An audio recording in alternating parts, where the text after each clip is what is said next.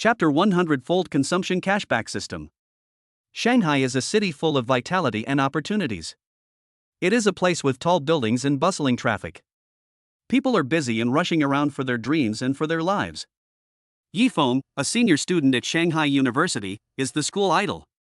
With a height of 185 centimeters, broad shoulders, smooth muscle lines, and a sunny and handsome face, he attracts the attention of the opposite sex. Today is the third anniversary of Yifeng and his girlfriend Mengyu's relationship.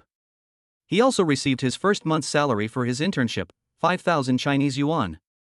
He asked his supervisor for 2 hours off in advance and carefully selected a gift to give Mengyu a surprise. Yifeng rode his electric scooter to the company where his girlfriend Mengyu was interning, waiting for her to get off work.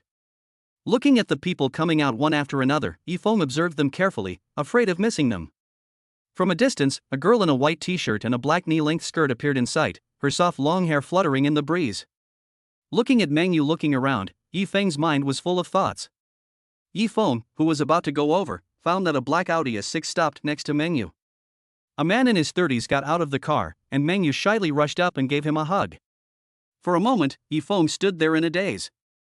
He resisted the urge to hit the man and rushed forward, wanting to get to the bottom of things. Mengyu, who is he? Mengyu, who was hugging the man, was startled and quickly let go. She looked at Yifeng with red eyes and hugged the man's arm again in fear. The Audi man also reacted and patted Mengyu on the back, signaling her to rest assured. You are Yaya's boyfriend, right? No, it should be her ex-boyfriend. Now I am her boyfriend. Please don't harass my girlfriend in the future, otherwise the consequences will be serious. The Audi man said with a sneer on his face. Yeah, didn't we agree to work hard together and get married after graduation? Have you forgotten the vows we made? Yifeng, since you caught us today, I have to tell you clearly that we should break up. You can't give me the life I want. Love can't be eaten. Love needs material things to maintain it, and you are a pauper. Please don't harass me in the future, otherwise my boyfriend will be angry.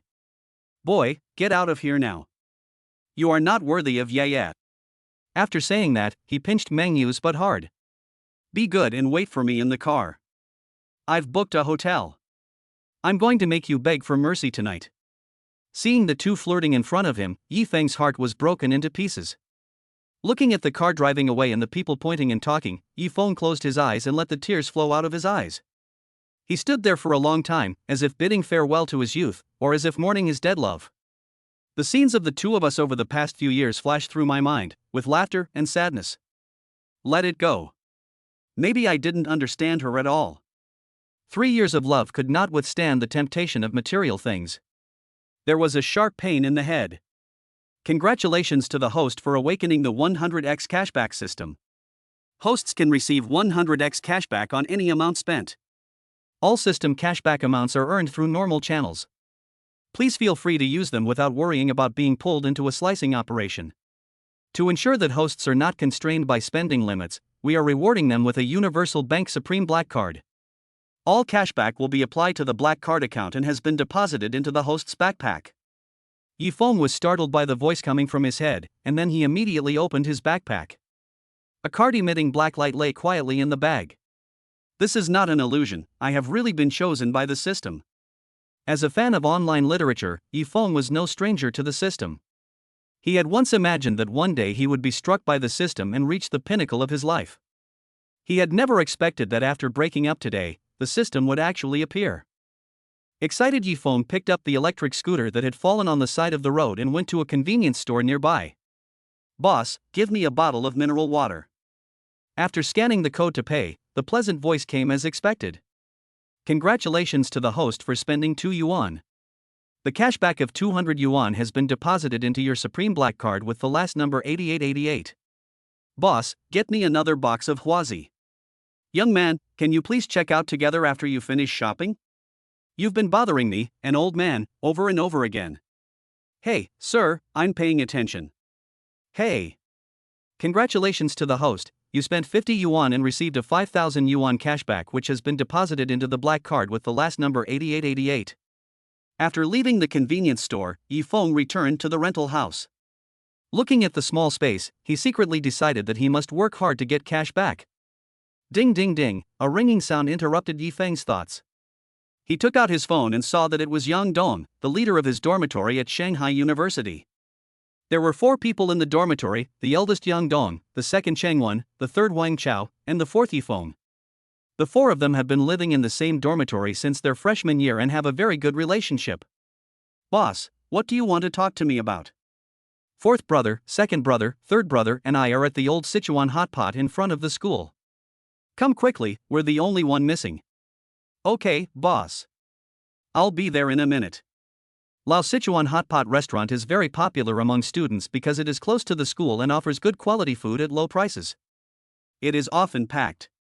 Inside the hot pot restaurant, Yang Dong was giving instructions to Chang Wen and Wang Chao. Old 4 will be here soon. No one should mention the breakup. Just let him drink and let it all out. Don't be fooled by old 4's carefree demeanor. He's actually a bit too picky. Okay, boss, you said this about Mengyu too. The fourth brother likes her so much, but today he actually posted a kissing photo on WeChat Moments, and the background was even a motel. How shameless. Yeah, Lao Si and he were together for so many years, and they just held hands and hugged each other. I didn't expect her to go get a room with someone right after they broke up. What a bitch. It's a pity for Lao Si.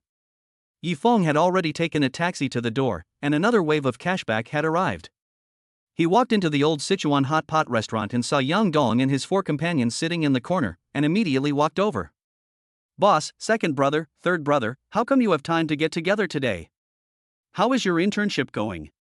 My internship salary has arrived today. No one can compete with me for it today. I'll pay the bill. After saying that, Yifeng pulled out a stool and sat down. He skillfully opened a bottle of beer and filled it for himself. The 3 of them looked at each other, feeling very surprised. Could it be that the 4th one hadn't checked the circle of friends? He still didn't know?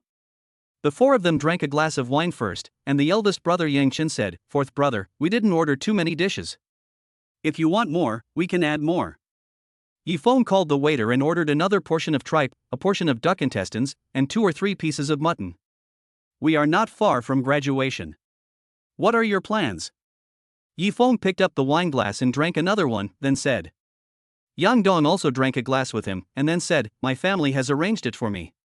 After graduation, I will go directly to a company and my family to practice." Chang Wen pushed his glasses and said, "I'm planning to go back to my hometown to take the civil service exam. My parents are old, and I'm the only child, so I want to go home." Chapter 2 was cut? Wang Chao saw that the atmosphere was a little depressed after Chang Wen finished speaking, so he said, "Don't worry, your brother Chao is not leaving. I plan to buy a house in Tomsanipin in the future." Everyone looked at Wang Chao and laughed and scolded him, "Get lost. You still want to buy a house in Tomsanipin? Even if we sell you, you can't even buy a toilet." As time went on, there were more and more wine bottles under the feet of the 4 people, and their faces began to turn red. At this time, Wang Chao looked at Yifeng and said slowly, "Old 4, did you break up?" "Yeah, we just split up today." "Then why do you look like nothing's wrong?" "Well, so what if something happens?" "I'm glad that I saw through this person clearly. Breaking up is also good. Let's cut the loss in time." Yifeng said slowly. "Come and drink, get drunk today, worry about tomorrow. Seeing that he was getting drunk, Yifeng made an excuse to go to the restroom, went to the front desk, ordered another box of wine, and settled the bill. Congratulations to the host, you spent 650 yuan and received a cashback of 65,000 yuan, which has been deposited into the black card with the last number 8888. After returning to the table and bringing a bottle of wine to each of them, the 4 of them started chatting about the past again. After 4 years of living together day and night, they were about to go their separate ways, and they all lamented the passing of time. The 4 of them kept toasting each other, and the night gradually darkened. The 4 of them supported each other and sang the song "Friends Walk Together for a Lifetime." Those days are no longer there, a word for a lifetime of love for a glass of wine. It was already past 11 o'clock when he returned to the rental house. After washing his face hastily, Yifeng lay down on the bed and fell into a deep sleep. The next morning, the alarm woke Yifeng from his deep sleep. He rubbed his dizzy head, drank a large glass of water, and struggled to get up and wash up. After changing his clothes, Yifeng rode his electric scooter to the company. After arriving at the company and greeting the receptionist, I went to my workstation. Zhang Tao, another intern, came over and said, "Yifeng, have you heard? Because our interns completed previous projects well, there will be a quota for early regularization. I heard the team leader say at the bathroom door that this quota should be given to you. For me? Yes, you are the most capable among our interns. Who else can I give it to? Okay, if I get a permanent job, I'll treat you to a meal. Although Yifeng didn't care about getting a permanent job after having the system, he was still very happy that his abilities were recognized. At this time, the supervisor Wang Gang walked out of the office and came to the office area. Everyone, stop what you are doing. I have two things to announce. Wang Gang saw that everyone stopped what they were doing and looked at him, and nodded with satisfaction. The first thing is that the company has decided to make one of the interns a full-time employee early. That person is Wang Ziqiang. There was a lot of discussion in the crowd. This Wang Ziqiang had no ability and didn't understand the ways of the world. Everyone thought he would be the first to be laid off. How could he be made a regular employee early? Could the rumors be true? Was the supervisor Wang Gang really Wang Ziqiang's uncle? Wang Gang coughed twice. Be quiet for a moment. Now I have to announce the second thing. Because Yifeng offended our client, causing great dissatisfaction among the client, the company has decided to end Yifeng's internship early. Yifeng, you can pack up and leave now. Yifeng stood up. Wang Gang, everyone says that this loser Wang Ziqiang is related to you. Now it seems to be true. A piece of trash with no skills actually got the first regular position. Do you really think we are blind? It doesn't matter. You said I offended the client? How could I have offended the client? I haven't seen a single client in the past month. I won't take the blame for this. Pack your things and get out now. This is outrageous. Wang Gang was very angry when he was exposed by Yifeng in person. Yifeng simply packed up his things and said to Wang Gang, I don't want to do this anymore. You old bastard, just wait and see. You'll be in trouble later. Amidst everyone's regretful gazes, Yifeng strode away. What a shame. Yifeng is a conscientious and responsible worker with outstanding abilities, yet he was laid off. I think Wang Gang is trying to make room for Wang Ziqiang. He said he's going to set up a new team. I'm guessing his nephew will be the team leader. Look at Wang Ziqiang, he's so smug, it's disgusting. Okay, stop talking. A high-ranking official can crush people. If they hear this, they might make things difficult for us. After leaving the company, he found a trash can and threw away the things he had packed. How could Yifeng, who had the system, work for others in the future? Working is impossible. Let's start enjoying life. Riding on his electric scooter, Yifeng planned to buy himself a new mobile phone first. The one he was using was so slow that he was reluctant to change it before and save the money to buy a gift for Mengyu. Now he should be nicer to himself. Seeing a Huawei flagship store on the side of the road, I walked in. As soon as I entered the door, a clerk greeted me warmly. Hello sir, do you need to buy a mobile phone or tablet? Yes, I want to buy a mobile phone, do you have any recommendations? Sir, if you haven't decided on a phone model yet, you can come to the experience area here to try it out. This will make it easier for you to choose. I came to the experience area, tried a few mobile phones, pointed at the Huawei Mate 60 Pro, and said to the clerk, this is the one. At this time, a teasing female voice was heard. Hey! Isn't this Yifeng, the talented man and campus idol of our Magic City University?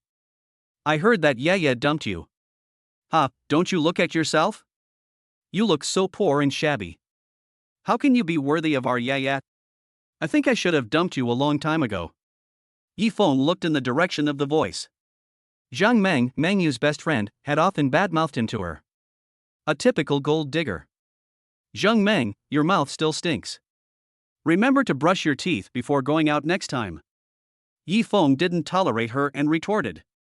You have no manners at all. Why are you here to use the internet after being dumped? You can't even afford a Huawei phone from the looks of you. How do you know I can't afford it? I'm here just to buy a phone. Just keep bragging. With your stingy personality, how could you afford to buy a Huawei? You don't know that Yaya's boyfriend was introduced by me. What do you think? Are you angry? Zhang Meng continued to sarcastically. Then I should thank you, otherwise how could I recognize her true face? After that, Yifeng said to the clerk, let's go pay. When he arrived at the front desk, Yifeng paid a total of 11,000 yuan, including accessories and other products. Congratulations to the host, you spent 11,000 yuan and received a cashback of 1.1 million yuan, which has been deposited into your black card with the last number 8888. Chapter 3, Crazy Consumption. After changing my SIM card and picking up my bag, I was about to leave. Zhang Meng, who was watching from the side, was surprised. How could it be possible? How could Yifeng be willing to buy such an expensive mobile phone? She flashed in front of Yifeng, pointed at him and said, "Okay, so you have been pretending to be poor and deceiving Yaya. You are indeed a scumbag. You deserve to be dumped. Have you said enough? If you have, get out of here and don't block my way." Yifeng looked at her coldly and said. Feeling a chill coming towards him, Zhang Meng subconsciously made way. Yifeng left straight away. When Zhang Meng behind him realized what was happening, she felt humiliated. How could she give way to Yifeng? She was so angry that she went out and cursed in the direction Yifeng left. Yifeng leisurely strolled down the street on his electric scooter. He checked his balance and saw that the accumulated cashback on his black card had reached 1.2 million. Earning $1 million a day felt amazing. Arriving at Wanda Plaza, Yifeng started to browse frantically. When he walked into the Armani store, several shop assistants were sitting leisurely. When they saw Yifeng coming, they didn't stand up and just chatted among themselves. Yifeng frowned but ignored her. He looked around and saw 2 sets of casual clothes. He said to the clerk, "Please bring out these 2 sets of clothes for me. I want to try them on." The clerk came over reluctantly and gave Yifeng a fake smile of responsibility and said, "Sir, the total price of these 2 sets of clothes is 350,000. Are you sure you want to try them on? Are you afraid that I can't afford to pay?" Yifeng said coldly. "No, sir, I'm just worried that it might be damaged and cause unnecessary trouble. If you insist, I'll get it for you." The clerk acted as if you just couldn't afford to pay. "Go get it," Yifeng said coldly. After a while, the clerk brought the clothes. Yifeng went to the changing room, changed his clothes, and looked at himself in the mirror. As the saying goes, clothes make the man. His temperament immediately improved to a higher level. He nodded with satisfaction, took out the black card and handed it to the clerk. "Swipe it." The clerk was also surprised. She didn't expect that she would actually have to swipe a card. She was prepared to have worked in vain. "Yes, sir." The clerk was shocked when she saw the black card in her hand. Although she didn't know the significance of the Universal Bank's Supreme Black Card, she knew from the material of the black card and the name of Universal Bank that the person who could own such a card must not be an ordinary person. After swiping the card, the clerk respectfully handed the card to Yifeng with both hands. "Congratulations to the host, you spent 350,000 and received a cashback of 35 million, which has been deposited into the Supreme Black Card with the last number 8888.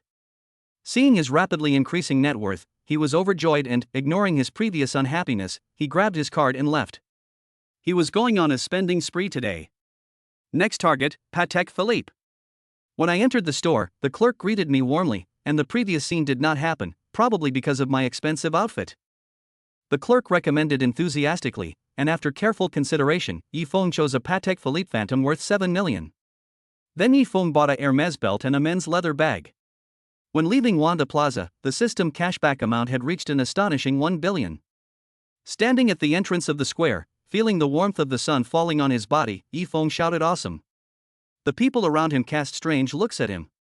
Ride your own electric scooter to your next destination, the Mercedes-Benz 4S dealership. When Yifeng arrived on a small electric scooter, the security guards at the door were stunned. A handsome young man dressed in expensive high-end clothes was riding a small electric scooter. Is this how rich people play now? When he arrived at the store, Yifeng went straight to the G-Class. He had liked this car for a long time and had once dreamed of driving it to travel with his beloved girl. Arriving at the booth, looking at her dream car, her face was filled with excitement. Then a discordant voice came over, "Yeah, isn't this your poor ex-boyfriend? Look at his lewd smile. If you didn't know better, you would think he had a dirty eye on this car, huh? Brother Wang, don't mention him all the time. Yeah only has you in her heart right now. He must be a poor guy who's just hanging out and getting free lunch. He's not as wealthy as you and can't afford a Mercedes-Benz." Looking at this shameless duo, Yifeng sighed, thinking that he didn't check the almanac before going out today and met these 2 dogs. Sales lady, is this G-Class available? Yifeng ignored them and said to the salesperson next to him, Sir, we have a top-of-the-line G-Class in our store. If you buy it, you can pick it up this afternoon. Salesperson Linny said on the side. She heard all the ridicule the two men had just given Yifeng. They must be fools. This gentleman is wearing all the big brands, especially the Patek Philippe on Yifeng's wrist that she had just accidentally noticed was worth at least several million. This Mr. Yi is worth at least hundreds of millions. Ha, Yifeng, you actually asked if there is a car available? Are you here to make fun of me? You just lost your internship, and you probably have less than 5,000 yuan on you. You still have the audacity to want to buy a G-Class, do you have the ability to do that? Wang Yang laughed. Yifeng looked at him coldly and said, So it was you who brought the ghost down? Who is that bastard Wang Gang to you? Ha, you just found out that it was me who did it. Ha, Wang Gang is my cousin. Let me tell you, if you offend me, Wang Yang, I will make it impossible for you to survive in Shanghai. Go back to your hometown right away. Wang Yang mocked more unscrupulously. Do you think you can defeat me like this? You underestimate me too much. If it weren't for the system, Yifeng wouldn't have the confidence, but now, he is not afraid of anyone. Look down on you? Ha, I've never looked down on you. Do you dare to make a bet with me? If I can buy this big G, you kneel down and bark like a dog 3 times. You? You can't even afford the wheels of a big G. Haha, I agree. If you buy it, don't just 3, you can even make 100 noises. But do you have the ability to do that? Yeah, with your poor looks, how can you compare with Brother Wang? You're just a poor loser. Meng Yu on the side also mocked him. After hearing Wang Yang's agreement, Yifeng took out the black card and said to the salesperson Linny, Prepare the contract and swipe the card directly. Linny respectfully took the card and said, Mr. Yi, please wait a moment. I'll do it right away. 10 minutes later, Linny returned to Yifeng with the contract. Mr. Yi, the contract is ready. You can pick up the car anytime after you sign it. After signing, the system cashback notification has arrived. Congratulations to the host, spending 2.1 million, cashback of 210 million has been deposited into the black card with the last number 8888. Wang Yang and Meng Yu looked at him in disbelief. How is that possible? How could you possibly afford it? You and this salesperson must be in cahoots. You must be working together to scam me. Chapter 4 My First Car.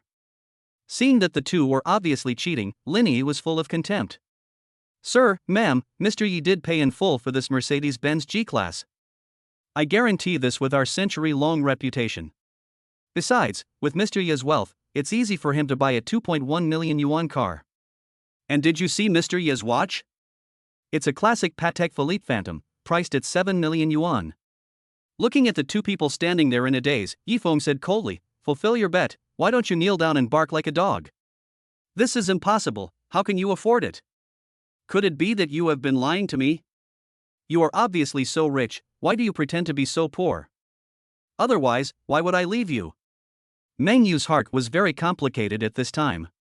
She liked Yifeng very much. He was handsome, strong, and capable. He was the envy of others wherever he went, but these could not be used to make a living. For a better life, she listened to the advice of her best friend Zhang Meng, abandoned Yifeng, and chose Wang Yang, but now it seems that everything is so ridiculous, she threw away a piece of uncut jade. Wang Yang, who was standing by, flushed red in the face and slapped Meng Yu fiercely. Shut up! Follow me! He would not kneel down and bark like a dog. Now he urgently needed to escape from this humiliating place. Kid, don't think you can compete with me just because you have a few bucks. We'll see what happens. After making these harsh remarks, Wang Yang dragged Meng Yu away and fled. Watching the two people leaving, Yifeng felt disappointed. He was not disappointed with Meng Yu, but with his past self. Was he blind to choose such a gold digger as his girlfriend? Mr. Yi, are you going to let them go so easily? In Lin Yi's opinion, she must severely humiliate and retaliate against these two people to feel relieved. Let them go. The Magic City isn't small, but it's not big either. There will be plenty of opportunities in the future. Yifeng drove his beloved Mercedes-Benz G-Class out of the dealership, taking in the beautiful scenery of Shanghai along the way. He couldn't help but sigh, not having to work is so damn good. Hee hee, not having to work and having money is even more damn good. Ding ding ding, the cell phone rang at this time. Yi Feng picked up the phone and pressed the answer button. A pleasant voice came. Brother, guess who I am?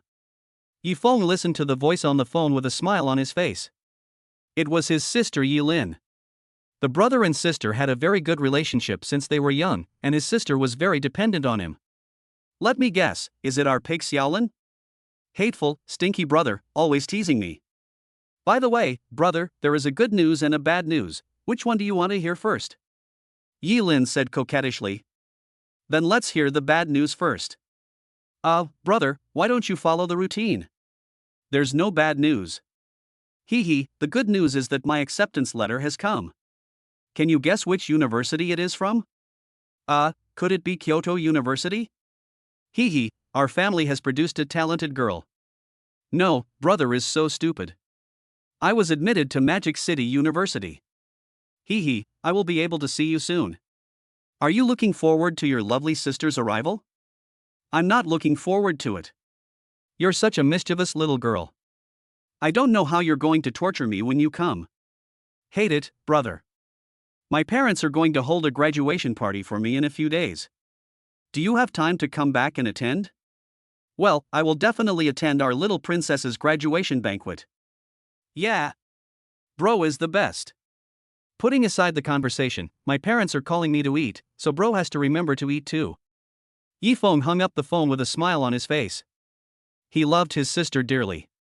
Whenever Yi Lin got into trouble and was beaten by her mother when she was little, she would run behind Yi Feng and stick her tongue out at her mother with a proud look on her face. He was often implicated for this. On the other side, Yi Lin ran out of the room after finishing her phone call. You girl, you are so old, but you are still so impetuous. You don't look like a girl at all. Come and have dinner. Mother Yi set the table and nagged at Yi Lin. Old Yi, come out and wash your hands and have dinner. You spend every day fiddling with your flowers and plants after work, and you don't even help me out. I got it. I'll be there right away. Honey, you're so capable. I'll just cause you more trouble if I go. Father Yi said flatteringly. You old man, you live on this mouth. Come and eat. Ye's mother said with a satisfied smile. Mom and Dad, I just called my brother and he said he would come to my graduation party. Hee hee. You silly girl, your brother is still doing internship in Shanghai. How can he have time to come back? He must be trying to make you happy. When school starts, you will go to Shanghai too. Don't bother your brother. Mother Yi felt sorry for her son. He was alone outside with no one to rely on. As parents, they could not help much, so they could only not cause trouble for the child. Humph, my brother will definitely come. He never lies to me. You little girl, everyone says daughters are good to their fathers, but you have changed and are good to your brother. I, an old father, am so sad. Seeing Yi Lin pouting, Ye's father also joked. On the other side, Yi Feng also began to miss home. After his internship in his senior year, he had not been home for more than half a year. This time, he would definitely go back and stay for a few more days for his younger sister's graduation banquet. Thinking that Yi Lin would also be coming to Shanghai to study, Yi Feng decided it was time to buy a house. He still had 1.2 billion in his account, which was more than enough to buy a house in Shanghai, and there was also a system cashback. Hee hee. He'd go house hunting tomorrow. At this time, a gurgling sound was heard, and Yi Feng's stomach began to protest. He had been buying things all day and was so excited that he forgot to eat. I took out my phone and saw that there was a highly rated ancient-style restaurant nearby.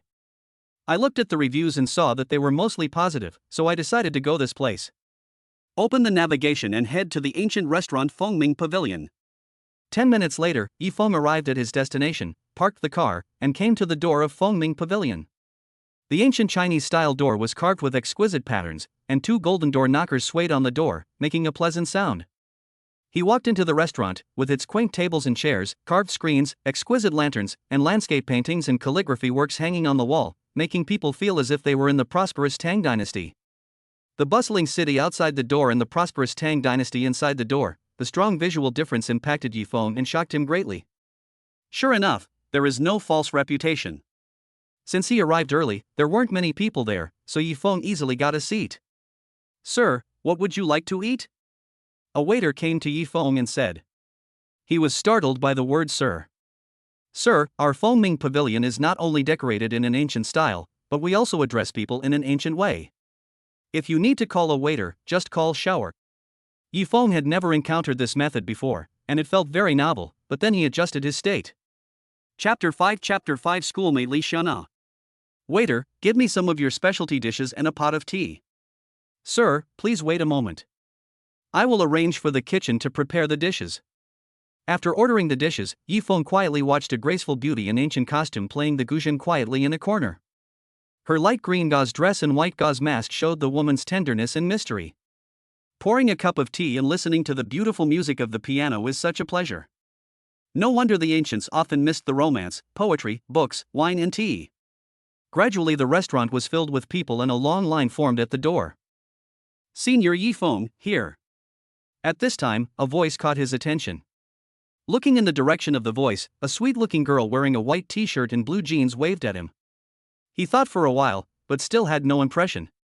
Seeing Yi Feng looking over, the girl pulled a slightly plump girl with glasses to Yi Feng. Senior Yi Feng, I'm a sophomore at Shanghai University. Li Xiana, this is my roommate Nan, he. When we first enrolled, it was Senior Yi Feng who gave a speech to us freshmen on our behalf. Your passionate speech at that time made many of us freshmen regard you as an idol. Li Xiana looked at Yi Feng nervously.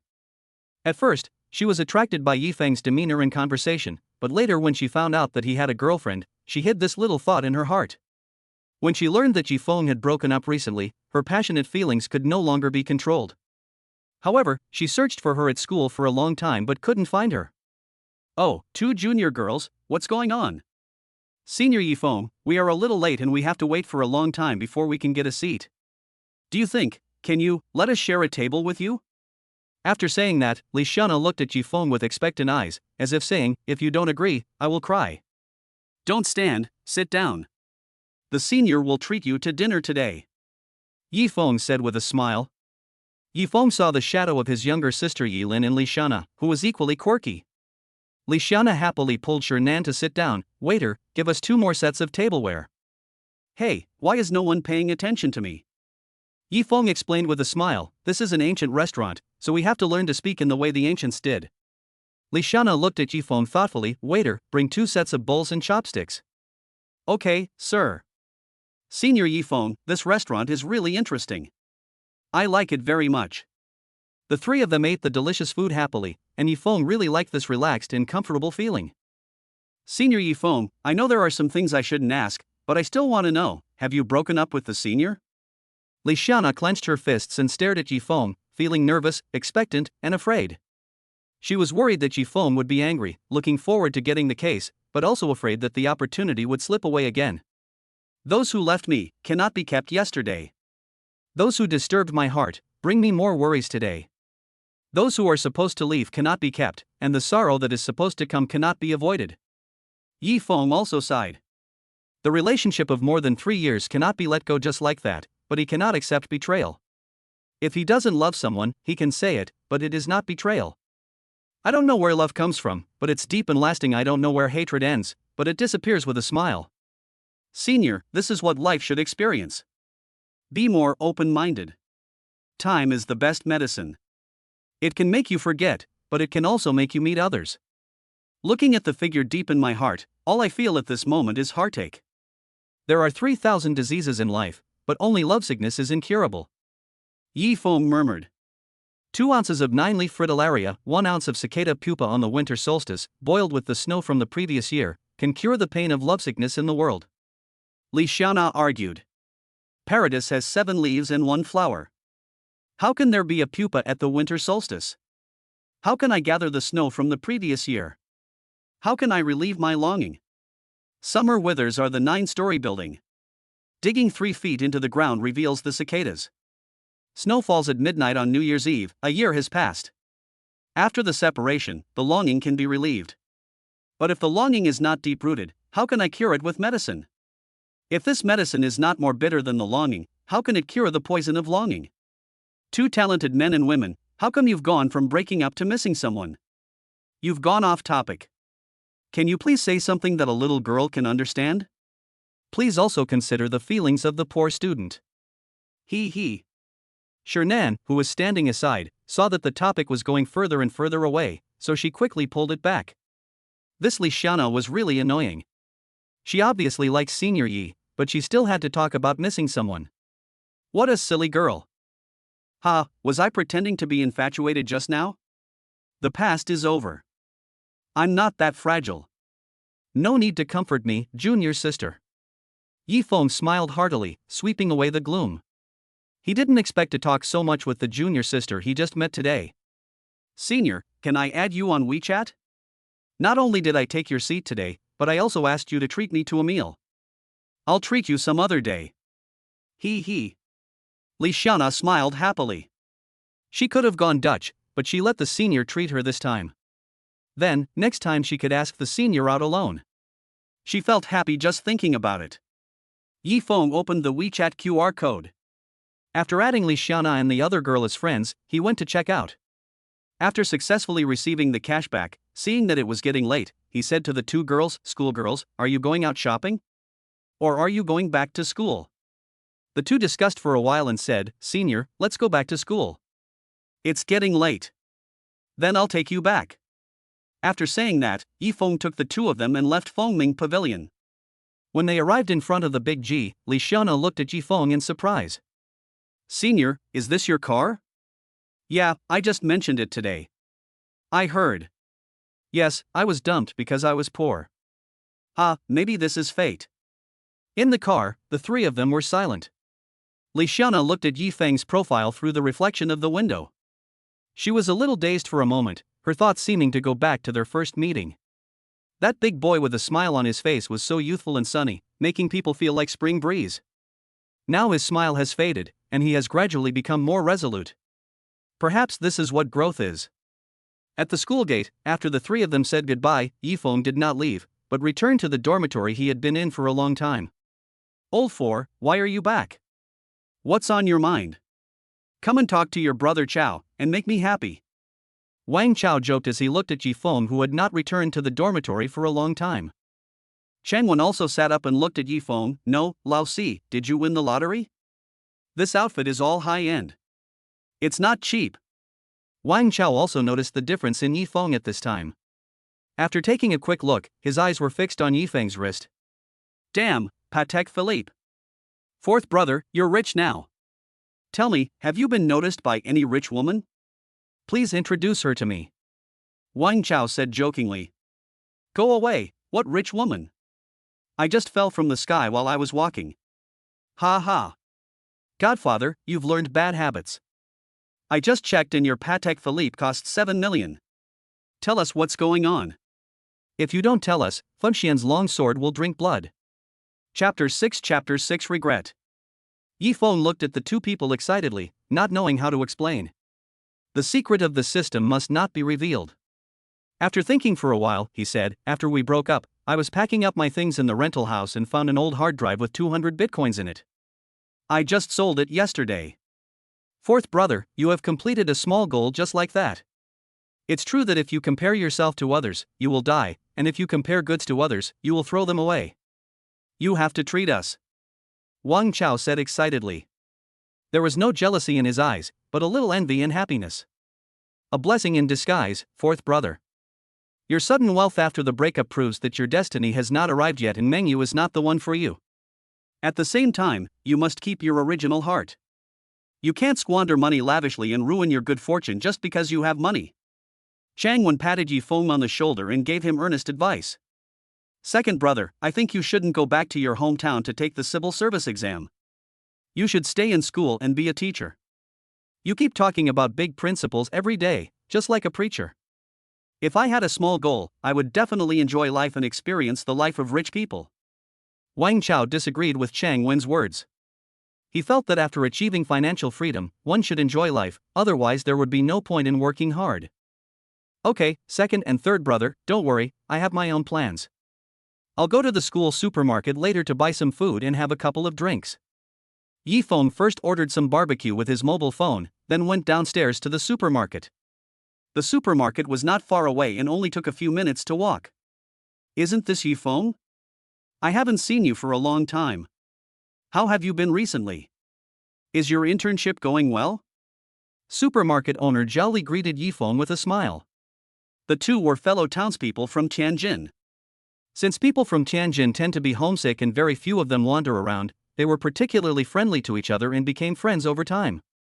Brotherly, long time no see. My internship ended early, so I went back to school today. Are you alone today? Your sister-in-law didn't come to help. Hey, the little one is sick, your sister-in-law is taking care of him at home. What do you want to eat? Brotherly will give you a discount. Okay, then I'll go pick out some food. Soon Yifeng came back with a bunch of snacks. Brotherly, another case of beer, how much is it? 158, give me 150, kid, drink less.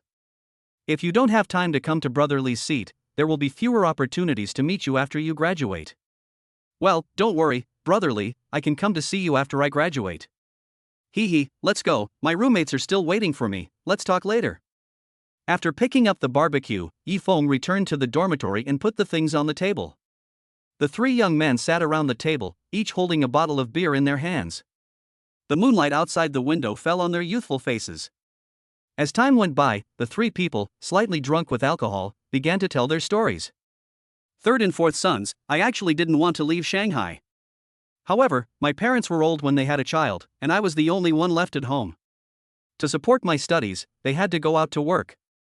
I remember one time, my father cut his hand at a construction site. To save money, he had to give up a finger. When I saw it, he was still comforting me, telling me not to worry. At that moment, my heart felt like it was about to break into pieces. I hated that I was growing so slowly, and hated that I had become a burden to my family. Since then, I have studied hard. I know that this is the only way to change my luck. Sometimes you tease me, saying how can I, a big man from Shandong province, be as stingy as a rich man from Shanxi province? I just know the importance of money. It was earned by my father with his fingers, and I can't waste a single cent. Now, I'm about to graduate, and I want to do my part for this family. I want to go home and take over my father's burden, let him rest, and let him know that his son has grown up and can be his support and shelter him from the wind and rain. Looking at Changwen with tears streaming down her face, Yifeng didn't know how to comfort her. Most of the things in the world are not satisfactory, but you can tell others about them. He raised his glass and said to Changwen, "Come on, second brother, I salute you. You are worthy of being a man from Lu province. You are responsible. Let's do it. Second brother, fourth brother, you usually see me laughing and joking, don't you think I'm very free and easy? That's just a disguise. My parents divorced when I was young, and after they're established a family, I have been living with my grandparents. Since I was a child, my classmates have laughed at me for being a child without a father and a mother. Ha, indeed, they have never appeared in my life for so many years. There is only a cold alimony, and this is what my grandfather went to ask for. With parents like that, I am no different from an orphan. Later, whoever laughed at me, I beat them hard, and little by little they didn't dare to gossip about me, but I also had no friends.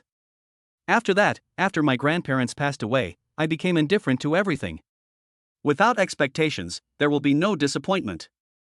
Without worries, I can live as I please.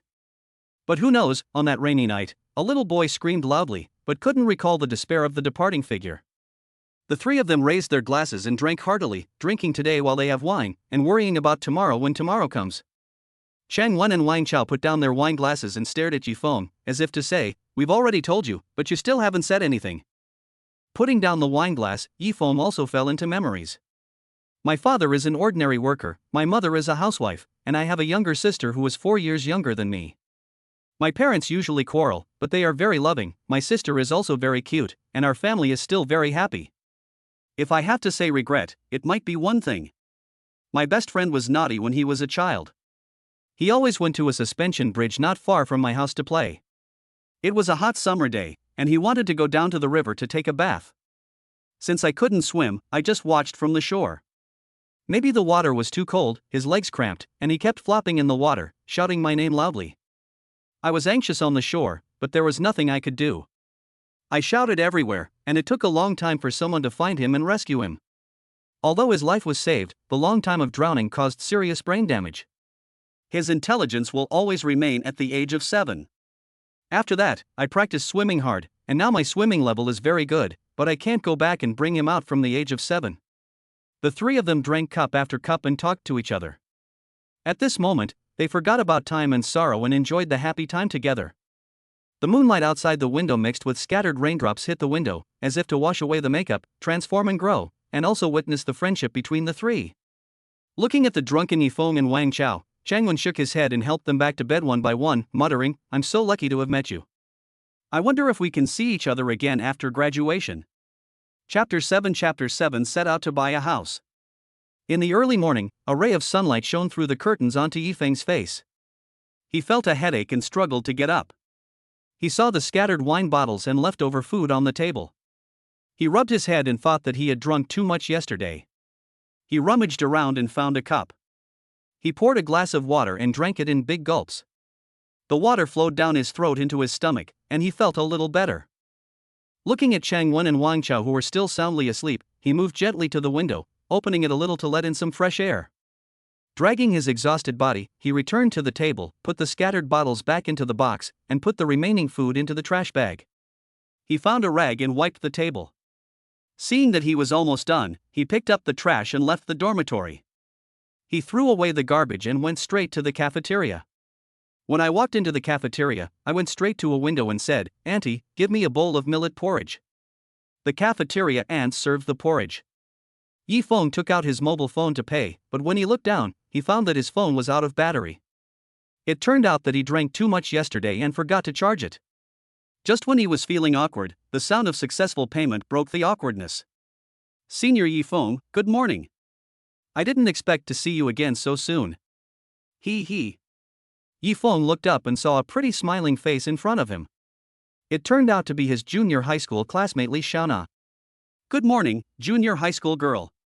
My phone is out of battery. I'm glad I met you, otherwise I would be so embarrassed. It turns out your phone is out of battery. I was wondering why you didn't reply to my message yesterday. I thought you didn't want to talk to me anymore, which made me sad for a long time.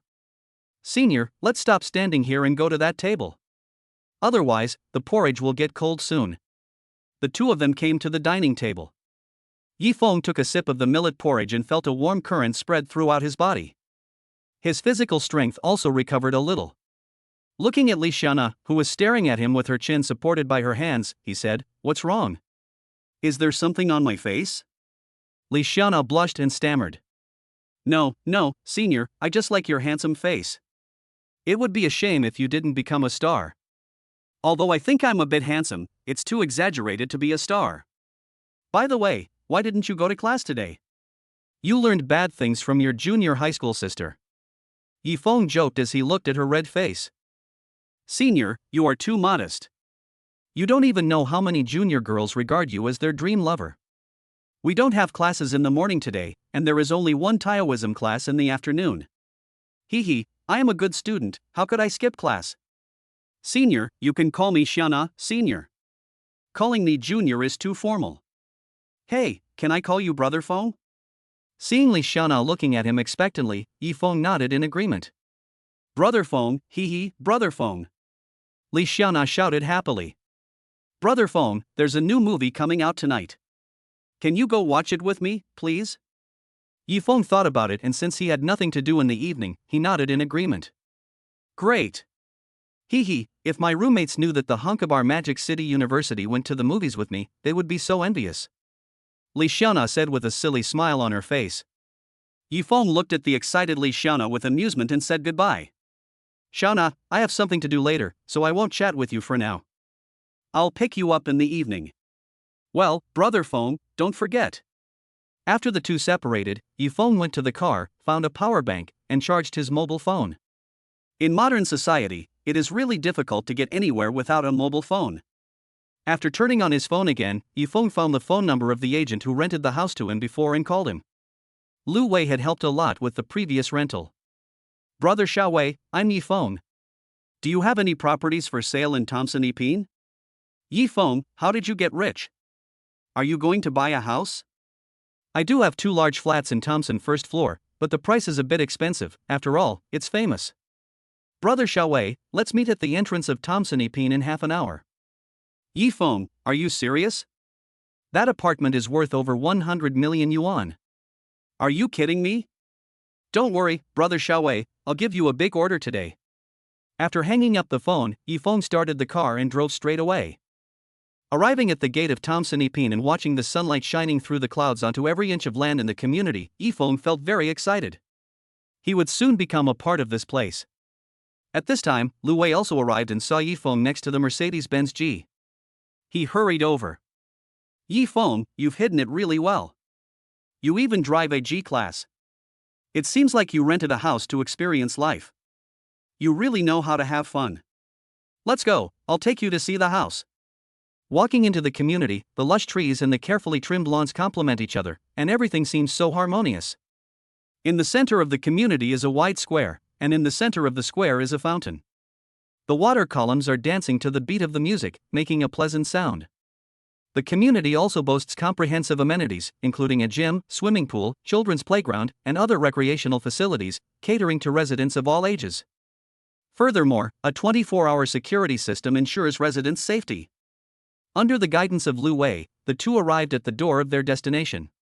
When they opened the door, they saw a salesperson introducing someone to a middle-aged couple. He was also surprised to see Yifeng and Lu Wei open the door and come in. The middle-aged man dressed ostentatiously, wearing designer clothes from head to toe, and the exaggerated large gold chain around his neck showed that he was a nouveau riche. The middle-aged woman was the same, wearing luxurious clothes, expensive but not coordinated. Her hands were almost covered with rings, and her face was covered with thick makeup, but it still couldn't hide the traces of the passing of time. The middle-aged woman saw them coming and said sarcastically, "You guys are doing something interesting. You think we can't afford it? And you even arranged for people to come and look at the house? I'm sorry, I don't think I've ever doubted your abilities. I'm just asking what's going on." Salesman Chen Hai said flatteringly. "Lu Wei, what do you mean? Are you deliberately trying to ruin my client's life? Chen Hai, you can bring clients here, but I can't? Ha, Lu Wei, you're too good at pretending. You brought a young boy to look at the house? You must be joking. And he's wearing all these designer clothes, but they're all fake." Looking at the aggressive Chen Hai, Yifeng said coldly, "How do you know I can't afford it? I asked brother Xiaowei to bring me here today just to buy a house. Kid, you are young but you are so arrogant. Do you know how much this house in Thompson Epine costs? You'd better go back and work hard for a few decades to save up for a down payment." The middle-aged man looked at Yifeng and ridiculed him. "Mr. Huang, you are absolutely right. Young people nowadays are so ambitious at such a young age. I think he just came here to take a few photos to show off. Unlike you, you look rich and powerful and have the ability to buy a house here." Chen Hai complimented the middle-aged man like a lackey. Chapter 8 Slap the Upstart. Seeing Chen Hai flattering the powerful and bullying the weak, Lu Wei's face flushed with anger. He pointed at Chen Hai and cursed, "You bootlicker, you lackey, if you say that about my friend again, I'll break your dog legs." Seeing that Lu Wei was already getting carried away, Yifeng hurriedly grabbed him. "Brother Xiaowei, it's not enough to get angry with these upstarts and lackeys. It's more satisfying to slap them in the face." The middle-aged woman jumped up immediately after hearing Yifeng's words. Ever since she became rich, she was often ridiculed behind her back because of her lack of knowledge in aesthetics, which made her hate being called a nouveau riche the most. "You little bastard, who are you calling a nouveau riche? Believe it or not, I'll tear your mouth apart. Brother Xiaowei, see? This reveals her true nature. She's not just a nouveau riche, she's also a shrew." Looking at Yifeng and the other two who were laughing, the middle-aged man Huang Yue said coldly, "Boy, you are so arrogant. If you have the ability, you can buy this house. Do you have the ability? Are you so sure I can't buy it? If I do, I want you to bow and apologize to me and my friends. Well, if you can't buy it, you won't be able to bear the consequences." Lu Wei called the company and explained the situation. Soon the company manager came into the room with the financial information and the house purchase contract. "This must be Mr. Yi, you are so young and promising. I am the company manager Sun Ming, it is a great honor to meet you. I have brought the contract, if there is no problem, we can sign the contract." Manager Sun Ming said enthusiastically. As a senior real estate manager, Sun Ming's greatest advantage is his ability to judge people. He did not look down on Yifeng because of his age. Instead, he could tell that Yifeng was extraordinary from his clothing, accessories, conversation and temperament. Yifeng took the contract, looked at it, and signed it after finding no problem. He then said to Sun Ming, "Manager Sun, do you want to pay by bank transfer or by credit card?" Huang Yue and his wife laughed and sarcastically said, "You used a credit card?" I'm dying of laughter. This apartment is worth at least 120 million yuan. I really don't know what card you have that has such a large limit. Boy, you're overdoing it, huh? After giving the two of them a cold look, Yifeng took out the supreme black card from his pocket. It's true that you're a nouveau riche. You're a frog in a well, yet you dare to boast about the vastness of the world. Manager Sun, swipe your card and let them learn something new. When Sun Ming saw this card, his body shook violently, as if he had been electrocuted. He had the honor of seeing this black card once on a super rich man. This was by no means a simple card, it represented status and identity. Sun Ming took the card tremblingly, asked the finance department to enter the amount, and the card was swiped successfully. Congratulations to the host, you spent 120 million yuan and received a cashback of 12 billion yuan, which has been deposited into the supreme black card with the last number 8888. Sun Ming returned the card to Yifeng with trembling hands. Mr. Yi, if it's inconvenient for you to handle all the subsequent procedures, we can handle them for you. If you have any needs, you can contact me directly. I am very happy to serve you. Here is my business card. Please accept it. Huang Yue and his wife were standing by, their faces filled with disbelief. They angrily said, "This is impossible. I've never seen a card with such a large limit. You must be colluding to cheat me." Before Yifeng could speak, Sun Ming stood up.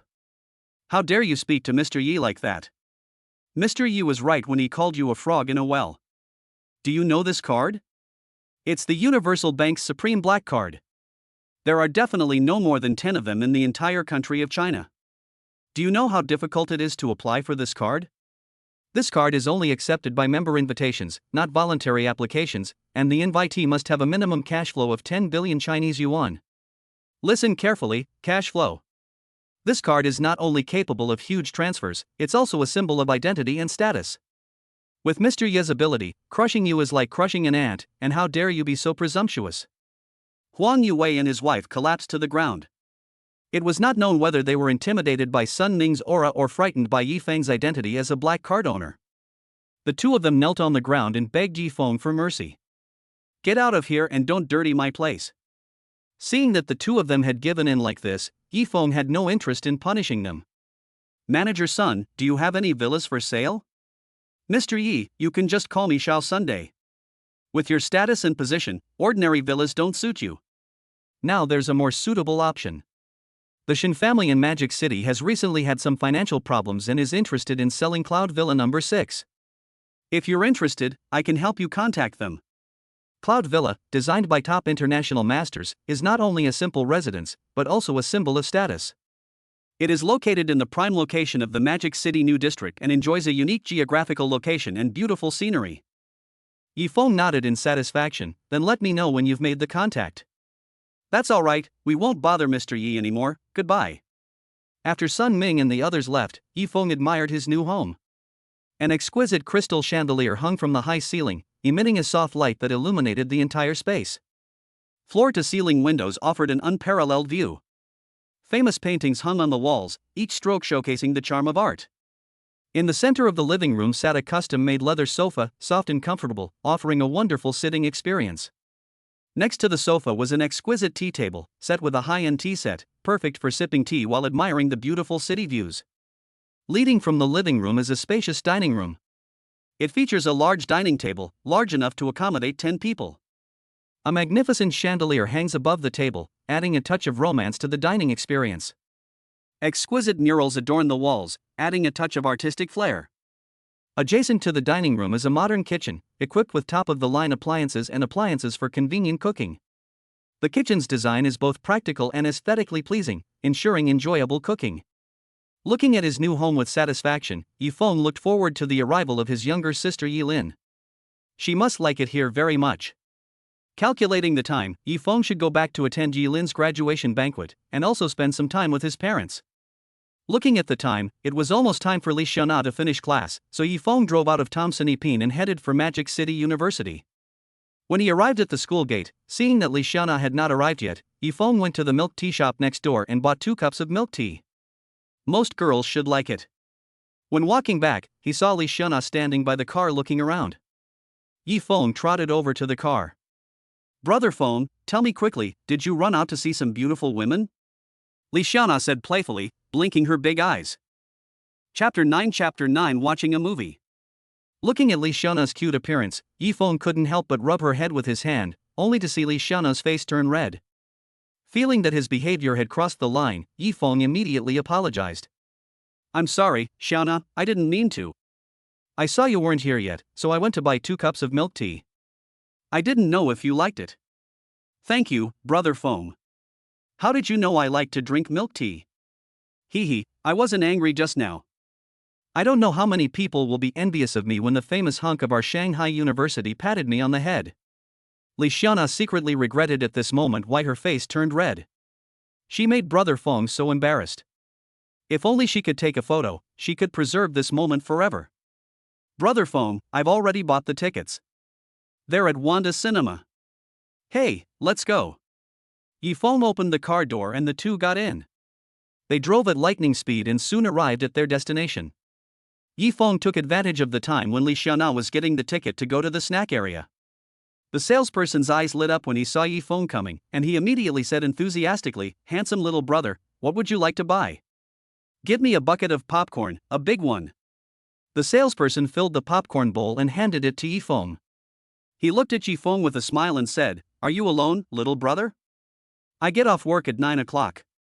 If you don't mind, we can have a drink." Yifeng shuddered. "Sister, don't you look in the mirror before you go out?" He took the popcorn and ran away. Li Xiana saw Yifeng running over with a bucket of popcorn in his arms and asked in confusion, "Brother Feng, why are you running? You're sweating so much. Here's some paper, wipe it off quickly." Yifeng took the paper and wiped the sweat off his forehead. He couldn't say that he ran away because he was harassed by an older woman. That would be too embarrassing, so he had to make up a white lie. "Xiana, I was afraid of delaying the movie, so I ran back quickly." Seeing that Li Xiana had no doubts, he quickly wiped the sweat off his forehead and said, "When going out, boys should learn to protect themselves." After queuing up to check their tickets, the two walked into the dim cinema and found their seats in the dim light. The whispers of other audience members could be heard around them. As the lights in the screening room gradually dimmed and the picture on the screen began to flicker, the two became immersed in the movie. The story is about a love story during their student days. They worked hard together and strived to get into the same university. When they were about to get married, the heroine died unexpectedly. The hero insisted on completing the wedding and ended up living in depression and loneliness. After watching the movie, Li Xiana cried her heart out. She grabbed Yifeng's arm and kept wiping her tears, and Yifeng kept comforting her. "Xiana, let's go eat. My stomach is starting to protest."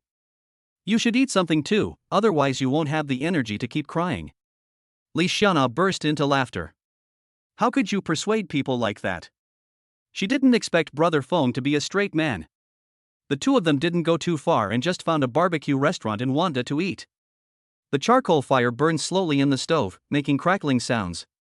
As the meat slices kept rolling in the oven, the aroma soon filled the air. Li Xiana picked up a piece of beef and placed it on the lettuce, evenly brushed it with dipping sauce, added a few slices of garlic, rolled it up skillfully, and handed it to Yifeng. "Brother Feng, thank you for watching the movie with me today. To show my gratitude, I rolled a barbecue for you myself. Come and try it. Most people can't get it." Yifeng took the rolled barbecue and tasted it. Looking at Li Xiana, who was smiling with her eyes narrowed, he nodded seriously and praised her. "Xiana, it's delicious. The tender and juicy beef, the refreshing vegetables, and the garlic slices are really a treat. Most girls don't put garlic slices in it. Why do you like to put garlic slices in it?" Seeing Yifeng finish his meal, Li Xiana said happily, "I also saw this online. There's a saying that goes, if you don't eat meat with garlic, the flavor is half as good. I tried it later, and it's true. It's just that the taste in my mouth is quite strong after I finish it." He. The two of them slowly savored the food. During the meal, Li Xiana also told many interesting stories about life. Yifeng listened quietly, interjecting a few words from time to time. "Xiana, you eat first. I'm going to the bathroom and will be back soon, Yi Feng said. Just as he stood up and was about to go, Li Xiana called him. Brother Feng, wait a moment. Li Xiana rummaged through her bag, took out a pack of tissues and handed it to Yi Feng. Looking at the tissue handed over, Yi Feng was confused. What does this mean? I'm just going to the bathroom, why are you giving me a tissue? After standing there for 3 seconds, the two reacted. Yi Feng looked at Li Xiana with a strange expression. Her face was as red as an apple due to embarrassment. He took the tissue and said thank you. Brother Feng, please don't misunderstand me. I just thought that you might wipe your hands after washing them. I don't mean anything else. Don't think too much about it. Li Xiana wanted to find a hole in the ground to crawl into. It was so embarrassing. How could she do such a stupid thing? If her roommates knew about this, they would laugh at her to death. It was so embarrassing. Looking at Li Xiana's explanation, which was trying to cover up the truth, Yi Feng smiled and turned to go to the bathroom. This junior school girl was really adorable. Yi Feng tidied his clothes in the bathroom and went to the cashier to pay. He successfully got the cash back. When he walked back, he found a woman with a delicate face and fashionable dress standing next to Li Xiana. The two seemed to have had an argument. Yi Feng hurried over, looked at the angry Li Xiana and asked, Xiana, what happened? Li Xiana explained what happened with a wronged look. It turns out that this woman is Li Xiana's high school classmate Mu Tong. In high school, Mu Tong fell in love with a boy named Zheng Bian. However, Zheng Bian confessed his feelings to Li Xiana, but Li Xiana did not accept him. Mu Tong went to Zheng Bian to express her feelings, but was rejected. Mu Tong felt insulted and has been targeting and slandering Li Xiana ever since. Today, I saw the location of Li Xiana's moments and came here to find fault. After listening to Li Xiana's explanation, Yi Feng looked at Mu Tong strangely. This girl was very pretty, but her train of thought was really weird. Hey, Li Xiana, this is your lover. I don't think he's that good, far inferior to Brother Bian. Brother Bian is not only handsome, but also the heir of Zhang Group. Your vision is still as bad as before. Seeing Yi Feng coming, Mu Tong said sarcastically, but she was very jealous in her heart. Why does every handsome guy like this little bitch Li Xiana? How is she worse than her? Hearing Mu Tong's harsh words, Yi Feng's face darkened. He really wanted to slap this woman, but his education did not allow him to hit a woman. Chapter 10 Li Xiana's confession. Li Xiana was immediately furious when she heard Mu Tong mocking Yi Feng. She rushed forward and retorted, You say I am good, but you are not allowed to say anything about my brother Feng. In my heart, Brother Feng is the best, no one can compare to him. Oh my! You're still protecting me, Li Xiana, you're really good at pretending. You act cute and pitiful every day. Aren't you tired? Empress Hua said it right, bitches are just hypocritical. You'd better apologize to Xiana. Otherwise you will regret it.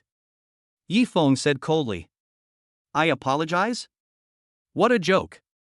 You are not a good person either to be with a bitch like Li Xiana.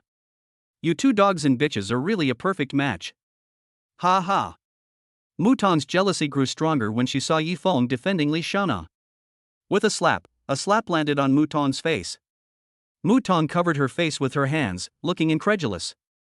The bitch Li Xiana actually dared to hit her. After she came to her senses, she rushed towards Li Xiana like a madman. You little bitch, you dare to hit me, I will fight you. Yi Feng was stunned by the scene just now. He didn't expect that Li Xiana had such a tough side. Seeing Mu Tong rushing towards Li Xiana, Yi Feng hurriedly stood in front of her and stopped the crazy Mu Tong. At this time, the mall security also arrived and pulled a few people apart. Looking at the onlookers, Li Xiana looked at Yi Feng apologetically, and Yi Feng returned a reassuring look. When Mu Tong saw the security guard coming, she knew that it was impossible to avenge the slap today, so she said something harsh and ran away in shame. Yi Feng compensated for the damaged items and left with Li Xiana. Li Xiana lowered her head and followed Yi Feng all the way to the car. She felt that she had left a bad impression on Yi Feng today and was worried that Yi Feng would ignore her in the future. Looking at Li Xiana, whose head was almost buried under the car seat, Yi Feng laughed. You were so heroic just now, why are you like a quail now? Brother Feng, should I have done something wrong? But I really couldn't help myself. It doesn't matter what she says about me. But if she says about you, it's not okay. Brother Feng, in my heart, you are the best. Maybe you will ignore me in the future, but I still want to tell you that I like you. It started from the first time we met.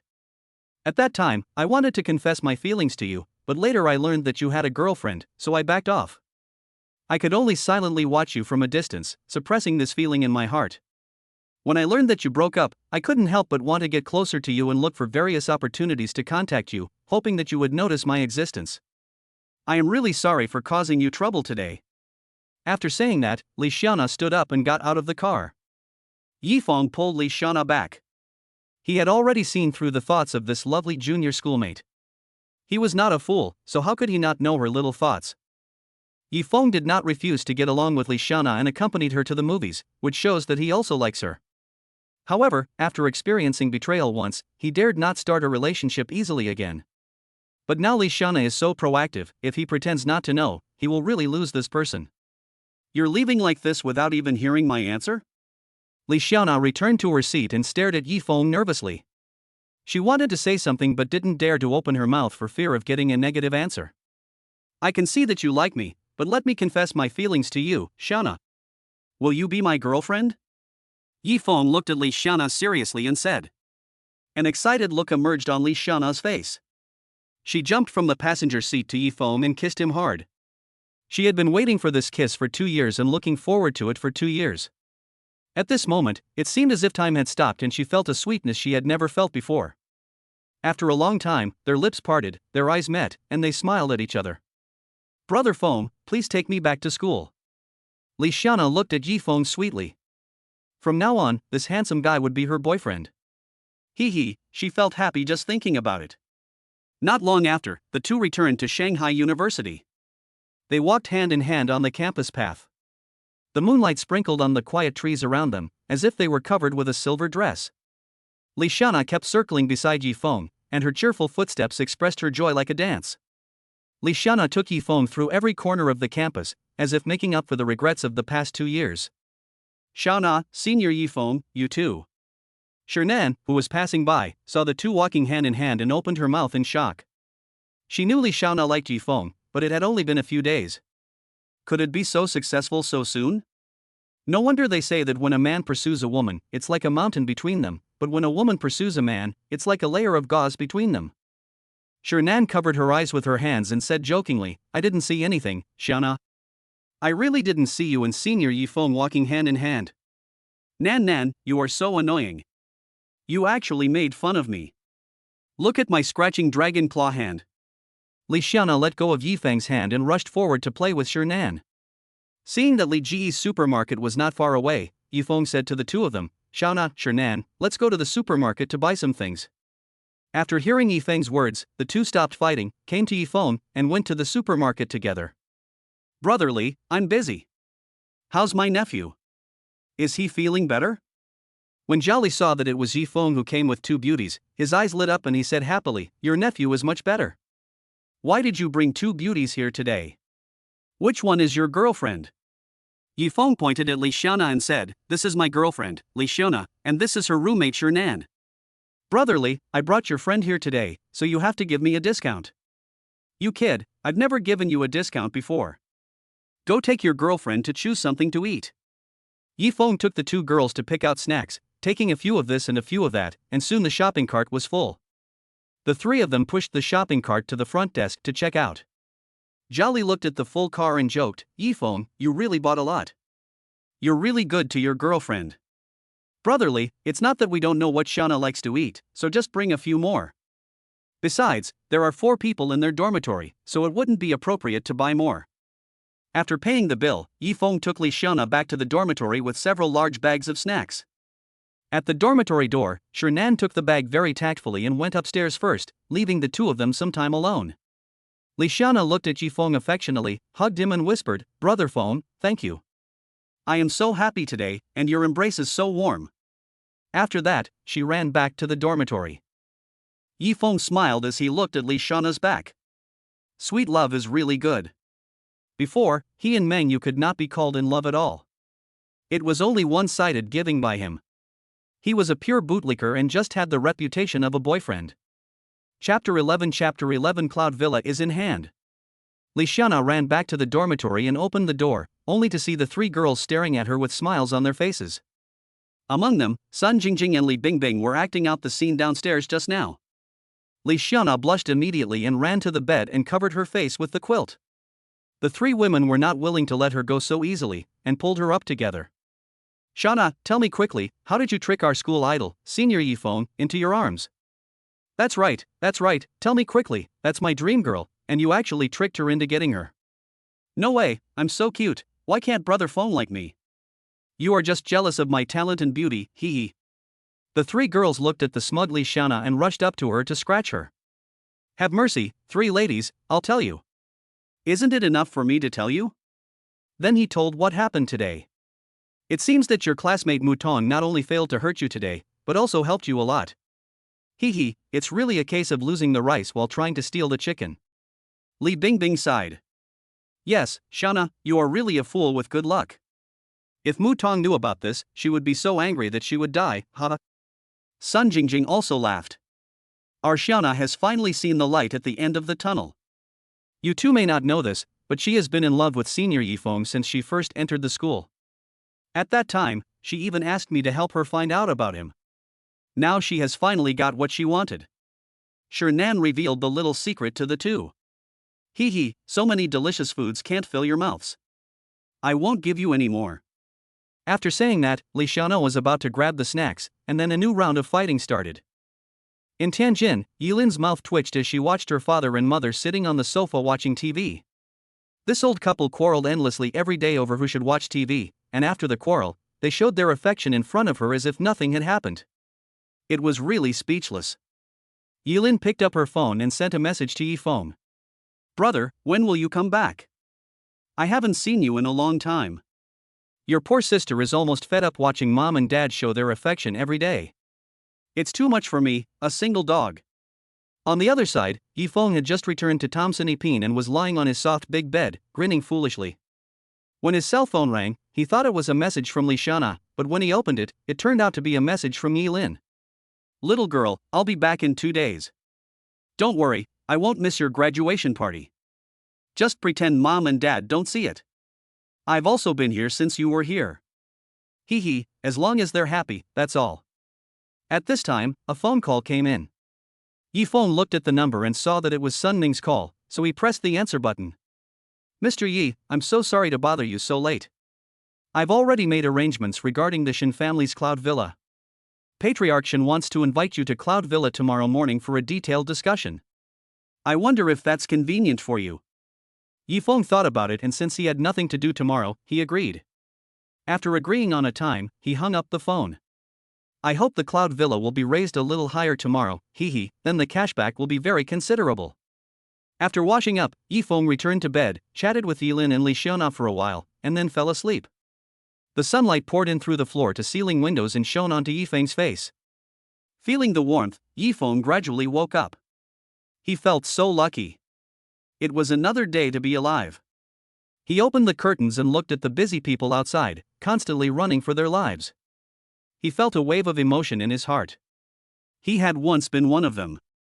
Since the arrival of the system, his life had undergone earth-shaking changes. He had unimaginable wealth and a sweet love. So money is a good thing. It can solve 99% of the troubles in the world. Yifeng washed up, changed his clothes, and came to the mirror. Looking at the high-spirited young man in the mirror, he said narcissistically, "He's so handsome." After glancing at the time, Yifeng went downstairs to prepare to leave. He had an appointment with the head of the Shen family today, and it would not be good to be late. Get in the car, turn on the navigation, head to the Cloud Villa, and set off. Since we avoided the morning rush hour, the journey was relatively smooth and we arrived at our destination quickly.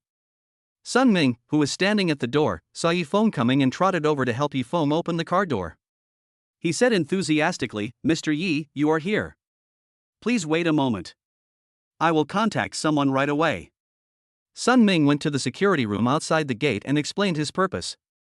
The security guard verified the situation with the head of the Shen family and let him pass. Under Sun Ming's guidance, Yifeng came to gate number 6 of Yunwan Villa, parked the car, and Sun Ming pressed the doorbell. Soon the door was opened, and a little girl about 10 years old poked her head out, looking at Yifeng and the others curiously with her big eyes. "Big brother, you are so beautiful. Miao Miao likes you so much. Can you play with me?" A figure also appeared in front of the door. He had a tall figure, a handsome face, and a pair of deep and wise eyes that looked at the little girl with love, but he could not hide the fatigue on his face. Meow meow, this is Dad's friend. Go play with him for a while. Dad wants to talk about some work. Dad will play with you later. Okay? Shenru Womiao looked at Yifeng aggressively, nodded slowly, and left reluctantly. Shen Haoren was very surprised to see such a young Yifeng. This villa is worth 1 billion Chinese yuan. It seems that Yifeng's identity is not simple. Then he adjusted his state and said, "This must be Mr. Yi, right? I'm Shen Haoren. I didn't expect Mr. Yi to be so young. He's truly a promising young man. My daughter is a bit naughty, so please don't mind. Mr. Shen is very polite. Your daughter is very cute and I like her very much." Yifeng was also surprised when he saw Shen Haoren, who was in his early 30s. He originally thought that as the head of the family, he must be over 50 years old. It seemed that he had a lot of stories. Shen Haoren invited the two into the study, served them 2 cups of tea, and then got down to business. "Mr. Yi, I heard from Sun Ming that you're interested in buying this villa. I wonder if you've heard anything about it. This cloud villa is the best in the entire Magic City. The family originally spent 800 million Chinese yuan on it, and with the appreciation of the land, it's now worth over 1 billion Chinese yuan. If Mr. Yi is willing to buy it, I'm willing to sell it to you for 800 million Chinese yuan." Yifeng couldn't let him sell it at a low price. This was a huge cashback, so he quickly said, "Master Shen, I, Yifeng, am not someone who takes advantage of others. Let's make a deal at 1 billion Chinese yuan." Then Yifeng asked Shen Haoren for his account number and transferred 1 billion Chinese yuan to him. Congratulations to the host, spending 1 billion Chinese yuan and receiving a cashback of 100 billion Chinese yuan. This has been deposited into the Supreme Black Card with the last number 8888. Yifeng was very excited when he saw the long string of numbers in his global bank account. In the whole of China, there may be many people with a net worth of hundreds of billions, but there are not many who have a cash flow of hundreds of billions. Chapter 12 Investing in Shuns. Shen Haoren, who was standing by, was also very surprised when he saw the arrival information, because he saw that it was transferred from a personal account of Global Bank. Such a large personal transfer limit could only mean that Yifeng was the owner of the Global Bank Supreme Black Card. This mysterious Mr. Yi must have a very deep background. Yifeng also handed over the transfer matters to Sun Ming. He was very satisfied with Sun Ming. He thought Sun Ming was capable, but he was too flattering to him. "Master Shen, I heard from Sun Ming that the Shen family has a problem with its capital chain. Could you tell me about it? Maybe I can help." Yifeng now has a large amount of funds, and he also wants to own some industries. Besides, he can't miss such a good opportunity to make money from the system. Shen Haoren's eyes lit up. He knew that Yifeng had terrifying cash flow and was also willing to use his strength to save the Shen family. "Mr. Yi, I'm a few years older than you, so I'm being too arrogant to call you Brother Yi. This is a long story. My Shen family has been developing smoothly in the past few years, with a market value of 50 billion Chinese yuan. All the credit goes to my sister, Shen Haoyue. She has a unique vision and a high talent for business. In just 2 years, she doubled the company's market value. After the Fong family, one of the 4 major families in Magic City, saw my sister's talent, they planned to let their uneducated youngest son Fong Jiping marry into my Shen family. My father strongly opposed it at the time, and when Fong Jiping was entangled with my sister, he was kicked in the groin and has been unable to move since then. My Shen family suffered crazy revenge from the Fong family, and various industries were madly suppressed. My father also died of a heart attack because of this. It can be said that my Shen family and the Fong family have a deep hatred. Brother Yi, if you help my Shen family, the Fong family will definitely hold a grudge against you, so you have to think carefully." Seeing Shen Haoren's frankness, Yifeng no longer had any concerns. He was also very curious about the talented girl Shen Haoyue. He was not afraid of being hated by the Fong family. He had a system. How could he be worthy of the system if he was afraid of this and that? "Brother Shen, I have decided to invest in the Shen family. How much money do you think it will take?" Shen Haoren was shocked. After he finished speaking, he no longer had any hope that Yifeng would invest. It would be very unwise for the Shen family to go against the behemoth Fong family. "Brother Yi, thank you so much. The Shen family's current market value is approximately 35 billion Chinese yuan. If you invest 10 billion Chinese yuan, I am willing to give you 35% of the shares. Brother Shen, let the legal department draft the contract. My investment will be deposited into the account at any time. Shen Haoran hurriedly contacted the legal department to draft a share transfer contract and sent it to the Cloud Villa. Yifeng took a look and found no problem, so he signed his name and then transferred 10 billion Chinese yuan. Brother Yi, thank you so much. Don't worry, I will definitely live up to your trust. Yifeng was very confused at this time. 10 billion Chinese yuan had been spent, but why was the system still not responding? System, why is there no cashback? Host, the system provides cashback for consumption. Investing in shares does not fall within the scope of consumption, so you will not receive cashback. Why didn't you say so earlier? Host, you didn't ask. You unfilial son. Tell me, how can investing and acquiring something be considered consumption? Host, the cumulative cashback has reached 10 trillion. After the system upgrade, all your spending will be counted towards the cashback. At the same time, the cashback will be distributed in the form of points. For every 100 million Chinese yuan spent, 1 point will be awarded. At the same time, the points mall will be opened. Please continue to work hard. After finishing the conversation with the system, the three of them left the study. Seeing Yifeng appear, Shen Ruomia rushed over and hugged him. Big brother, have you finished talking to dad about work? Can you play with me now? Shen Haoran looked at his daughter and said, Meow meow, dad has sold this house to Uncle Yifeng. We need to pack up our things and move to another house. Big brother, can I still come here to play in the future? Looking at Shen Ruomiao, whose face was full of anticipation, Yifeng squatted down, stroked her head and said, Miao Miao can come anytime, brother will always welcome you. Brother Shen, don't worry, you can take your time to pack up, I won't be staying here for a while. Big brother, you are so nice. Shen Ruomiao kissed Yifeng on the face. After playing with Xiao Ruomiao for a while, Yifeng said goodbye and left. Yifeng returned to the car, opened his mobile phone, looked at the air tickets from Shanghai to Tianjin, and after some consideration, he chose a first-class ticket for 10 o'clock tomorrow morning. Thinking that he would soon meet his parents and younger sister whom he had not seen for a long time, Yifeng felt excited and decided to pick out some gifts first. I drove to Wanda Plaza and arrived at Patek Philippe, which was familiar to me. When the clerk Mo Qingqing saw Yifeng coming, she greeted him enthusiastically because Yifeng had left such a deep impression on her. The last time he bought her a Patek Philippe Phantom worth 7 million, and he was so handsome. It would be great if something could happen with such a handsome guy. Hello, Mr. Yi, I am Mo Qingqing, a store clerk. Welcome back. Yifeng looked at her and felt that she was familiar. It should be Mo Qingqing who received him last time. He walked up to her and said, Please recommend 2 watches for me, one for middle-aged men and one for young girls. Mo Qingqing thought for a moment and then took Yifeng to the display case. Mr. Yi, this Patek Philippe time perfectly meets your requirements. This men's watch has a dignified and elegant design, yet is very understated. Made of the highest quality materials, it is not only extremely accurate, but also drop-resistant and waterproof. The price is 3.5 million Chinese yuan.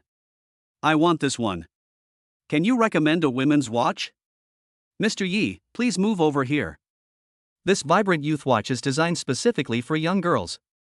The pink exterior accentuates youth and vitality, and Patek Philippe's reputation is the best guarantee of quality. This watch is priced at 2.8 million Chinese yuan. Yifeng carefully observed the beating piece of youth. It really matched Jilin and Li Shana. Thinking that he had never given a gift to Li Shana, Yifeng decided to buy 2 pieces. I really like this dancing youth. I want 2 pieces. Please wrap them for me separately. Okay, Mr. Yi, please wait a moment, I will pack it for you. Mo Qingqing quickly brought over 3 gift boxes, one for the men's watch in a blue box and one for the women's watch in a pink box. Yifeng paid with his card and left. Mo Qingqing was dazed as she watched Yifeng leaving. Qingqing, stop looking. Mr. Yi has already left. A young and wealthy young man like him wouldn't look down on us. Sister Zhang, I don't. I just fantasize that Mr. Yi is my boyfriend. I never get tired of looking at that charming face of his, especially since he's so wealthy. Ha, yes, who wouldn't like a handsome and rich boy? Chapter 13 Choosing a gift. Yifeng did not go far after leaving. At this time, he was thinking about what gift to give to his mother. He was strolling around casually and saw a jewelry store not far away. Yi Feng walked over and entered the store. "Welcome to Dafu Jewelry, sir. If you need anything, you can tell me. You can also take a look for yourself first," the salesperson said enthusiastically as he looked at Yi Feng, who walked into the store. Yi Feng was also in a jewelry store for the first time and was not familiar with the place, so he responded, "I want to buy a jade bracelet for my mother. Can you take me to have a look?" "Yes, sir, please follow me." I followed the salesperson to the booth and looked at the dazzling array of bracelets, but I didn't know how to choose for a moment. Seeing Yi Feng like this, the salesperson introduced him at the right time. "Sir, look at this Zhengyang green bracelet, it is very suitable for middle-aged ladies to wear." Following the salesperson's introduction, Yi Feng gained a basic understanding of jadeite. After looking around, he saw that the prices ranged from tens of thousands to hundreds of thousands. Thinking of how his mother would be furious if she knew that he had bought a 3.5 million watch for his father and a bracelet worth hundreds of thousands for her, Yi Feng shuddered and hurriedly told the salesperson, "Do you have any better quality bracelets? Probably priced at over 3.5 million. Sir, please wait a moment. I have an icy jade bracelet that meets your requirements. I will ask the store manager for it." Soon after, the salesperson and the store manager came carefully holding a brocade box. The store manager carefully placed the brocade box in the center of the table, fearing that it would be broken by accident. "Hello, sir, this is the icy jade bracelet you wanted to see." Yi Feng observed it carefully. The texture of this jade bracelet was delicate and smooth, and it shone with a soft luster under the light. It was extremely transparent, and the internal texture could be clearly seen. At this time, a woman with a fat face rushed over, grabbed the bracelet and started trying it on. "Ma'am, this gentleman saw the bracelet first," the salesperson said hurriedly. So what if he saw it? He didn't pay for it. It's mine once I put it on my hand. Tell me how much it costs. I'll buy it," the woman said arrogantly. "Baby, only you are worthy of this bracelet," a handsome man in his early 20s said flatteringly. Seeing this scene, Yi Feng suppressed his nausea. He could even call her baby. It seemed like she was a kept little puppy. "Give this bracelet to this lady. I don't really want it anymore." Yi Feng felt sick when he saw the fat woman. Why would she want something that she had touched? But then something even more disgusting happened. "Little brother, you are sensible. Are you interested in following me? As long as you have good physical strength, I guarantee that I will buy you a car in 1 year and a house in 5 years. Think about it." After the middle-aged woman said this, she threw a coquettish glance at Yi Feng. Yi Feng couldn't stand it anymore and started retching into the trash can. Then he pointed at the middle-aged woman and cursed, "You fat bitch, you look like a pig. You're making me sick to death. Get out." The middle-aged woman was instantly furious.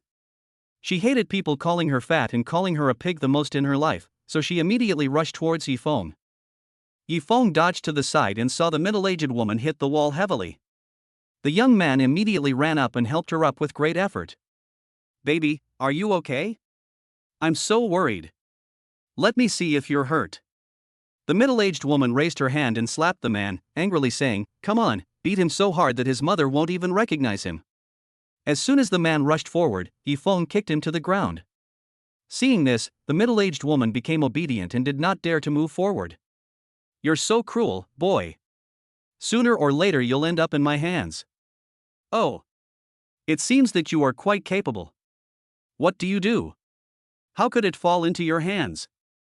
Yi Feng asked her with a smile. "Boy, I work in the funeral industry. Are you scared?" "Humph." Yi Feng immediately jumped aside. It was so damn unlucky. The middle-aged woman kicked the young man who was lying on the ground pretending to be dead twice. "Stop pretending to be dead and follow me." Upon hearing this, the young man immediately stood up and followed the middle-aged woman to leave. At this time, the store manager immediately came over and stopped him. "Ma'am, this bracelet costs 3.8 million Chinese yuan. Would you like to pay by credit card or by bank transfer?" "What? Why is it so expensive?" Upon hearing this, the store manager gave a look and several salesmen gathered around. The middle-aged woman had no choice but to swipe her card and escaped in shame. Yi Feng looked at the store manager and asked, "Manager, do you have any bracelets of this quality or higher?" The store manager thought for a moment and said, "Indeed, there is one, but it's not in the store." There's an imperial green bracelet at the main store in Shanghai, but it costs 100 million Chinese yuan. If you need it, I can contact the main store to have it delivered, but I need to verify your capital, so please forgive me. Yi Feng didn't care and opened his phone to show the store manager. When the store manager saw the long string of numbers, he stood there in a daze. After he came to his senses, he quickly invited Yi Feng to the VIP room. Half an hour later, a team of security personnel escorted an exquisite box to the Dafu Jewelry Wanda store. In the VIP room, a mature and steady middle-aged man with bright eyes opened the box skillfully. Mr. Yi, I'm Zhu Mingjie, the head of Dafu Jewelry in Shanghai. Thank you for choosing Dafu Jewelry. This is a glass-type imperial green bracelet. Please enjoy it. Yi Feng walked forward and saw that the imperial green bracelet had an almost transparent texture, exuding a rich green color, and its surface was as smooth as a mirror. It lay quietly in the box like a work of art. Yi Feng immediately decided on the man he wanted. He turned around and said to Zhu Mingjie, Mr. Zhu, I want this bracelet. I'll just pay with my credit card. This bracelet is simply perfect. Yi Feng took out the black card, threw it to Zhu Mingjie, and continued to look at the bracelet. Congratulations to the host, you spent 100 million Chinese yuan and received a cashback of 10 billion Chinese yuan. This has been deposited into the Supreme Black Card with the last number 8888. Yi Feng took the black card handed over by Zhu Mingjie, picked up the bracelet, and left. Back in the car, I carefully packed up the gifts I bought today, leaving only a pink gift box on the passenger seat, and drove to Magic City University. When they arrived at the dormitory door, Yi Feng sent a message to Li Xiana. After a while, Li Xiana ran out happily and rushed into Yi Feng's arms. Brother Feng, I miss you so much. He. After a long time, the two separated and Yi Feng handed the gift to Li Xiana. Guess what's in there? I won't guess. I like whatever Brother Feng gives me. The two of them held hands and walked around the campus, enjoying the leisure time. Passing by the supermarket, Yi Feng bought 2 bottles of lemonade, and then the two of them sat down on a nearby bench. Chapter 14 Going Home. Xiana, I have a flight tomorrow morning and will be home for a few days. Brother Feng, I won't be able to see you for several days. Remember to think of me when you go home, and don't fail to reply to my messages. Yi Feng looked at Li Xiana and touched her head lovingly. It felt so good to be cared for by someone. Don't worry, how could I not reply to your message? You are so cute, I think you are not enough. Li Xiana nodded with a smile, leaning on Yi Feng's shoulder, her face full of happiness. Brother Feng, it would be great if I were older. If I were the same age as you, I would have met you earlier and married you sooner. Yi Feng hugged her waist tightly, silly girl. Don't worry, I see all living things as grass and trees, but I see you as a green mountain. No matter what happens in this life, I will never give up on you. The two of them snuggled together quietly. Silence was more powerful than words. 2 hearts close together were worth more than 1,000 words. The sky gradually darkened. The two smiled at each other and said at the same time, let's go eat. They both laughed at the same time. Some people have known each other for a long time, but they are worlds apart. Some people have just met, but it seems like they have known each other for 1,000 years. Brother Feng, you have to catch a flight tomorrow, so I'll treat you to the cafeteria today. I once fantasized about eating in the cafeteria with Brother Feng. Hey, I have a big appetite, you're going to spend money today. The two walked hand in hand towards the cafeteria. Along the way, people kept exclaiming, a handsome man and a beautiful woman, a match made in heaven. Brother Feng, what do you want to eat? Yi Feng thought for a moment and said, I'll make some steamed dumplings and a bowl of egg soup. Then please wait a moment, sir. The waiter will be back soon. After saying that, he skipped away. What a lively girl. Just think about it, life will be full of happiness after I marry her. Sir, your dumplings and egg soup are here. Please enjoy. After saying that, he sat down opposite Yi Feng and started eating together. Xiana, do you like eating soup dumplings too? Yi Feng asked in surprise, looking at the same food on the table. Shouldn't girls like eating things like snail noodles and rice vermicelli? I want to try the food that Brother Feng likes. It's a pity that there are no pancakes from Jincheng here, otherwise I would definitely try it. Looking at her serious expression, Yi Feng felt a wave of warmth. After dinner, at Li Xiana's repeated request, Yi Feng had no choice but to send her back to the dormitory, and then he went home obediently to sleep. There was no other way, because he had to catch a flight the next morning. When Li Xiana returned to the dormitory, 3 gossipers immediately surrounded her. "Xiana, why don't you share your thoughts on the date?" "Yeah, tell me, did you kiss the senior?"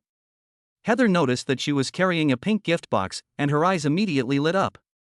"Xiana, is this a gift from Senior Yifeng? Open it and take a look." Under the coercion of the 3 people, Li Xiana obediently opened the gift box, and an exquisite pink watch appeared in front of everyone. Li Bingbing saw the brand of the watch at a glance and looked at Li Xiana in surprise. "Xiana, this is actually a Patek Philippe. The ultimate luxury watch." Sun Jingjing, who was standing by, immediately took out her cell phone to check. "Xiana, this is a new Patek Philippe beating youth watch, priced at 2.8 million Chinese yuan. Xiana, I didn't expect that Senior Yifeng is such a rich guy. Hee, you have to treat us to something delicious. I want to eat snail noodles with pig's feet." Li Xiana was also shocked. 2.8 million Chinese yuan. Is Brother Feng so lavish? Bingbing, Heather, Jingjing, I feel I can't accept this gift. It's too valuable. I want to return it to Brother Feng. I'm not with him for this. Hearing her words, the 3 nodded and agreed with her idea.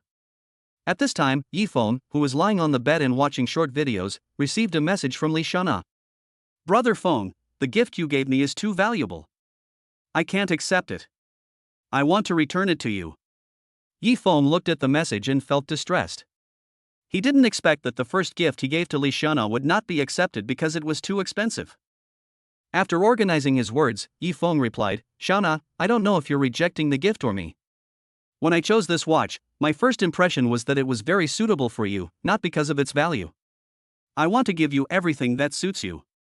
This is not about money, but because you are my girlfriend and I want to share with you. Brother Feng, I'm not rejecting you, it's just too expensive. If I accept it, I feel like I'm with you just for your money. Xiana, I know your character, so I don't think you're with me just for money. If you don't accept it, then you can only give it to someone else. You don't want that to happen, do you?" After Yifeng's constant persuasion, Li Xiana finally accepted it reluctantly. Women are so hard to understand. I don't want to sleep. The next morning, Yifeng got up early, packed his things, took a taxi and went straight to the airport. I passed the security check smoothly and was guided to my seat by the flight attendant. Yifeng took out his mobile phone, adjusted the angle, took a selfie and sent it to Li Xiana. "Xiana, I'm already on board. Don't worry." After putting away his phone, Yifeng lay down on his seat and rested quietly. Not far away, several graceful flight attendants in uniform were chatting. "Lily, I just spotted a handsome guy in first class. His deep eyes and straight nose are so attractive. If I didn't have a boyfriend, I would have wanted to chase him. Are you interested? How about we switch classes? Sister Hon, is this true? I'll go check it out later. I love looking at handsome guys the most. I guarantee you'll be charmed to death. I think the handsome boy is dressed quite well. He must be a wealthy young man.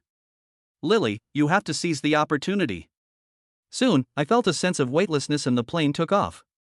As the plane rose steadily, my vision gradually widened and I could see the scenery on the ground. Yifeng, who was resting with his eyes closed, heard footsteps approaching. He slowly opened his eyes and saw a delicate and charming face before him. Her features were like a finely crafted work of art. A warm smile graced her face and she spoke softly, "Hello, sir. Would you like something to drink? We have tea, red wine, orange juice, and cola." Yifeng looked at this somewhat familiar face and asked tentatively, "Molly?" Molly also looked at his face carefully at this time and said in surprise, "Yifeng?" Yifeng smiled and looked at Molly and said, "Old classmate, long time no see." "Yeah, it's been almost 4 years since we graduated. Look how successful you've become. Wearing Armani, you look like a rich guy. Stop teasing me. By the way, were you recommended by the school for an internship?" "Yeah, I've just completed my internship for 3 months, and I'll be officially employed after graduation. Old classmate, please leave me your contact information. I need to cling to the rich man's thighs tightly." He.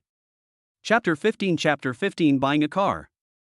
After exchanging contact information, Molly brought him a glass of orange juice, agreed to let him treat her to a big meal, and then left.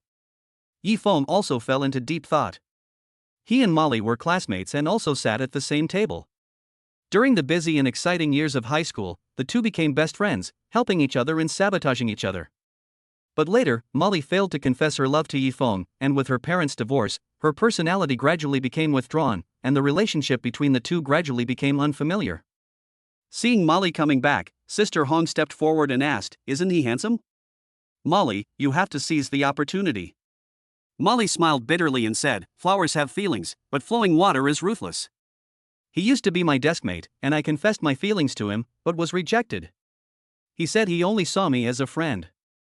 After graduation, we had no contact for 4 years. Now that we've met, I've let it go. It's nice to be friends." 2.5 hours later, the plane landed safely at Tianjin Airport. Yifeng said goodbye to Molly and left. After leaving the airport, I felt that the air of my hometown, although not fresh, was full of nostalgia. Home is the concern of every wanderer. No matter where you are, you always have a feeling of attachment and longing for home in your heart. Adjust your mindset, get in the car and head home. When he arrived at his home, Yifeng calmed down his excitement and knocked on the door. My mother's nagging voice came from inside the door. "Who is it? It's the middle of the day, and you're here by chance. I just made lunch." When she opened the door and saw Yifeng standing at the door, his mother was stunned for a moment. After she reacted, she pulled him into the house and complained to her eldest son, whom she hadn't seen for half a year, "You little brat, you didn't even tell me you were coming back. You've grown wings, haven't you? Haven't eaten yet? Come on, I just made egg noodles. You eat first and I'll see what I'm making." Seeing that my mother was about to go to the kitchen to cook again, I quickly grabbed her. "Mom, no thanks. I haven't had your egg noodles in a long time. This will do." "Okay, what do you want to eat tonight?" "Mom will make it for you. If Yilin knew you were coming back today, she would be so happy. You don't know, she keeps nagging about when you will be back every day, it almost annoys me to death." Mother Yi kept muttering, but her face was always filled with a happy smile. "Mom, you don't have to work so hard. Let's go out for dinner tonight. I'll treat you. I'm your son and I'm rich." "Son, aren't you doing an internship? How come you've become rich again?" Ye's mother looked at him with confusion. "Mom, I had some bitcoins before, and I sold them recently because the price was good." "That's not worth much, just keep it for yourself. Mom has money, I'll treat you tonight." Ye's mother didn't know much about virtual currency and didn't take it seriously. "Mom, where is my little sister? That girl, she goes out to play every day and doesn't even help me with the chores at home. It seems like she went to the beach with her classmates today." After finishing his egg noodles, Yifeng lay down on the sofa. This was the bed he had slept on for several years. Their home was not big, only 90 square meters with 2 rooms. When he was young, his parents shared one room and Yifeng and Yilin shared another. As Yilin grew older, Yifeng moved to the sofa. After all, even siblings had to avoid suspicion. Later, his parents were worried that Yifeng would not be able to rest well, so they suggested that he move into their room. Yifeng did not. "There's still over 100 billion Chinese yuan in my account. Tomorrow I have to take my parents and my younger sister to buy a villa. I also need to buy a car." "Oh, it's still early, so Yifeng plans to go and buy the car first." "Mom, I'm going out for a while. I'll be back before dinner." "You kid, you went out as soon as you got home, be careful." Leaving home, Yifeng took a taxi to Jincheng Mingchui, a large luxury car sales company, divided into 2 floors, each floor about 5,000 square meters. Walking into the store, there were not many people inside, probably because it was a weekday, so Yifeng wandered around casually. "Yifeng, are you home? You didn't even contact me when you got home. Let's have a drink together. By the way, why are you here? Are you planning to buy a car? I'm a salesperson here. If you like any, tell me and I'll ask my boss to give you a discount." Yifeng saw the person coming and went over to give him a hug. It was his childhood friend Wei Liang. "I just got home today. I didn't expect to run into you while taking a walk. Come on, let's talk while we walk. I'll even introduce you to the car. Otherwise, the boss will see you and fine you again. Liangzi, what luxury cars do you have? Take me to see them." "You know what? There's actually a supercar that just arrived. It's the Aston Martin 177, one of the world's top supercars. It's just expensive. Come on, I'll take you upstairs to take a look." When he came to the second floor, a silver supercar immediately caught Yifeng's attention. Wei Liang introduced the car, saying, "This is the Aston Martin 177. It's equipped with a naturally aspirated 7.3L V12 engine, producing 760 horsepower and 750 Nm of torque. It can accelerate from 0 to 100 km/h in 3.5 seconds, and has a top speed of 354 km/h. Its performance is impressive, but even more impressive is its price, 50 million Chinese yuan. I'll never earn that much in my lifetime. Liangzi, do you have the keys? I want to sit in it and take a look." Yifeng liked this car very much and planned to buy it. "Xiaofeng, wait a minute, I'll ask the manager. I don't have the authority to use this car, but I'll try my best." After saying that, Wei Liang quickly walked towards the manager's office. After waiting for a while, seeing that Wei Liang had not returned yet, Yifeng walked towards the manager's office next door. As soon as I reached the door, I heard the manager yelling at Wei Liang. "Who do you think you are? Showing it to your friends. Do you know how expensive that car is? Even if I sold you, I still couldn't afford the compensation. How can you, a nobody, afford to look at a car like this? Know your place and get out of here." Because of him, Wei Liang was scolded like that. Yifeng was so angry that he could not bear it anymore and kicked the door open. "You bastard, if you insult my brother again, I'll destroy you right now." When Wei Liang saw Yifeng rushing in, he immediately stepped forward to hold him back and said, "Xiaofeng, don't be impulsive. I'm fine. Come out with me quickly. We can't afford to offend you." Seeing Yifeng being held back, manager Wu Fei became bolder. "Kid, do you know where this is? If you dare to cause trouble, I think you're tired of living. Also, Wei Liang, you're fired. Get out of here right now." Hearing that Wei Liang was fired, Yifeng became even more angry. He broke free from Wei Liang and kicked Wu Fei to the ground. Chapter 16 First Encounter with Chen Zhongwen. The quarrels and fighting sounds on the second floor soon attracted many customers to watch. At this time, the security guards of Mingchui also arrived. They were also very dissatisfied with the manager Wu Fei, so they waited until Yifeng finished beating before arriving. Seeing the security guards coming, Wu Fei pointed at Yifeng and said fiercely, "Hurry up and beat me up. Otherwise, I will fire you all one by one." The security guards all looked at each other, and no one stepped forward. The security captain came out and said, "Manager Wu, the conflict is over now. We have no right to assault customers of Mingchui." Wu Fei pointed at the security captain with a grim expression and didn't say a word. A middle-aged man came to the scene with a serious expression and asked, "Can anyone tell me what happened?" Wu Fei rushed over as soon as he saw the person coming and cried, "Boss Chen, this Wei Liang and this kid came to our luxury car club to cause trouble and even hit me. Boss Chen, you have to stand up for me." The person who came was the boss of Mingchui, Chen Zhongwen.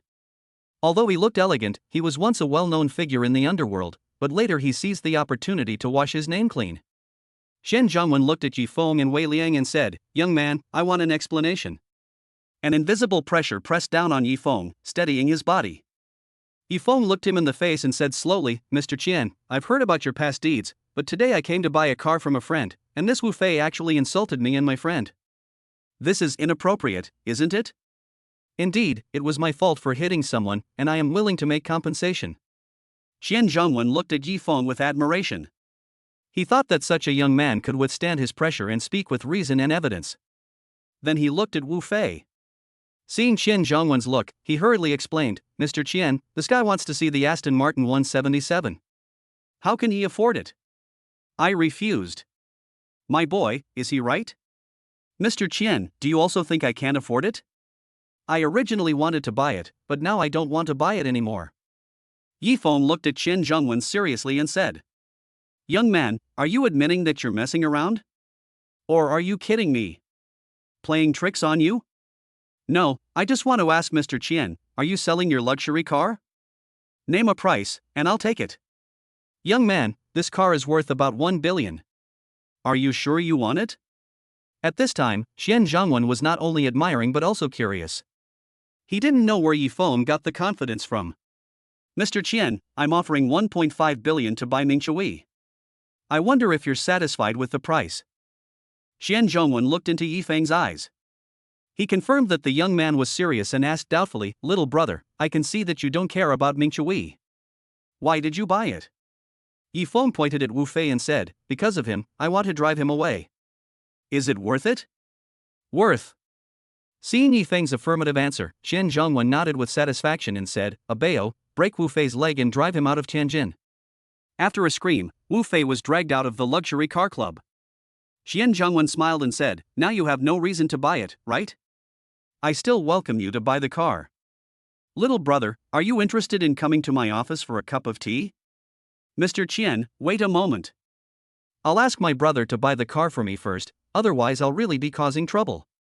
He then took out the card and handed it to Wei Liang, asking him to buy a Bentley Bentayga and an Aston Martin 177, and then went to his office with Chen Zhongwen. After pouring a cup of tea for Yi Feng, Chen Zhongwen looked at him and said, little brother, I admire you very much. You are very similar to me when I was young, loyal, courageous, and responsible. I know it is unlikely that you will help me with things, so I want to make friends with you. Yi Feng originally wanted to make friends.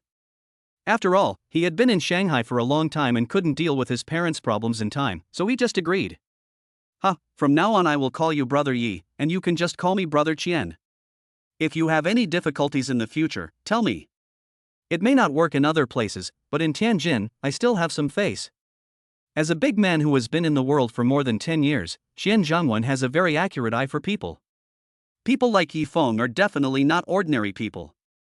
If you make friends with them as soon as possible, you will definitely get a lot of rewards in the future. But he didn't know that it was his friendship this time that avoided a catastrophe in the future. Brother Qian, you're also in the real estate industry. Do you have any good villas to recommend? Brother, I've developed a villa area at the East Lake Resort. Go there tomorrow and pick one you like. I'll give it to you. Brother Qian, I can just buy it directly. It's not much money. That's fine. You don't need this little money. Come on, brother. Let's have a drink tonight. I have a bottle of good wine. Brother Qian, today really isn't possible. I just came back from Shanghai and promised to have dinner with my parents. I'll treat you another day. Okay, then I'll wait for you, brother. Ha ha. The two chatted for a while, and then Yi Feng said goodbye. After leaving the office, Wei Liang rushed over and said, Xiao Feng, you rich bastard, when did you get rich? Here, this is your card. I'm also taking advantage of you today. With these two cars, my commission alone is 1.5 million. If you're free someday, I'll treat you to a big meal. Okay, when I'm done with my work these past few days, I'll definitely give you a good meal. Liangzi, you better behave yourself. Brother Qian just said he wants to promote you to sales manager, so you better work hard. Yes, I will definitely work hard. If you want to be busy, go ahead and do it. I have to tell Xiaowei that the betrothal gifts in the house are all settled this time. Yi Feng asked the staff to help drive the Bentley back home, while he drove the Aston Martin 177 all the way home at lightning speed.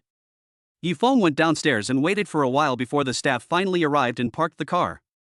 Yi Feng scanned a red envelope of 1,000 yuan, and the staff left with many thanks. When he got home, Yi's father had also returned home. He was tending to the flowers and plants on the balcony. Seeing Yi Feng coming in, he immediately came out, patted him on the shoulder and said with a smile, Stinky boy, you didn't even tell me you were coming back so that I could pick you up.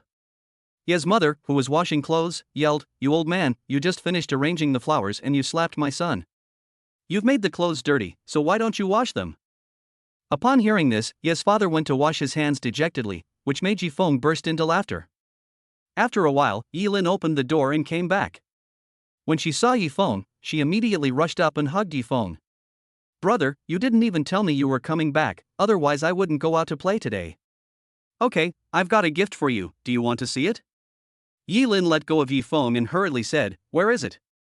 Let me see it quickly. Hee, I know that brother treats me the best. Chapter 17 Gifts for Family.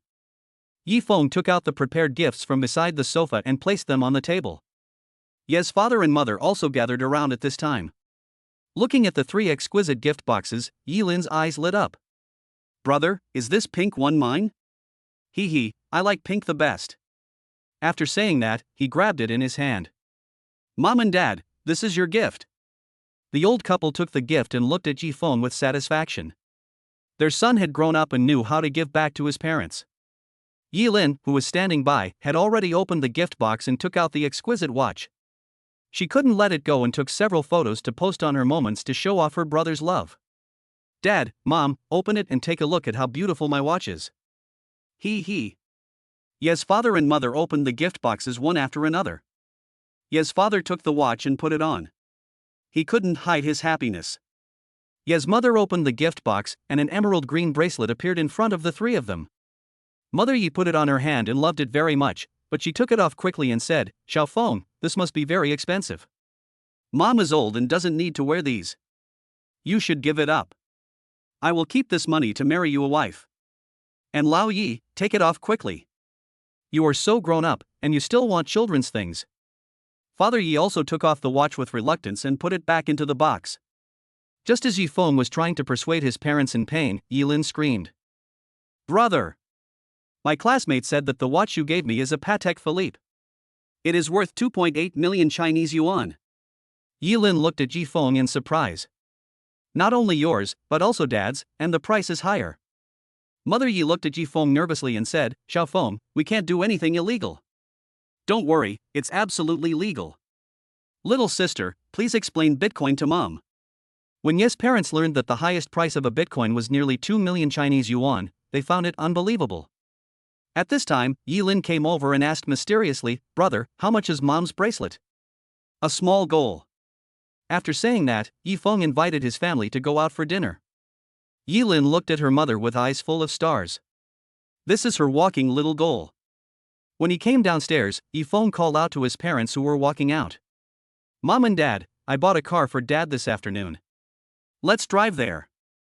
Brother, which car is it? Yifeng pouted. Following the direction of Yifeng's mouth, Yilin immediately ran over. Brother, it's a beetle. Looking at his sister who was lying on the beetle and constantly touching her, Yifeng was very upset. He quickly walked over and grabbed her ears, pressed the car key, and then a white Bentley Bentayga next to them lit up. Yilin looked at him aggrievely and said, Brother, it hurts. Hey, a Bentley. Brother, can you give me one too? Okay, when you pass your driver's license test, I'll give you one. You little girl, you want a car at such a young age? Xiaofeng, you are spoiling Linlin too much. Ye's mother blamed. While the mother and daughter were playing, Ye's father drove to Jinhui Restaurant. Jinhui Restaurant is one of the top Chinese restaurants in Tianjin. It specializes in a variety of cuisines. Both Chinese and Western cuisines are outstanding, and the decoration is extremely luxurious. Come to the front desk. Miss, give us a private room. Sir, there is a minimum consumption for the private room. If you are not traveling with a group, I still suggest you sit in the lobby. The receptionist said politely. Let's go to a private room. I want a quiet environment. The four of them came to the private room. Yifeng was too lazy to order any dishes and just ordered a set meal for 188,888. Jinhui Restaurant is indeed a top-notch restaurant. The dishes came up one after another in a short while. Looking at the dazzling array of delicious food, Yilin's mouth was watering.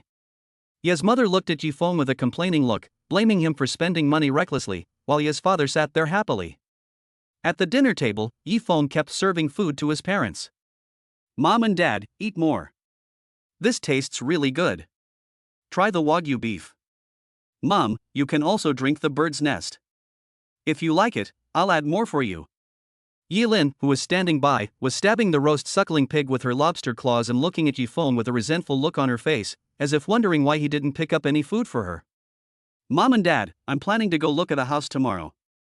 I've already made the arrangements. It's right in the East Lake Resort.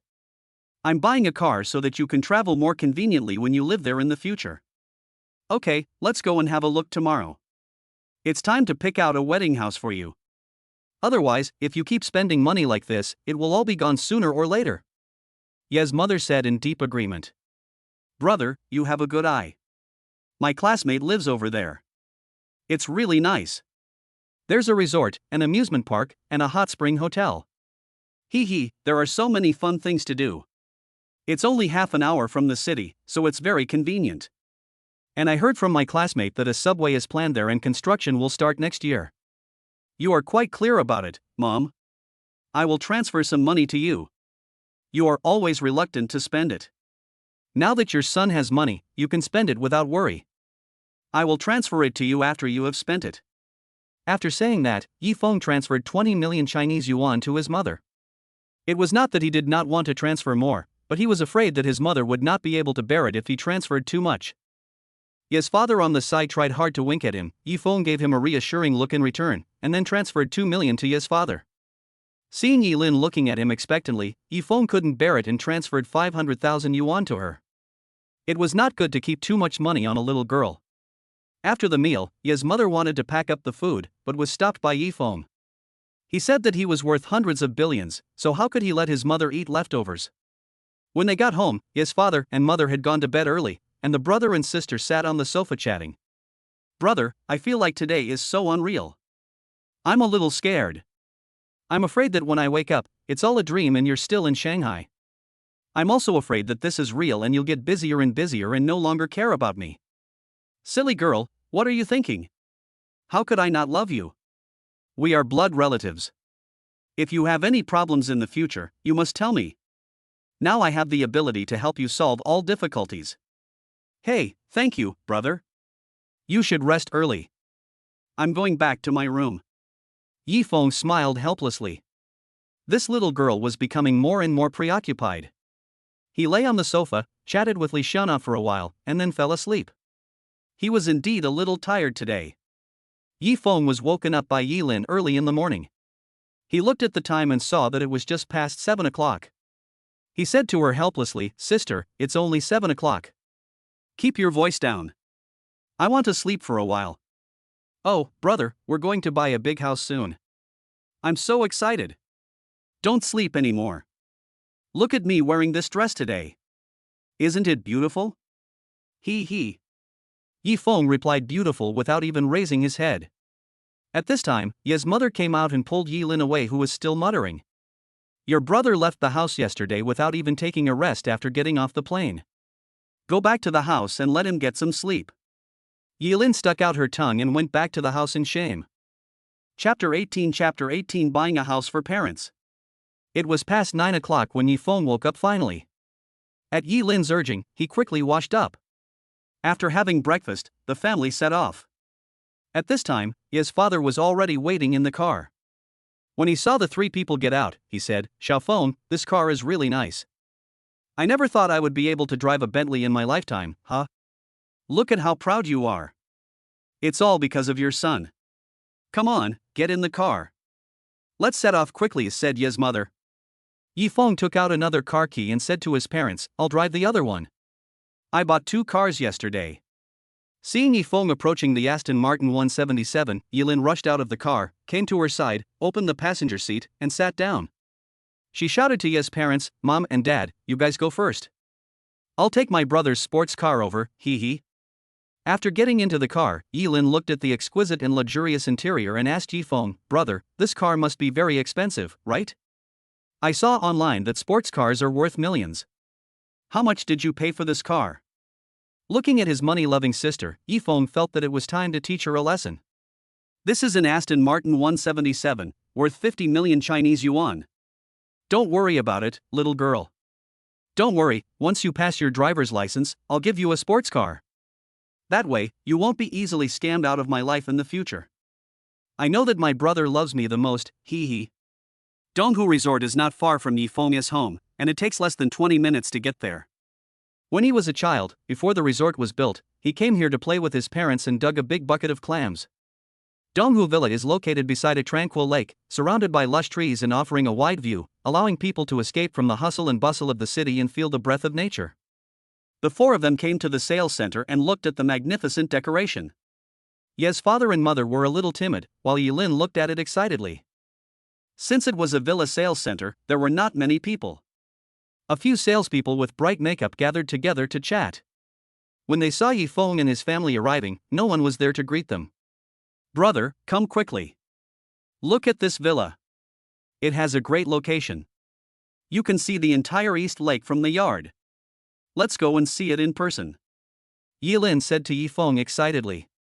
Walking to the sand table and seeing that the location was indeed good, Yi Feng shouted to the salesperson who was chatting nearby, "Saleswoman, take us to see this villa in person." Several salespeople looked disgusted. They felt that taking Yifeng and the others with them was a sheer waste of time. Yifeng frowned and was about to get angry when a young girl with a fresh face ran over. "Sir, if you don't mind, I can take you to see the villa in person. However, I have just arrived and am not very familiar with the business yet." Yifeng looked at the little girl in front of him. She was not very old and should be a student working during the summer vacation. I looked at the girl's work badge and knew her name was Su Yali. "Miss Su, please take us to see it." Yifeng called his parents and sister to come and follow Su Yali to see the house. The salesperson on the side mocked him. "Yali, stop working. They don't look like they can afford a villa. They must be here to get some free gifts." Su Yali ignored them, but looked at Yifeng seriously and asked, "Sir, what is your name?" "My last name is Yi. I see that you are about the same age as my sister. You should still be a student. Don't be nervous." "Mr. Yi, I'm a student and I'm here to work during the summer vacation.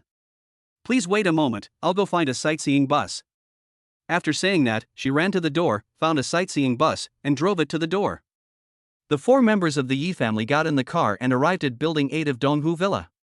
The exterior of the villa adopts a simple and modern design style, and the white walls blend harmoniously with the surrounding natural environment. "Mr. Yi, this is the villa you saw on the sand table just now. Please come in." Su Yali opened the door of the villa and invited several people in. The villa's interior design is equally simple and modern, featuring high-quality furniture and finishes. The living room is spacious and bright, with floor-to-ceiling windows flooding the interior with natural light. The bedroom is cozy and comfortable, with soft bedding and exquisite bedside tables. The kitchen is fully equipped, providing convenient cooking facilities. The bathroom is spacious and immaculate, equipped with high-quality toiletries and shower facilities. The villa's garden is equally meticulously designed, with lush greenery and fragrant flowers. Winding paths invite visitors to stroll through the garden. A small fountain in the center of the garden creates a tranquil and peaceful atmosphere. "Mr. Yi, this villa, number 8, is the largest in the entire East Lake Villa area, has the best view, and is fully furnished, ready for you to move in any time. From furniture and appliances to various decoration materials, all are of the best quality. It's just that the price is very high, otherwise it wouldn't have survived until now." Ye's father and mother didn't say anything, but their love could be seen from their eyes. Not to mention Yilin, who was running around the room, touching this and looking at that. At this moment, Yifeng made the decision and said, "Miss Su, this is it. Let's go back and sign the contract." Su Yali suspected that he had heard it wrong and asked seriously, "Mr. Yi, are you saying that you want to buy this villa?" "Well, I want it. Go back and sign the contract. I'll pay in full." Su Yali jumped up excitedly. This was her first order, and it was a big order worth 50 million. Now she would not have to worry about tuition fees, and she could also improve her life and her mother's life. Realizing his own gaffe, Su Yali blushed and hurriedly explained, "Mr. Yi, I'm so sorry, I'm just too happy. This is my first time opening an order." "It's okay, let's go. I'm still waiting for you to take us back, but don't get too excited while driving. I don't want to take a bath in the East Lake." Yifeng joked. The few of them soon returned to the sales center. Seeing Su Yali coming back, the mocking voices of several salesmen were heard again. "You came back so soon. I think you must have been shocked by the luxury of villa number 8. "That's right. They must have done good deeds in their previous lives to be able to see such a luxurious villa." "Sister Zhang, Sister Zhao, no, Mr. Yi has decided to buy number 8. We are back to sign the contract." Several salespeople looked incredulous, and then a feeling of jealousy arose. Soon after, Su Yali, who had prepared the contract, and sales manager Wang An came to Yifeng together. "Mr. Yi, I'm Wang An, the sales manager. The contract is ready. Please excuse me, let's go to the finance department to sign the contract." Arriving at the finance office, Yifeng transferred 50 million yuan for the house and signed the contract. "Manager Wang, will this sales commission belong to Miss Su?" Yifeng asked as he was about to leave the finance office. Chapter 19 Investment. Wang An looked at Yifeng and said, "Mr. Yi, don't worry, the commission will definitely be given to Ali."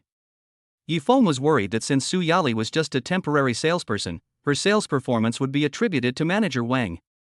He admired this independent young woman, so he reminded her, "Manager Wang, your general manager Qian and I are friends. I hope you'll keep your word." After Yifeng left, Wang Yan immediately called Qian Zhongwen. Mr. Qian, today a young man named Yifeng came to our villa sales center and bought villa number 8. After he paid, I found out that he was your friend. I didn't give him the best discount. This is my dereliction of duty. Please punish me. Oh. Brother Yi is really decisive. He just said it yesterday and he went today. Well, this is not your fault. It's okay. He doesn't need this little money. Did he leave? Forget it, I'll call him and tell him. After hanging up the phone, Wang Yan wiped the sweat from his forehead. He almost offended a great Buddha today. At this moment, the little thoughts in his heart were completely extinguished, and he decided to pay Su Yali the highest commission. On the other side, Yifeng, who was about to leave, received a call from Qian Zhongwen. Brother Yi, I heard from my subordinates that you bought villa number 8 today. That's really an extraordinary move. It's the king of villas. Thank you for your support. Brother Qian, you're being too polite. I should thank you for leaving me such a nice house. Brother, do you have time? I'm at the East Lake Golf Course. Are you interested in playing? Okay, Brother Qian, I'll be right there. After hanging up the phone, Yifeng told his parents that he was going out to meet some friends, and his parents drove back. Yilin insisted on going with them, so he had no choice but to take her with him. Brother, where are we going? Do I know your friend? Yilin asked like a curious baby. My friend is at a golf course not far from here. You may not have seen this person, but you may have heard of his name. Yifeng said with a strange look on his face. I haven't seen him? Who is it? Qian Zhongwen. Brother, is it too late for me to get off the bus now? You little girls still get scared sometimes. Is it too late? The two arrived at their destination, reported Qian Zhongwen's name, and were directed to the green. When they arrived at the door, the muscular man Abeo, whom they had met at the luxury car club, was guarding the door. Brother Leopard, I'm here to look for Brother Qian. Mr. Yi, you can just call me Abeo. Brother Qian is inside with some friends. After saying that, Abeo knocked on the door. After hearing the reply, he opened the door and invited Yifeng and the others in. Entering the door, Chen Zhongwen was seen playing ball with a haggard middle-aged man. Seeing Yifeng and the others, Chen Zhongwen smiled and said, Brother Yi, you came quite quickly. Who is this girl? Brother Qian, this is my sister. She heard that we were going to the golf course, so she came over to take a look. Brother, let me introduce you. This is Mr. Zhang Jiwei from Yuanda Investment. Old Zhang, this is my younger brother Yifeng. Don't underestimate his young age, he is very financially strong. Yifeng and Zhang Jiwei shook hands, and the two got to know each other. At this time, a weak voice came into the ears of the three people. A victim? Yifeng looked at Yilin with a frown on his face. How could he say such a thing to this little girl in front of her? Qian Zhongwen on the side burst into laughter. Yuanda Investment, such a sucker, I'm dying of laughter. Yifeng, your sister is so cute. Lao Shang, you've been so unlucky lately, maybe it's because of your name. How can you be happy if I call you a sucker every day? Zhang Jiwei nodded in agreement. At his age, he still believed in these things. Little sister, you really enlightened me. I always felt something was a little awkward before, but I don't know why. It seems I really need to change the name of the company. Qian Zhongwen asked them to sit down. Yilin felt that they had something to discuss, so she found a golf club and went to play golf in the distance. Old Qian, I won't waste my time on empty talk. I don't have the energy to buy the land in the free trade zone. Can you give me some investments so we can develop it together? Or I can transfer it to you directly. Zhang Jiwei said helplessly. He had originally spent 3 billion Chinese yuan to buy this piece of land, intending to build a large logistics and trade center. However, things did not go as he wished, as the company's investments in several major projects failed, resulting in a serious shortage of funds. He had no choice but to find Qian Zhongwen. Old Zhang, your project will cost an estimated 10 billion Chinese yuan. I can only allocate 3 billion to maintain the operation of my own project. I think you can only provide 2 billion, so there is still a funding gap of 5 billion. This is not easy to handle. Thinking back to when Qian Zhongwen was whitewashing his name, Zhang Jiwei gave him a lot of help. He also wanted to help Zhang Jiwei very much, but the funding gap was too big and he had no choice. Just when the two were at a loss, Yifeng spoke up. Brother Qian, Brother Zhang, don't worry. I've invested the 5 billion. If it's not enough, I can add more. The two looked at Yifeng in surprise. In Chen Zhongwen's opinion, Yifeng was so young that his net worth was only about 1 billion at most, but this was 5 billion in cash, so his net worth was terrifying.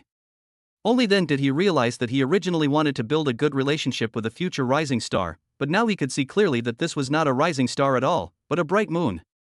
Brother Yi, how much can you add? Zhang Jiwei asked in a low voice. 10 billion, if it's not enough, we'll think of another way.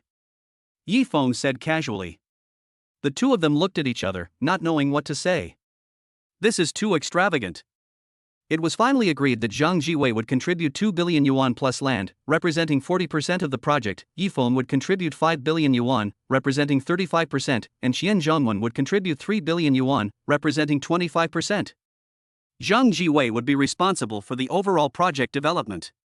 Brothers, I am only responsible for paying the money. I am not responsible for the project. I am too lazy. I will just take the dividends. Yifeng will have to go back to the Magic City soon, and he doesn't want to involve too much of his energy. Wouldn't it be better to enjoy life with that time? Brother Yi, I'm treating you tonight, and we won't leave until we're drunk. Old Chen, you always say you have great wine, and I have to try it tonight. After the three of them decided to stay at Qian Zhongwen's Donghu Hotel that night, Yifeng took Yilin and said goodbye. On the way home, Yilin looked at Yifeng in confusion and asked, Brother, I think Brother Qian is not as scary as the legend says. He looks very elegant, just like a professor. Well, Brother Qian was also forced by life in the beginning. If he wasn't ruthless, he would have no way to survive. Now he is his true self. Chapter 20 East Lake Hotel. After returning home, Yilin took her parents by the hand and started showing off her golf skills. Her exaggerated expression made her parents laugh. Mom and Dad, guess who I met today? It's Qian Zhongwen, the legendary boss. Mother Yi looked at Yifeng nervously and asked, Xiaofeng, the friend you are meeting today is Qian Zhongwen? How do you know him? You must not go astray. Yifeng glanced at Yilin reproachfully and explained, Mom, Brother Qian and I met when we were buying a car. Now he's doing legitimate business, so don't worry. Yes, Mom, Brother Qian is very friendly today. He is as elegant as a professor. He is not as scary as people say. Yilin also helped to explain. Seeing her children say this, Ye's mother realized that she was worrying too much.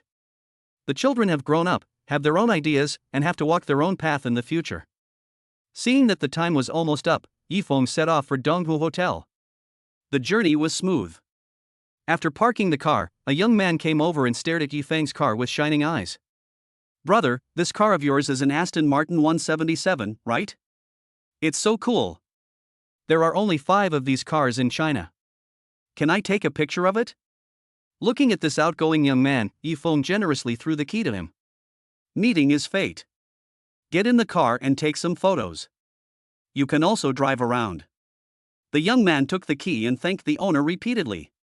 After taking a few photos in the car, he started the car and drove around nearby.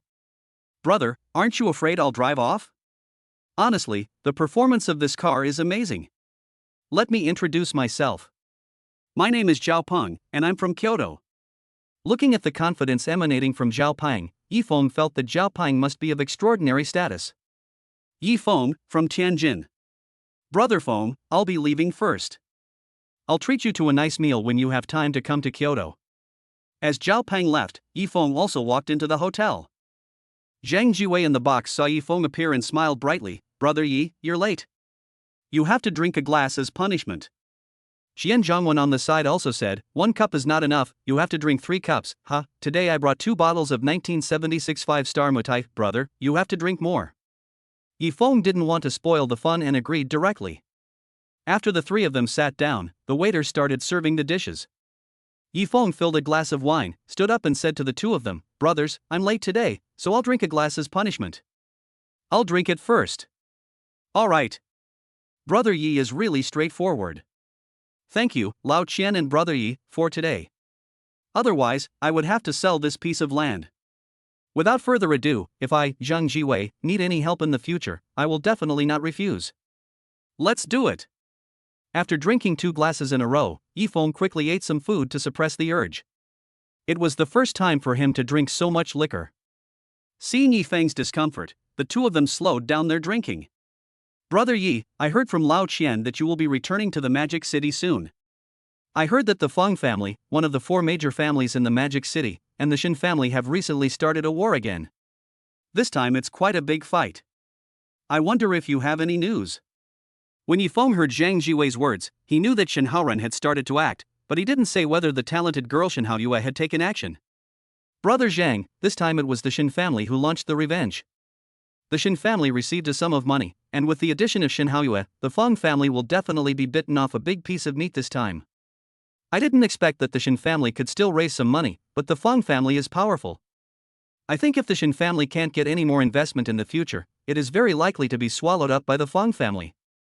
Zhang Jiwei has been in the business world for many years and is very familiar with business wars, but he still doesn't think highly of the Shin family. Brother Zhang, don't worry. The Shin family can't lose. At worst, I can inject capital into Shin Haoren. I'm also very curious about how Shin Haoyue can defeat the Feng family. So it was you, Brother Yi, who did this. The Feng family is going to have a hard time this time, but we still need to be careful about their revenge against you. I say, you too, on such a beautiful day, why don't you drink and recite poems instead of discussing the Feng and Shin families? Come on, have a drink, Shen Zhongwen said, then raised his glass and drank it all. The two of them drank a glass directly. Yi Feng was also a little drunk at this time. Looking at the two elder brothers with uncertain expressions, he admired them very much. Brother Qian, can you reserve a banquet hall at the East Lake Hotel for me the day after tomorrow? My younger sister is having a graduation banquet. Qian Zhongwen smiled and said, it's a small matter. Don't worry, brother. I will definitely arrange it for you. Thank you, Brother Qian. The three of them drank for a while, and Yi Feng was completely drunk. Seeing this, Shen Zhongwen arranged for him to stay at the Donghu Hotel. At the dinner table, Zhang Jiwei looked at Shen Zhongwen and asked, Old Shen, this Brother Yi is no ordinary person. A conservative estimate is that his assets are no less than 20 billion Chinese yuan, and that's also cash flow. He's just a little immature, but he will definitely be a top talent in the future. Yes, that's why I made friends with him. But you got an investment right after we met. Old Shen, I've also investigated Brother Yi. His parents are ordinary people, and he was just an ordinary student before. But in the past 2 weeks, he has suddenly become incredibly wealthy. All of this money came from abroad. Brother Ye's identity is not simple. Shen Zhongwen stared at Zhang Jiwei with a serious expression and said, Old Zhang, let me remind you not to delve too deeply into other people's secrets, or you'll easily bring disaster upon yourself. Just be on good terms with Brother Yi and don't try to be cunning. His only goal in befriending us is to look after his family, so just do that. Old Qian, you see things clearly. I've learned my lesson. I'll drink a glass as a punishment. Zhang Jiwei raised his glass and drank it all. The two chatted for a while and then stayed at the Donghu Hotel. The morning sun shone on Yi Feng's face. He slowly opened his eyes and felt a headache. He felt weak and shook his head helplessly. Yi Feng tried to recall what happened last night, but his memory was as blurry as if it had been washed away by alcohol. I struggled to walk to the bathroom, looked at my pale face in the mirror, couldn't help but smile bitterly, and washed my face with cold water to make myself more awake. After drinking a bottle of water, he returned to bed, picked up his phone, talked to Ye's mother, and fell into a deep sleep again. At the Yi family, Ye's mother was complaining about her son, while Yi Lin was happily packing her things. When she returned home yesterday, she insisted on moving to the East Lake Villa. Ye's father and mother had no choice but to agree, and decided to pack up simply and move there early this morning. Mom, my graduation party is tomorrow. Have you decided where to go? Little girl, your brother just said he's booked a room at the East Lake Hotel for you. Are you happy now? Your brother just dotes on you too much. Hurry and pack up. I also need to inform our relatives about the address of tomorrow's graduation banquet. Chapter 21 Moving. Looking at the packed things, Ye's mother felt a headache. She originally thought that there were not many things and she could just let Ye's father drive away. But now there were so many big and small bags, especially Ye's father's pile of flowers and plants, which made Ye's mother want to hit someone. Finally, in order to avoid being affected, Yi Lin found a moving company on the internet. Soon the moving company arrived and carried the packed boxes down one by one from upstairs, while Ye's mother greeted the neighbors downstairs. Meiwan, are you moving? Yes, Xiaofeng made some money outside and insisted on buying me a bigger house. No matter how I tried to stop him, it wouldn't work. Alas, kids nowadays are so disobedient that they don't know how to save money to get married. Mother Yi complained, but she couldn't hide the smug expression on her face. Your children are filial, so you can be happy. Your family has raised two prestigious university students. You can enjoy your life in the future. As long as the child is doing well, that's all. Sister He, let's not talk about it for now. Olji is here to ask me to come visit you when I have time. I left the home where I had lived for half my life amid the envious eyes of everyone. When they arrived at the Donghu villa, Ye's mother directed the movers to put the things in the spacious living room. Ye's father also placed his flowers and plants in the yard, and then sat in the pavilion in the yard, admiring the flowers and plants. It was so comfortable. I want to find some old friends, have a pot of tea, and enjoy the flowers while sipping the tea. Wow, I am looking forward to this day just thinking about it. Ye's mother's shout interrupted his thoughts, and he had no choice but to get up and go back to the villa. Seeing Ye's father coming back, Ye's mother said, Olji, quickly move the clothes to the second floor. You can do your flowers after you're done. Yilin chose a room on the third floor, put the dolls she brought with her on the bed, and placed her own photos at the head of the bed. After finishing her work, she lay on the soft bed, laughing from time to time. Near noon, Yifeng woke up again. Feeling a little better, he got up and washed up. When driving out of Donghu Hotel and passing by a residential area, Yifeng's eyes lit up when he found a breakfast cart. He hadn't eaten a pancake for a long time and was indeed a little craving it. I got off the bus and walked to the dining car. I said to a woman in her 40s, Sister, give me a set of pancakes and a bag of breakfast milk. The elder sister skillfully made the pancakes. After a while, Yifeng took the finished pancake, scanned the code, paid 10 yuan, and returned to the car. Smelling the familiar flavor, I took a bite with enjoyment on my face. It was good, just like the taste I remembered. After being away for so long, I still wanted to have a taste of this. After finishing his meal quickly, Yifeng drove to the East Lake Villa. He didn't know whether his parents had finished packing. Arriving at the villa, Ye's father was busy with his flowers. Seeing this, Yifeng jokingly said, Dad, how about I buy you a piece of land so you can start a flower farm? Confucius once said, those who know are not as good as those who like it, and those who like it are not as good as those who enjoy it. Dad, you can definitely do it well. Father Ye's eyes lit up, then dimmed again. I'm old now, I don't want to bother with this anymore. I'll just grow some flowers in the yard. Looking at the change in his father's expression, Yifeng knew that he was moved. It seemed that he had to prepare a surprise for his father. Ye's mother, who was watching TV in the living room, saw Yifeng come back and quickly called him over. Xiaofeng, I don't object to you drinking when you're out, but you must drink in moderation, otherwise it will be bad if something goes wrong. And you must not drive after drinking. Don't worry, Mom, I know the seriousness of the matter. Mom, I want to hire 2 nannies, one to clean up and one to cook. What do you think? Mother Yi knew her son was worried about her, but she felt she was in good health, so she refused. Son, I'm still fine, so I don't need a nanny for now. I'll find one when I'm old and can't work anymore. You're about to graduate, so hurry up and find a wife and give me a grandson soon. The figure of Li Xiaona appeared in Yifeng's mind. His mother would definitely like her when she saw her. Yilin would probably become her best friend. Thinking about it, he couldn't help but smile. Ye's mother also gave him an expression that said, as expected. Before Ye's mother could ask any questions, Yifeng ran away. Yilin opened the door at the sound of footsteps and saw him rushing up to the 3rd floor. She asked with a puzzled look on her face, Brother, what's wrong with you? Is Mom going to hit you? No, if she's going to hit you, she's going to hit me. Hearing Yilin's question, Yifeng said unhappily, What nonsense? How could my mother hit someone? I'll buy you some clothes for the graduation banquet tomorrow. Hearing his words, Yilin burst into flattery and urged them to set off quickly. The brother and sister drove to Yansha town.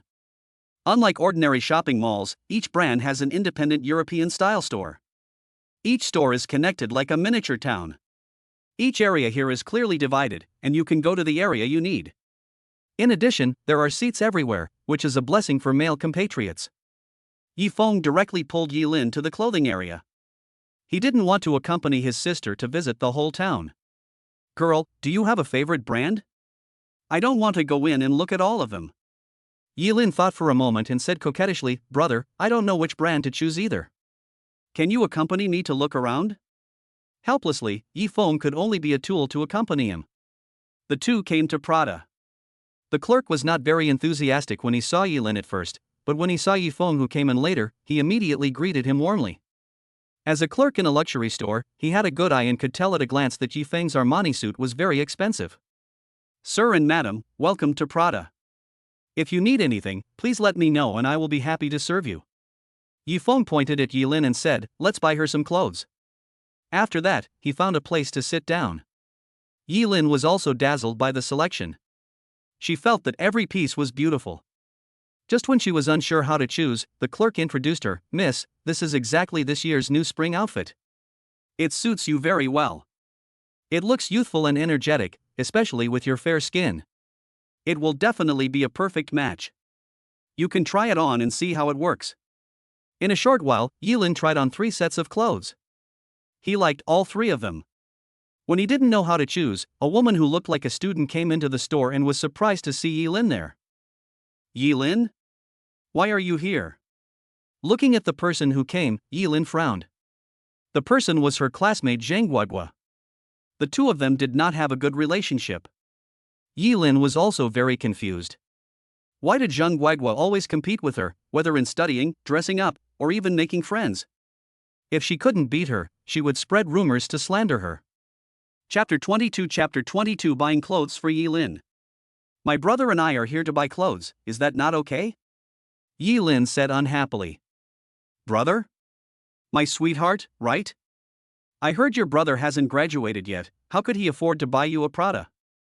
I heard you were showing off your Patek Philippe watch on your WeChat moments a few days ago, and I thought you found the picture somewhere and posted it. Now it seems the sweetheart gave it to you too. I never thought that Yilin, the top student in our class, would be kept by someone."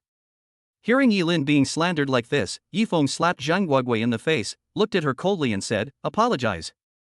Covering her swollen face, Zhang Guodua was filled with disbelief. She had actually been beaten. Even her parents had never beaten her since she was a child, and today she was slapped because of Yilin. She looked at Yifeng with jealousy and said, "How dare you hit me? Do you know who my godfather is? Just wait and see." She just picked up her phone, made a call and started crying. Yilin looked at Yifeng with some worry and said, "Brother, why don't we go and not bother with this crazy woman?" Yifeng shook his head. He knew that if he didn't teach Zhang Guodua a lesson today, she would definitely take revenge on Yilin in the future. He couldn't stay with Yilin forever. If she was hurt, he would blame himself for the rest of his life. Not long after, a middle-aged man with a big belly came up to Zhang Guodua and said a few words of comfort before shouting, "Who dares to hit Chen Tai's goddaughter? Stand up." Yifeng walked up to Chen Tai and said coldly, "I hit him, is there any problem?" "My God. Mr. Yi? Why are you here?" After seeing the appearance of the person, Chen Tai broke out in a cold sweat.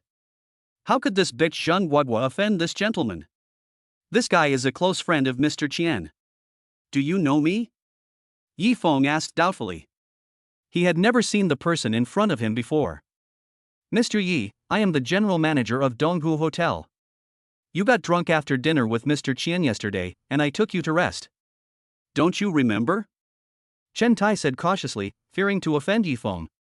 He drank too much yesterday and has no recollection of how he rested afterwards. "Tell me, how should this be solved?" Although Chen Tai knew him, he still wanted to teach Zhang Guodua a lesson. "Zhang Guodua, come here and kowtow to Master Yi and apologize." Chen Tai didn't dare to defend this goddaughter anymore. He didn't want to die with her. Zhang Guodua was terrified at this time. He knew who the Mr. Chen Tai was talking about, so he quickly knelt down and apologized. "Mr. Yi, Linlin, I was wrong. I'm sorry. I shouldn't have slandered you. I'm not a thing, I'm not a human being." Zhang Guodua apologized while slapping herself. Seeing Zhang Guodua begging for mercy, Yifeng lost interest and waved his hand, letting Chen Tai take her away. Chen Tairu was pardoned and left in disgrace with Zhang Guodua. At this time, the shop assistants were also looking at Yifeng nervously, fearing that something they did would make him dissatisfied. After all, he was Mr. Qian's friend and they couldn't afford to offend him. Seeing this situation, Yifeng lost interest in shopping and asked the clerk to pick out 2 of the latest bags and pack them together with the 3 sets of clothes that Yilin had tried on before. After paying, he took Yilin away. Brother, I felt so relieved just now. Zhang Guoguo always picks on me at school. Let's see if she dares to spread rumors again in the future. Looking at the proud Yilin, Yifeng rubbed her head and said, okay, she won't dare to do it again. Remember to tell me if you have any problems in the future. I will take care of it for you. On the other side, Chen Tai stared at Zhang Guoguo fiercely, as if he wanted to eat her up. This idiot almost made him offend Yifeng. She was more of a hindrance than a help. Zhang Guoguo. If you want to die, don't drag me into this. If you dare to offend Master Yi and Miss Yi again, I will sell you to Burma. Zhang Guoguo was also scared at this time. She couldn't understand why Yilin, an ordinary person, and Yifeng, a student, could be so close to a big shot like Qian Yi. She felt that she would be retaliated against because she had offended Yilin so much before. Fear filled her whole body. After leaving Prada and preparing to go home, the brother and sister saw a dessert cart that caught Yilin's attention. Brother, I want to eat egg waffles, can you buy them for me? Girl, if you want to eat, just go buy it. You have money on you. No, the food my brother bought for me is delicious, hee hee. Yilin said coquettishly. After hearing what his sister said, Yifeng had no choice but to take her to the dessert cart. Boss, I'd like a strawberry-flavored egg waffle, a serving of octopus balls, and 2 cups of lemon black tea. Okay, little girl, there are 2 more egg waffles in front. You can rest on the table and chair next to you for a while. I'll call you when it's ready. There were 4 sets of simple plastic tables and chairs next to the dessert cart. The 2 found an empty seat and sat down. Brother, how are you and your girlfriend Meng Yu doing? We've broken up. Break up. Brother, don't be sad. I think you should have broken up a long time ago. Although I haven't met her in person, from your photos and the way you get along, I don't think she likes you. She just treats you as a backup, the kind that can be discarded at any time. Yifeng sighed. Even his sister could see it. How could he have been so blind to take the indifference as a test? Brother, stop sighing. You're so handsome. I'll introduce you to some girls later. Your sister has several beautiful girlfriends. Your stuff is ready, little girl. After hearing what the boss said, Yifeng quickly got up to get it. He didn't want to listen to his sister anymore. After scanning the code to pay, Yifeng took the item and placed it on the table. Seeing that Jilin wanted to say something more, Yifeng quickly said, stop, don't say anymore. I have a new girlfriend. Hearing this, Yilin's eyes became brighter and brighter. When she was about to continue asking questions, a weak voice interrupted her. A cute little girl, about 6 or 7 years old, stood beside her and said, Big sister, I want to eat eggets. Seeing the cute look of the little girl, Yilin immediately felt sympathetic and imagined a bunch of scenes of abandoned children. Then she handed the egg waffles to the little girl and told her to eat slowly, and she would buy her more if it was not enough.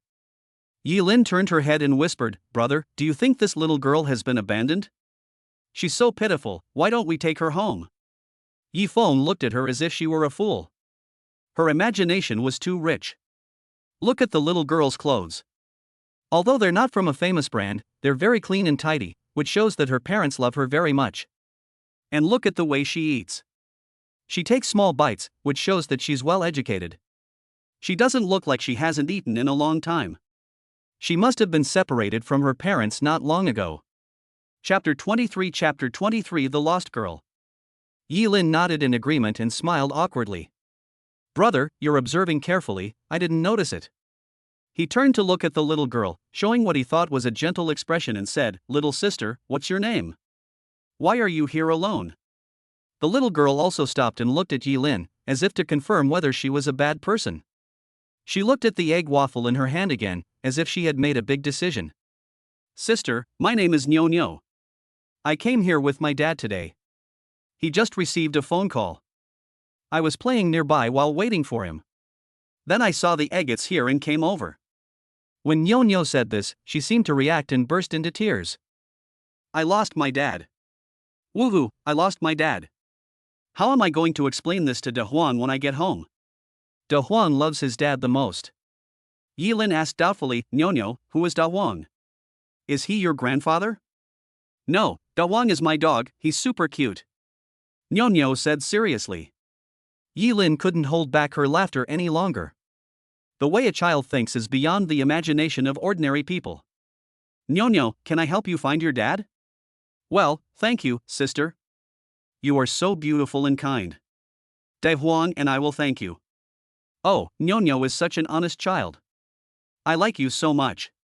Listening to the conversation between the two, Yifeng forced himself to hold back his laughter. His sister was like a child, a big life treasure. Nyo, where did you and your father get lost? Yifeng asked gently. Nyo lowered her head and thought for a moment. Big brother, I only know there's a big Mickey Mouse and a big drum next to it. I was playing over there when a brother was beating the drums, and I got scared and ran away, and then I couldn't find my way back. Yifeng thought about it for a while, but had no impression. He went to the floor plan of the nearby Yensha town and looked at it carefully. It should be in the square between the clothing area and the food area. Besides, the town service center is also there, so he can also ask the staff for help. Little sister, let's go to the square to help Nyo find her dad. Nyo must have gotten lost there. Yi Lin held Nyo's hand and followed Yifeng towards the small square. Sister, this is it, this is Mickey Mouse. I was playing here just now.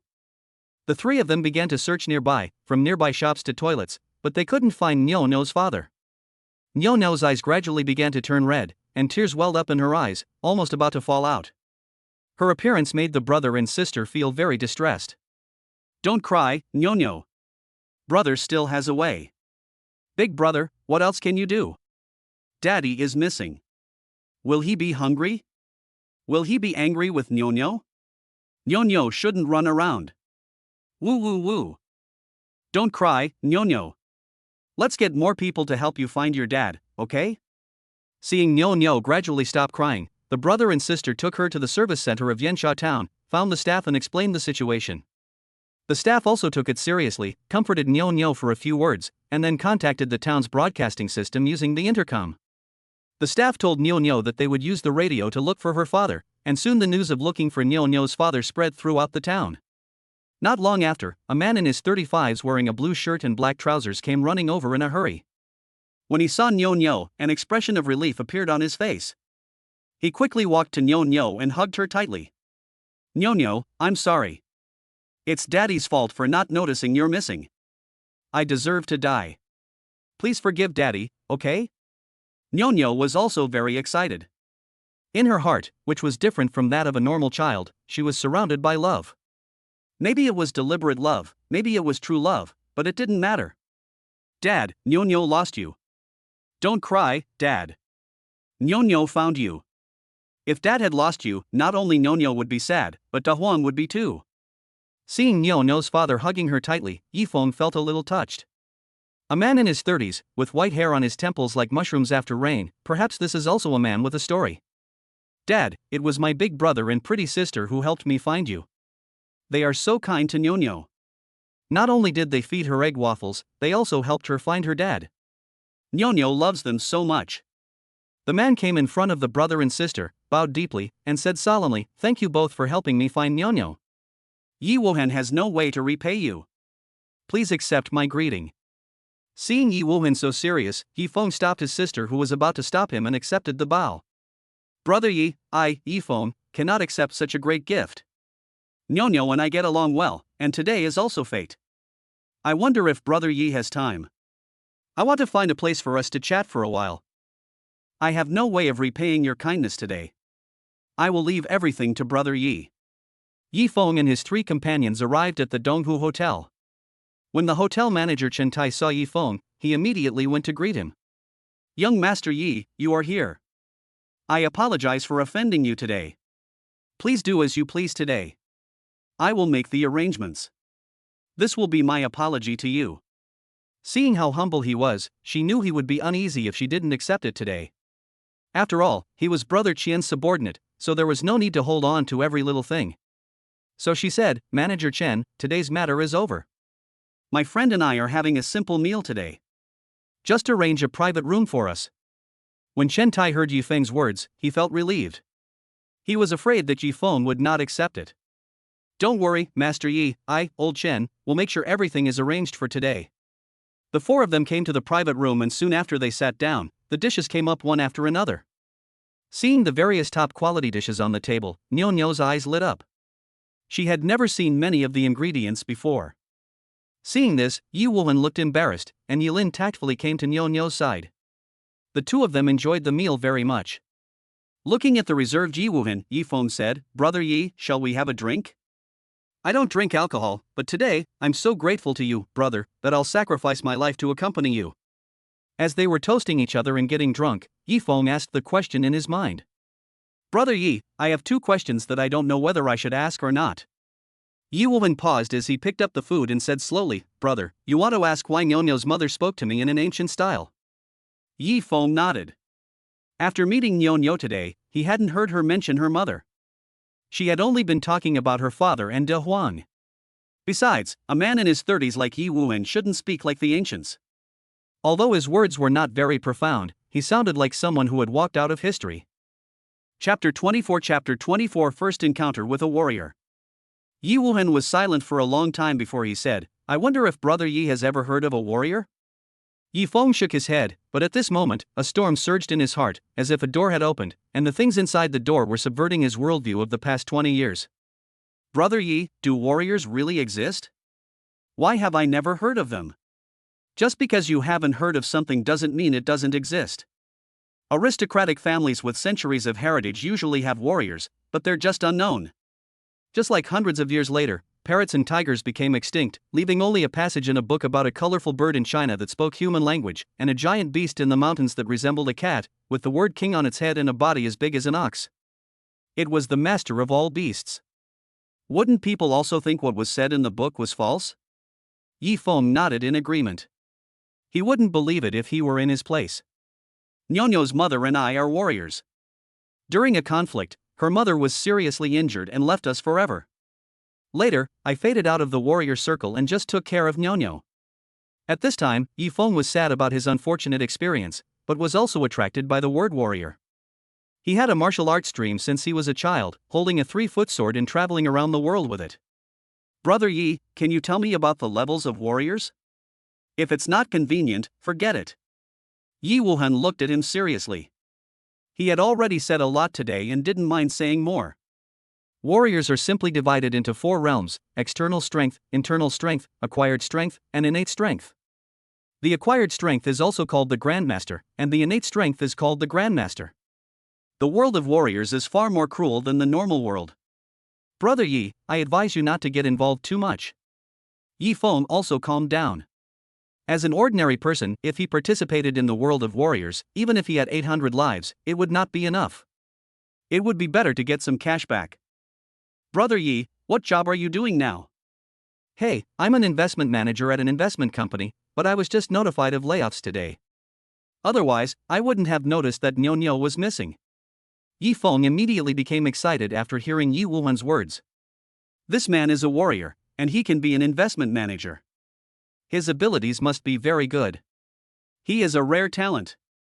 "Brother Yi, are you interested in working with me? I have 2 options. One is to be my full-time bodyguard with an annual salary of 5 million Chinese yuan. The other is that I plan to set up an investment company and you will be fully responsible for it, with an annual salary of 5 million Chinese yuan. You can consider it. Don't worry about Nyo-Nyo, I like her very much. I can ask my parents to help take care of her, or I can hire someone else to take care of her." Yi Woohan was moved. His weakness was Nyo-Nyo. He had been laid off because he had spent too much energy taking care of Nyo-Nyo, which caused dissatisfaction with his boss. However, he did not regret it because his daughter was his only hope. "Brother Yi, I want to go to the investment company, but I have a request. I hope I can bring Nyo-Nyo with me to work. I don't want to miss her growth, otherwise I can only give up." Yi Feng was wondering what conditions he was proposing, but it turned out to be this. He immediately agreed and transferred 20 billion Chinese yuan to Yi Woohan with a wave of his hand. "Brother Yi, you can use this money to set up a company and invest in projects first, but I hope to acquire as many companies as possible. Before the system is upgraded, there will be no cash back on the investment, but it is different for acquisitions. You can get generous cash back and speed up the system upgrade." Yi Woohan was shocked beyond words when he saw the incoming payment. A full 20 billion Chinese yuan was transferred to him just like that? Wasn't he afraid that he would run away with the money? After calming down, he said seriously, "Thank you, Brother Yi, for your trust. I will definitely fulfill my mission. Brother Yi, you can arrange the establishment of the company yourself. Don't worry about the funds. This 20 billion is just the first batch of funds, and there will be more funds injected later." After the two discussed some details, they saw that Nyo was a little sleepy, so they stopped chatting and ended the dinner today. Originally, Yifeng planned to let the two of them stay at the Donghu Hotel, but when he saw that his parents refused, he did not insist. He booked a room for himself and Yilin and went to rest. After all, the graduation banquet was also here tomorrow, so he would not go home. Lying on the bed, Yifeng looked at the ceiling and whispered, "System, you said warriors exist. Do the legendary gods and Buddhas in the sky also exist?" Host, no existence beyond the strength of this plane has been detected. After the system upgrade, will items related to warriors or cultivators appear in the mall? Host, the system mall is all-encompassing. There's nothing it doesn't have, except what you can't imagine. The mall has countless top-notch items. Please upgrade the system as soon as possible. Hearing this, Yifeng became more curious about the system mall that would be opened after the upgrade. It seemed that he would have to work hard to get cashback. The next day, Yifeng woke up feeling confused. Why didn't Jilin come to call him for the graduation banquet? This was unlike her. After washing up, he left the room with doubts. When the waiter outside saw Yifeng coming out, he immediately stepped forward and said, "Mr. Yi, Manager Chen asked me to inform you that the graduation banquet will be held in the Chaoyang Hall. Miss Yi has already gone there. Would you like to go over now?" It turned out that Yilin had already left. No wonder she didn't come to disturb me in the morning. I nodded to the waiter and followed him to the Chaoyang Hall. Inside the banquet hall, soft lighting illuminated the meticulously decorated space. Streamers and balloons hung on the walls, creating a festive atmosphere. 4 tables sat on either side, each set with exquisite tableware. In the foreground, a large display screen displayed a vibrant red couplet. First couplet, "A family of scholars nurtures talents." Second line, "Success in the imperial examination brings honor to the family." Horizontal banner, "Academic success." Yifeng nodded with satisfaction. It seemed that Chen Tai was very capable. At this time, the phone rang. After taking out the phone and answering it, Yilin's voice came out. "Brother, come down as soon as you wake up. The relatives will be here soon. Mom and Dad are downstairs too. You're the only one missing." "Got it. I'll be down right away." When they arrived downstairs, 2 buses arrived at the hotel entrance.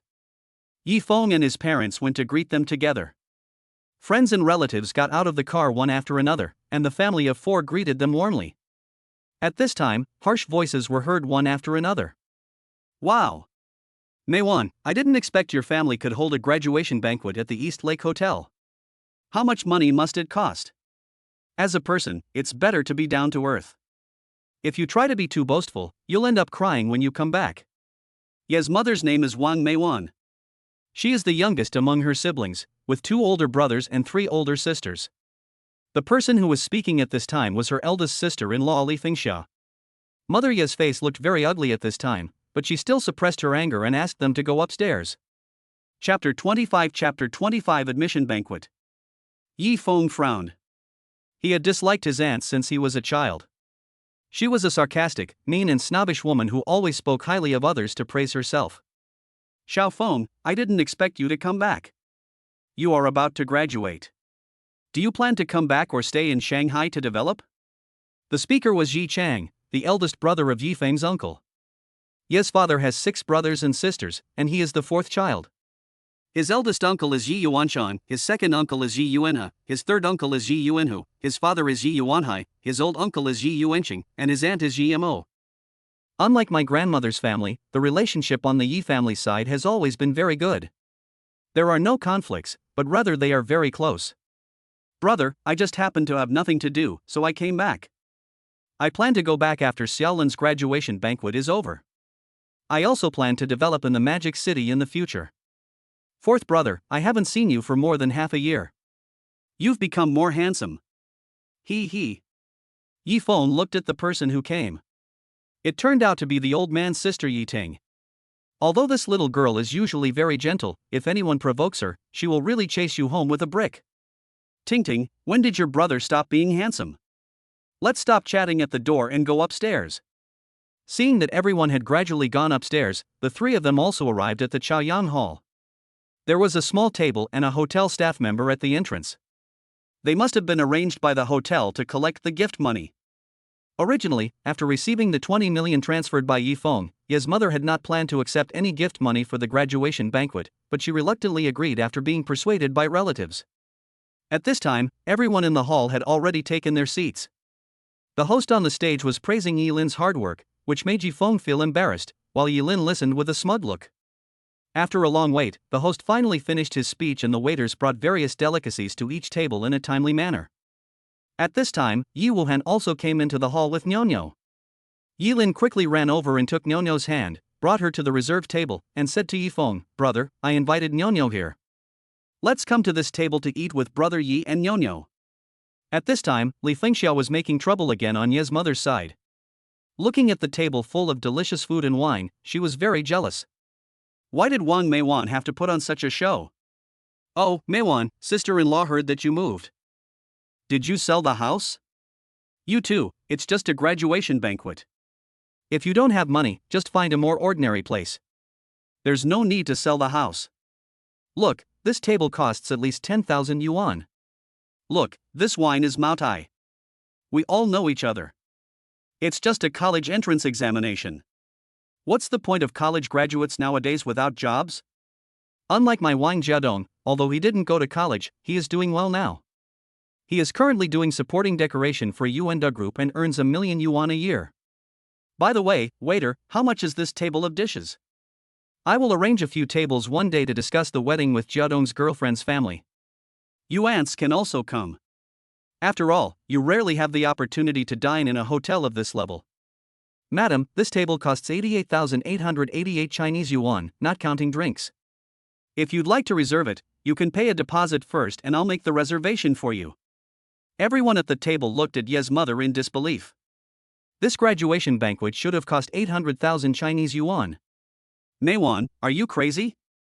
You're spending so much money, are you really going to sell the house? You're not going to be able to live like this anymore. Don't worry, sis. Xiaofeng made some money in the Magic City. He arranged all the graduation banquets. Old Ji and I didn't contribute any money, and we didn't sell the old house. Instead, Xiaofeng bought us a new one. How is it possible? How can he, a student who hasn't even graduated yet, afford to buy a house and hold such an expensive graduation banquet? He must have gone astray. I heard that many students were brainwashed and joined pyramid schemes after graduation. You'd better be careful. Maybe he will come to trick us into buying products and investing, and finally run away with the money. Li Fengxia said with a confident look on her face, as if she had seen it with her own eyes. In her eyes, no one could get rich except her son Wang Jiadong. Mother Ye's face also turned cold. She didn't want to argue with her sister-in-law, but she kept pushing her too far. Just when she was about to explode, the door was pushed open and two middle-aged men walked in, each carrying a box. The people who came were Qian Zhengwen and Zhang Jiwei. Brother Yi, we two brothers are not late, are we? Ha, it's all Lao Zhang's fault. He made me wait for him. Otherwise, we would have arrived earlier. Brother Qian, Brother Zhang, come and sit down. Our table hasn't started yet. Yi Feng also came forward to greet them. Brother Yi, wait a moment, let's pay the gift money first. Please don't refuse. This is a courtesy, otherwise we won't sit down at the table. The two opened the box and placed it on the table, and a box full of money appeared in front of everyone. Zhang Jiwei, chairman of Yuanda Group, gave a gift of 888,888, and Chen Zhongwen, chairman of Fuyu Group, gave a gift of 888,888. When the guests heard the names of the two men, they were all shocked. These were the two big men in Tianjin, especially Qian Zhongwen, who was well known. Brother Qian, Brother Zhang, you've already given me a lot of face by showing up, and you've even paid such a large gift money. Come and sit down. I also have something to tell you two brothers. Li Fengxia, who was standing by, was also extremely terrified. She had offended Ye's mother many times. She forced an ugly smile and said to her mother in a flattering way, Meiwan, I didn't expect Xiaofeng to be so capable. Please don't be offended by my nonsense just now. I see that Xiaofeng has a good relationship with Mr. Zhang from Yuanda Group. Can you help Jiadong and say something good for him? After all, Jiadong is your nephew. Mother Yi was eating by herself and ignored Li Fengxiao. She knew this woman too well. Even if she helped, Li Fengxiao would scold her behind her back. It would be better not to help. At the other table, Yi Lin greeted Brother Qian and Brother Zhang obediently, then started eating with Nyonyo. Brother Qian, Brother Zhang, I plan to set up an investment company. Yi Wuhan next to me will be in charge. I hope you two can help me. At this time, Xian Zhongwen looked at Yi Wuhan. The two looked at each other. Xian Zhongwen felt his body tremble and beads of sweat appeared on his forehead instantly. He knew that Yi Wuhan opposite him was not simple. He was most likely a warrior of a high level. This Brother Yi was really not simple. Brother Wuhan, I'm Qian Zhongwen. If you need any help in the future, just tell me. I, old Qian, will definitely not hesitate. Zhang Jiwei looked at Qian Zhongwen in confusion. When did old Qian become so easy to talk to? And to someone they had just met for the first time. Mr. Qian seems to be a fellow traveler. You don't have to be nervous. I've already left that circle. I'm just an ordinary person now. Chapter 26 Li Fengxiao's spoiled life. Yi Feng heard from the conversation between the two that Brother Qian should also be a warrior, but his strength should not be as strong as Yi Wuhan. Brother Qian, do you have an office building for sale? I'm planning to buy it for my investment company to use as an office. Yi Feng asked. Chen Zhongwen looked at Zhang Jiwei and asked, Old Zhang, haven't you always wanted to sell your Jinhui building? What do you think? Why don't you just sell it to Brother Yi? Okay, if Brother Yi is interested, I'll give it to you later. There's no use for me keeping Jinhui building. Brother Yi, when you come back, please contact Brother Zhang and don't let him suffer any loss. Brother Zhang has helped us a lot. Yi Feng said.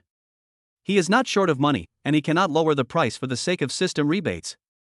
At this time, his father and mother came over together with wine glasses. Seeing this, Yi Feng immediately stood up and introduced, Brother Qian, Brother Zhang, these are my parents, Yi Yuanhai, Wang Meiwan, Mom and Dad, this is Mr. Qian, Mr. Zhang. Mr. Qian, Mr. Zhang, thank you both for taking the time out of your busy schedule to attend my daughter's graduation banquet and for giving us such a generous gift. My husband and I would like to offer you a toast. After saying this, the couple drank it all in one gulp. Qian Zhongwen and Zhang Jiwei also stood up, drank a glass, and said with a smile, It's us two who are bothering you. Please don't be offended, Brother Yi and sister-in-law. We also get along well with Brother Yi and Yi Lin.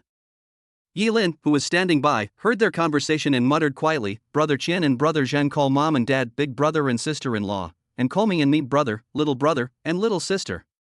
Then we have to stop caring about Mom and Dad and call them big brother and sister-in-law. Yi Feng rolled his eyes at Yi Lin.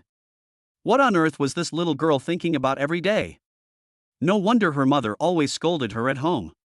Seeing the two of them sitting down, Yi Feng apologized and pulled Yi Lin to toast with his parents. The family came to the Yi family's table. Ye's father and mother first expressed their gratitude. After drinking a glass of wine, the eldest uncle Yi Yuanshan said with emotion, Fourth brother, in the blink of an eye, the children have grown up. Even Lin Lin is going to college. We are old too. Brother, yes. We are all old now. I remember when you took me to rob bird nests. It's been 40 years in the blink of an eye. Yi Feng was also pulled over by his three brothers. Xiaofeng, I didn't realize that you are quite talented and even know such a big shot. The eldest brother Yi Chang patted him on the shoulder and said. Yes, this kid has been like this since he was young, hiding everything. He shocks everyone at the critical moment. The second brother Yi Hua added. This kid is very stubborn. When he was beaten as a child, he refused to beg for mercy. If I hadn't seen him, he would have resisted to the end, said the third brother Yi Lin. Listening to the complaints of his three brothers, Yi Feng was helpless. It was not that he didn't want to say it, but he had just recognized them not long ago. Seeing that Yi's father and mother were toasting at the table below, Yi Feng quickly followed them, otherwise he didn't know how long he would be criticized. Everything went smoothly for the next few tables, but as expected, something went wrong when we got to the table at my grandma's house. Just as Mr. and Mrs. Yi finished expressing their gratitude, my Aunt Li Fengxia jumped out. Xiaofeng, I see you're very familiar with Mr. Zhang from Yuanda Group. Your cousin Jiadong is doing interior decoration for a property of Yuanda Group. You could give him a heads up and ask him to give him more work. That would be more practical than just a few nice words of thanks. At this point, Ye's mother's face had turned black. She couldn't stand it any longer and pointed at him, saying, Li Fengxia, you still have no shame, you're just going on, aren't you? You've been taunting me since you first arrived, and you want to thank me? What do you have to thank me for? If it weren't for my late eldest brother, I wouldn't bother with you. You're always gossiping about the Zhang and Li families. If you don't want to come, take your money and get out of here. Hearing this, Li Fengxia couldn't stand it anymore. She sat down on the ground and started to make a scene, crying that her husband had died early and now she was an orphan and a widow being bullied by her sister-in-law. Seeing that everyone's attention was drawn to her, Li Fengxia became even more excited. Yi Feng's face was icy cold, and he gritted his teeth as he said, Aunt, I advise you to leave right now, or I'll make sure your son can't get any work at Yuanda Group, or even in the entire city of Tianjin. Li Fengxia immediately stopped what she was doing, patted her butt, took back her gift money with a curse, and left in shame. Looking at the people whispering, Ye's mother felt very embarrassed and left early. Yi Feng returned to his desk. Xian Zhongwen glanced at him, lowered his head, and said slowly, Do you want me to teach her a lesson or make her disappear? Yi Feng shook his head and said, Don't bother Brother Qian, I can handle this little matter. Besides, we are all relatives, there is no need to kill us all. Soon after, the guests left one after another, and Xian Zhongwen arranged for the hotel bus to take them back. Yi Feng also took the car arranged by the hotel back to the East Lake Villa. When he entered the house and saw his aunt, second aunt, third aunt and uncle's family were all there, his mother's mood also improved a lot. Mom, are you feeling better? If you're still angry, I'll go teach her a lesson. Forget it, for your uncle's sake, I won't make a fuss about it.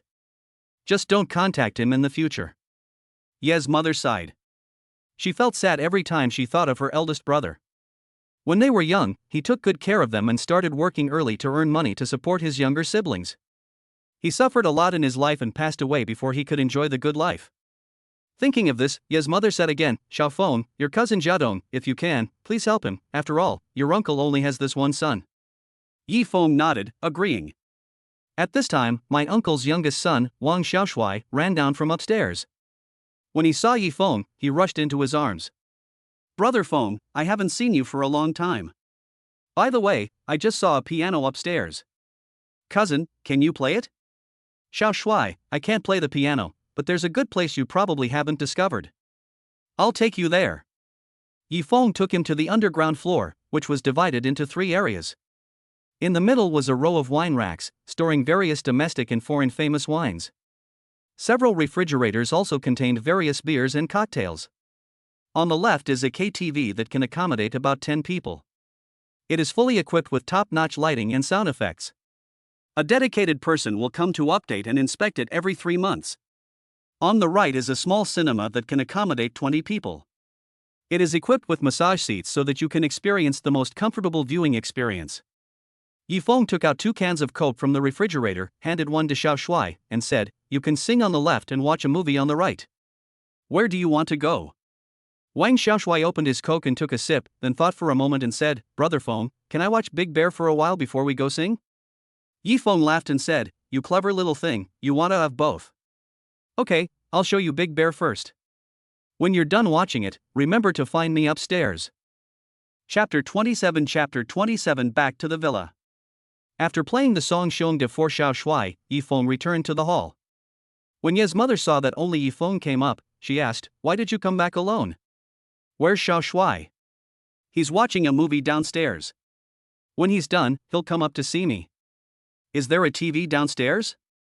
Ye's mother asked in confusion. Mom, haven't you been to the basement? There's not a TV in the basement, but a small cinema, a KTV, and a wine cellar.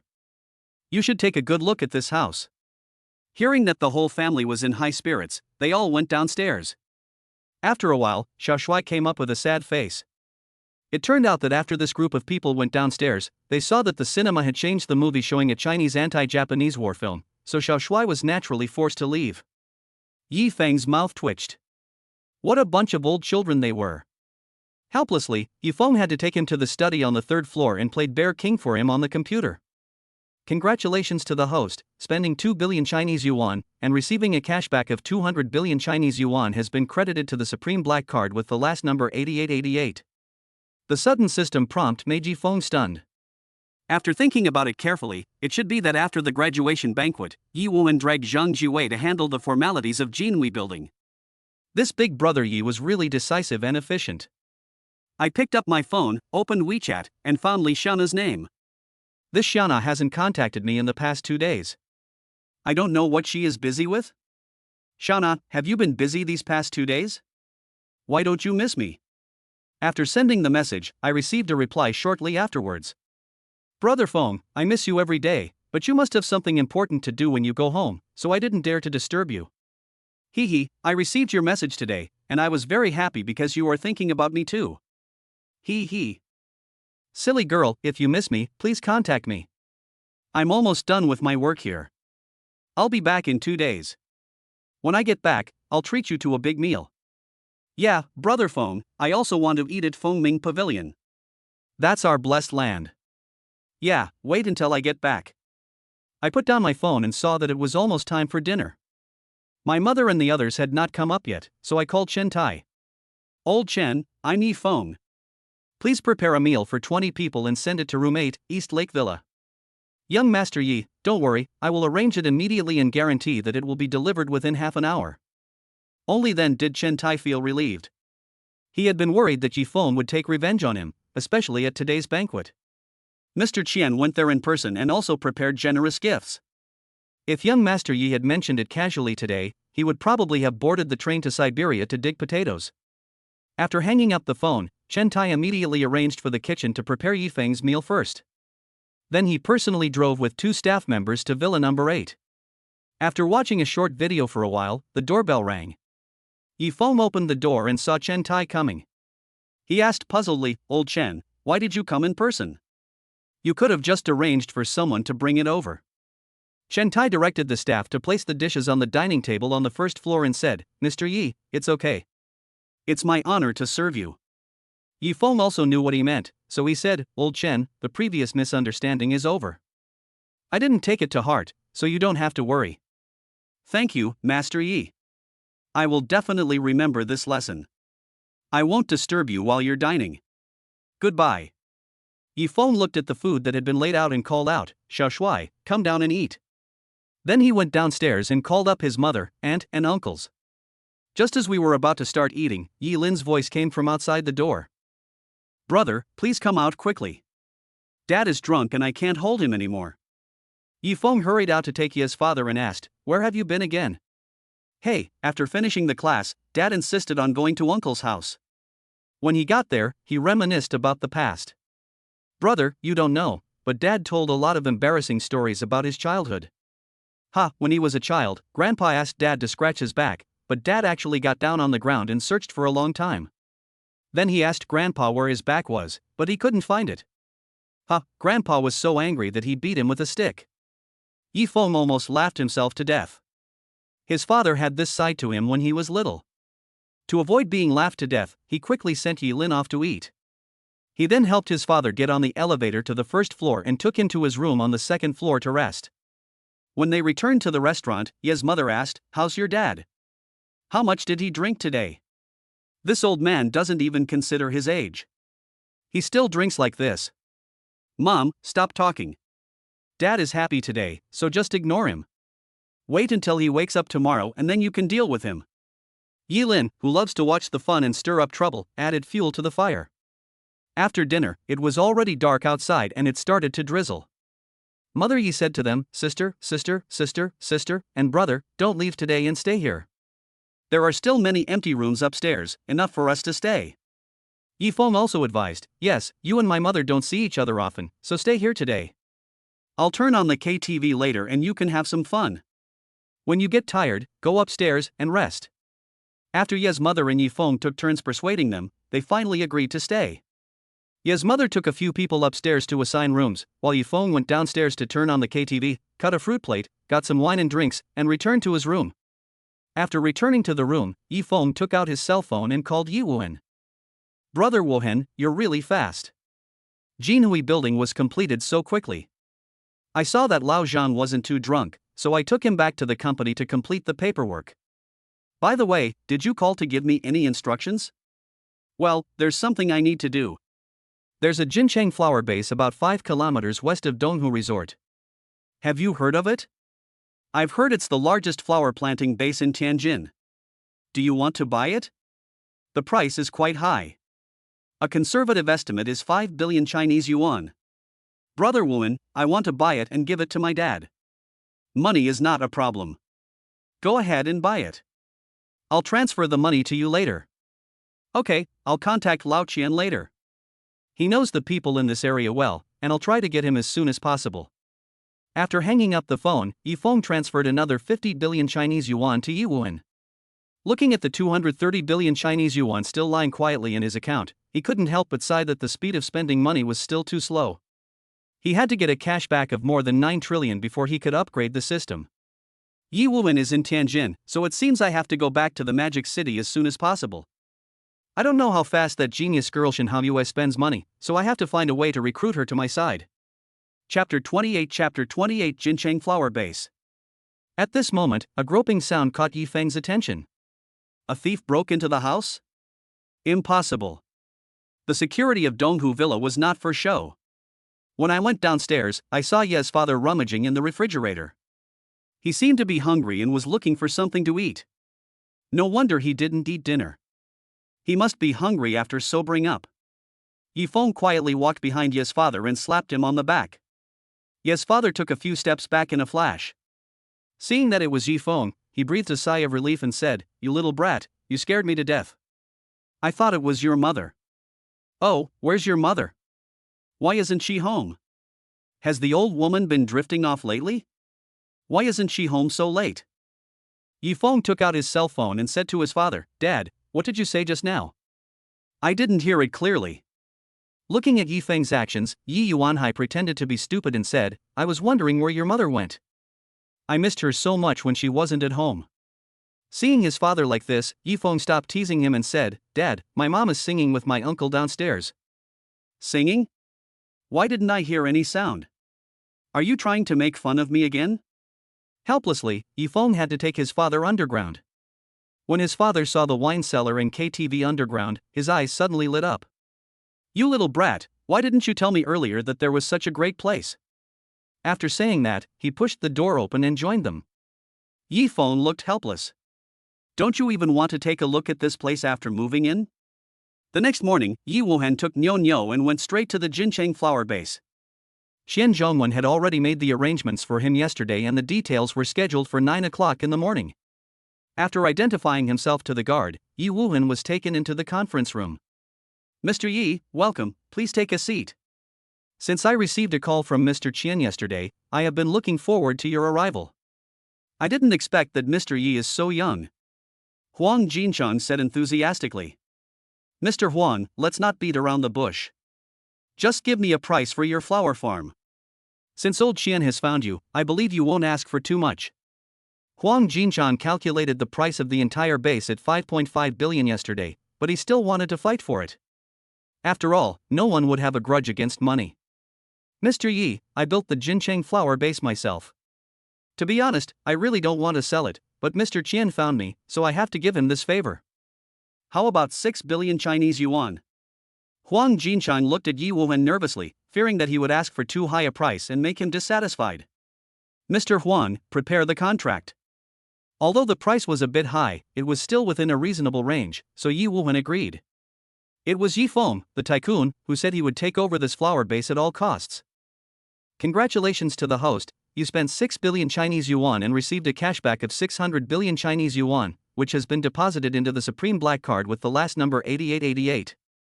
A system prompt sound woke Yifeng from his sleep. Seeing the large cashback, Yifeng immediately became alert. It seemed that Yi Wuhan had made the right choice. In just 2 days, he had received a cashback of 800 billion. At this moment, his phone rang, and Yi Wuhan's voice came when he answered the call. "Brother Yi, the Jincheng flower base has been acquired. You can have Uncle Yi take over at any time." "Brother Wuhan, you are too efficient. I'll transfer some funds to you. I'll be returning to the Magic City tomorrow. You can just worry about Tianjin." After saying that, Yi Feng transferred another 100 billion Chinese yuan. He hoped that Yi Wuhan would spend the money as soon as possible, so that the rebate from the system upgrade would be enough. Brother Wuhan, I'll go over and take a look in a while. When I went downstairs, I saw my parents chatting with Yi Lin, and the relatives had already gone home. Mom and Dad, I plan to go back to the Magic City tomorrow. According to the date, your diploma should be out soon. It's time to go back, said Ye's mother. Brother, I also want to go to Shanghai with you. I want to see what Shanghai University is like. It's too boring at home. Yi Lin looked at Yi Feng pitifully, and at the same time kept looking at Ye's mother, as if asking for advice. Okay, stop pretending. Just go, but don't cause trouble for your brother. Ye's mother said with a smile. Dad, let's go out for a while. I have something to tell you. Father Yi walked out of the house with a puzzled look on his face. When he was about to ask where he was going, Yi Feng said, Dad, drive with me and I'll take you to a nice place. The Jincheng flower base is not far from the Donghu Villa, and the father and son arrived there in 10 minutes. When they arrived at the destination, Mr. Ye's eyes lit up. As a veteran flower lover, he knew this place very well. Xiao Feng, are you going to buy me flowers? You are worthy of being my son. You know how to care for your father. Big brother, Grandpa Yi, you are here, come here quickly, the flowers here are so beautiful. Nyo ran over excitedly. Yi Feng squatted down and picked up Nyo, making her laugh. Hearing Nyo's laughter, Yi Wuhan also came out. Uncle Yi, Brother Yi, come and visit our flower base. Yi Yuanhai was confused. Our flower base? Then he thought of something and looked at Yi Feng excitedly. Dad, this place is under your charge from now on. Do you like this gift? I like it very much. Ha ha. After the excitement, Ye's father also calmed down. Xiao Feng, can I? Although I like to grow flowers and I am pretty good at it, I'm afraid that I won't be able to do it well on such a large scale. It would be a waste of these flowers. Hearing Ye's father's concerns, Yi Wuhan comforted him. Uncle Yi, don't worry, all the technical personnel here have been retained. There are special personnel responsible for large-scale planting and maintenance. Hearing this, Ye's father felt relieved and accepted this great gift with great joy. He no longer cared about them and took Nyo to appreciate the flowers and plants here. Yi Feng looked at Yi Wuhan's dress and said helplessly, Brother Wuhan, I know you are a person who doesn't like to accept favors from others. How about I give you a raise, let's say an annual salary of 20 million, and bonuses are another matter. You are now the boss of our Universal Investment Company. It's time to change your outfit and your old Pusan. Otherwise, people will think that our company is not strong enough. I will assign you a secretary and an assistant to help you share some of the work and help you take care of Nyo. I'm not discussing this with you, this is a task I've assigned you. You can do it this afternoon. Buy a few sets of clothes for Nyo and use the company's account. Brother Yi, there's really no need. You should know that we warriors don't care about these things. You are a warrior, Nyo, right? You have to consider Nyo. Nyo will be going to school soon, and you don't want her to be looked down upon by her classmates, right? Brother Wuhan, please don't refuse. If you refuse, you are not treating me as your brother. Okay. In the end, Yi Wuhan had no choice but to agree. He might not do it for himself, but for Nyo, he had to accept it. However, he would always remember this kindness in his heart. Chapter 29 Return to the Magic City. Yi Feng drove back alone, but his father was there, as he was reluctant to leave this beautiful sea of flowers. After booking 2 tickets to Shanghai online, Yi Feng pushed the door open and returned to the villa. Seeing several suitcases piled up in the hall, Yi Feng asked his mother, Mom, are our relatives coming? Why are there so many luggages? Mother Yi said unhappily, it's because Yi Lin wants to go to the Magic City with you, and she wants to take all these things with her. Yi Linla was just getting off the elevator, holding a large stuffed toy. Seeing Yi Feng, she immediately said, Brother, do you think I should bring anything else? This is my first time leaving Tianjin, and I'm not sure if I've prepared enough. Yi Feng was speechless. Seeing that she looked like she was going to move her entire home over there, he walked over, knocked on Yi Lin's head and said, Girl, why are you bringing so many things? I have everything over there. Put it all back.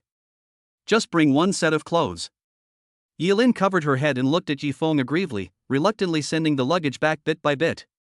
You are the only one who can handle this girl, Lin. Xiaofeng, you must keep an eye on her when we get to the Magic City. Don't let her learn bad things. Mother Yi instructed Yifeng. Don't worry, Mom. With me here, the little girl can't cause any trouble.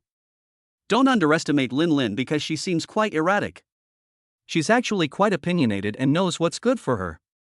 It's just that she's quite dependent on her family, which makes her seem a little silly. The days of returning home are always short, especially when we grow up. People are busy running around, but home can only be kept in the heart, guiding people in the direction of progress. At Tianjin Airport, with Ye's father and mother reluctant to let them go, Yifeng and his wife boarded a plane to the Magic City. Brother, this is my first time on a plane. I heard that there are free food and drinks on the plane. Hee hee, I will definitely try them later. Yilin chattered like a lark. What a coincidence! I didn't expect to meet you again. A voice interrupted Yifeng's thoughts. Molly, I didn't expect to see you again. Sister Molly, hey, I'm Yilin. Do you remember me? We met when my brother took me out to play when we were little. Little Yilin? I haven't seen you for so many years. The little girl has grown into a beautiful lady. Hee hee, Sister Molly, you are a real beauty. You are so beautiful, so there must be a lot of people chasing after you, right? Glancing at Yifeng, Molly slowly said, No, I still like someone. The plane is about to take off. Little Yilin, fasten your seatbelt, or you'll fall. 2 hours later, the plane landed safely and the brother and sister took a taxi away. Brother, where are we going now? You have to take me out for some fun. You little girl, you only know how to play. Let's go home first, and then I'll take you to Magic City University to have a look. Not long after, the two arrived at Thompson Epine. Looking at the name of the community, Yilin's eyes lit up. Brother, you don't own a house here, do you? I saw it online, and the houses here are very expensive. Do you like it? If you like it, wait until you get married, and your brother will give you a set. That's annoying. I'm still a baby. But you, brother, when are you going to take me to meet my sister-in-law? Last time you only said half of it and haven't finished yet. Let's go home first. We can meet each other when we go to Magic City University later. When they arrived outside the door, Yifeng recorded Yilin's fingerprints and irises, which would be more convenient. The two came to the room. Yifeng put away his luggage and took the car keys. When he was about to call Yilin, he saw her looking around like a curious baby. Brother, I love that big round bathtub in the bathroom so much. Hee hee, and this big floor-to-ceiling window is so beautiful. My dear brother, can you agree to a small request from your lovely sister? Can you let me live in your bedroom? I love that room so much, hee hee. This little robber wanted to occupy his room on the first day he arrived. Since she was his own sister, Yifeng had no choice but to agree. Yeah. I knew my brother is the best to me. Hee hee. Looking at the happy Yilin, Yifeng also laughed. Lin Lin, when school starts, do you plan to live here or in the school dormitory? Yilin thought for a moment and said seriously, Brother, I still want to live in the dormitory. After all, university life is incomplete without living on campus. I can come back and live here on weekends, hee hee. Okay, whatever you say. Find some time to get your driver's license. I'll give you a car when you come back, so it'll be more convenient. Don't worry, brother. I will definitely pass the driving test as soon as possible. Hee hee, I have to choose carefully and let you bleed. Okay, you can pick whatever you want when the time comes. Now let's go to Magic City University. When Yifeng was driving past a flower shop and was stopped by Yilin, he looked at Yilin in confusion. Brother, are you going to meet your sister-in-law empty-handed? What else? You're such a straight man, I don't know how you managed to win my sister-in-law over. Get out of the car and buy her a bunch of roses. Yifeng also suddenly realized and immediately got out of the car and went to the flower shop next to him. The owner was a woman in her 30s. She wasn't particularly pretty, but she exuded an intellectual beauty.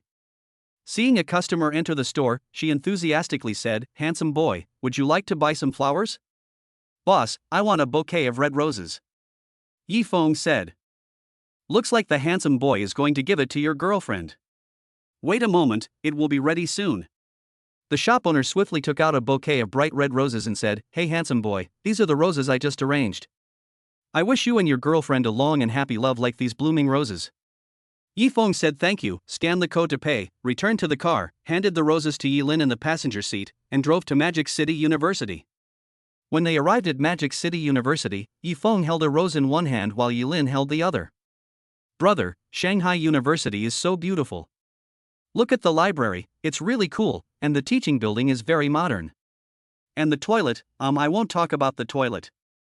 Seeing Yifeng's face gradually getting darker, Yilin tactfully stopped talking. Yifeng was feeling thirsty, so he took Yilin to the supermarket. The owner, Zhao Li, was leisurely listening to music. Seeing Yifeng, he smiled and said, I haven't seen you for a while. It seems you've been very busy lately. Who is this?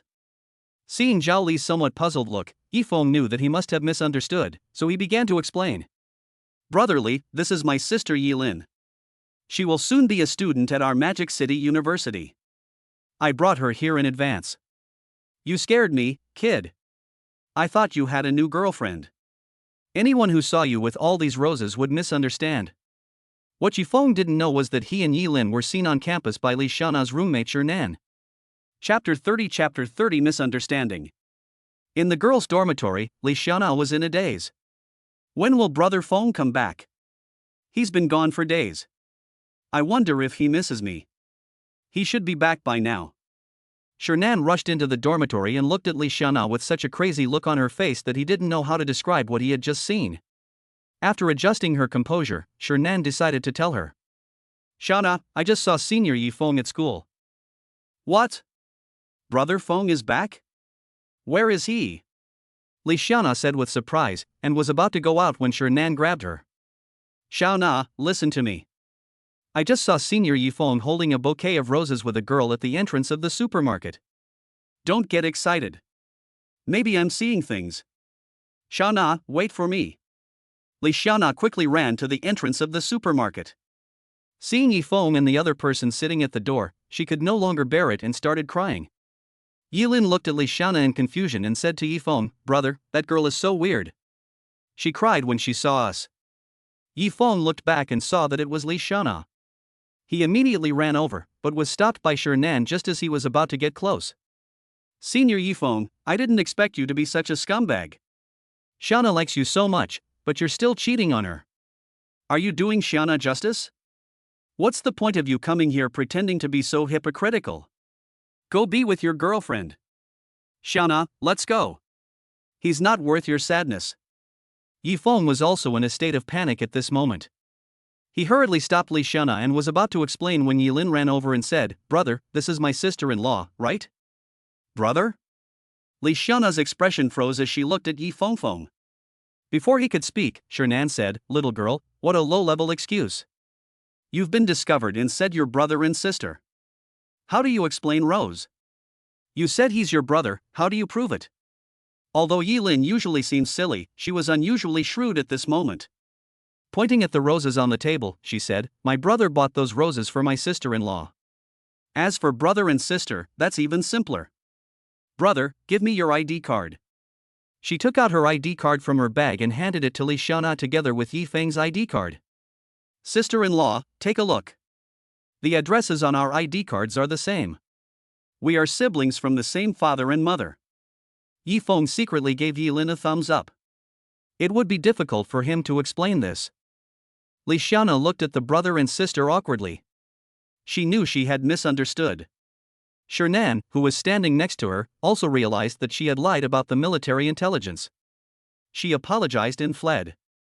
Sister-in-law, come, let's go sit over there, don't stand here. The three of them sat down, and Yifeng took the rose and placed it in front of Li Xiana. Xiana, I give you a rose. I wonder if you like it. Li Xiana took the rose with a happy look on her face, and then whispered, Brother Feng, Linlin, I'm sorry, I misunderstood just now. Sister-in-law, it's okay, don't worry about it. If you have time in the afternoon, let's go shopping and let brother pay the bill, hee hee. The atmosphere among the three of them gradually became harmonious. When Li Xiana learned that Yilin was also about to enter Shanghai University, she was even happier. In the future, she would be able to learn more about Brother Feng from her and also have a good relationship with her future sister-in-law. Seeing that they were having a happy chat, Yifeng booked a table at Fengming Pavilion for the evening on his mobile phone. Just as he finished booking the table, Shin Haoren called him.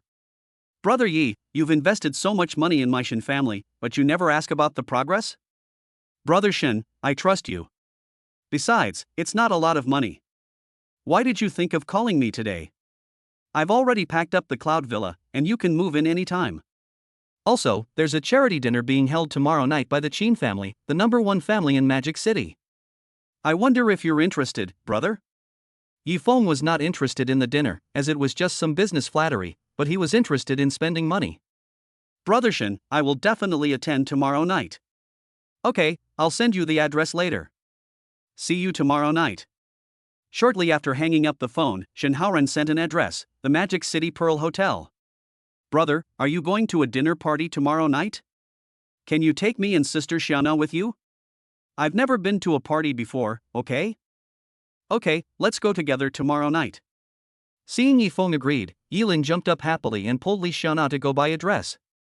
Yifeng drove the two girls to Wanda Plaza. The three of them went straight to the luxury goods area. They first came to the Armani store and planned to choose a suit for Yifeng. When the clerk saw Yifeng, she immediately came up to him warmly. She had seen Yifeng's generosity last time. Mr. Yi, welcome to Armani. What do you need this time? I will be happy to serve you. After taking a look at the familiar clerk, Yilin said before Yifeng could say anything, take us to look at some suits. The clerk led the three people to the suit area and pointed to a black suit and introduced it. Mr. Yi, this latest suit is personally designed and handcrafted by Italy's top designer, Ferrando Armani. It uses the finest materials. Not only is it extremely comfortable to wear, but it also perfectly reflects the optimal proportions of your body. It's perfect for a tall man like Mr. Yi. Brother, go try it on quickly. I've never seen you in a suit before. Yifeng took the suit handed to him by the clerk and went to the fitting room. After changing clothes, he walked out of the fitting room and said to the dazed Li Xiana and Yilin, "What are you two standing there for? Take a look at this dress." Brother, I just realized how handsome you look in a suit. Ah. It's blinding my eyes. How do you say that?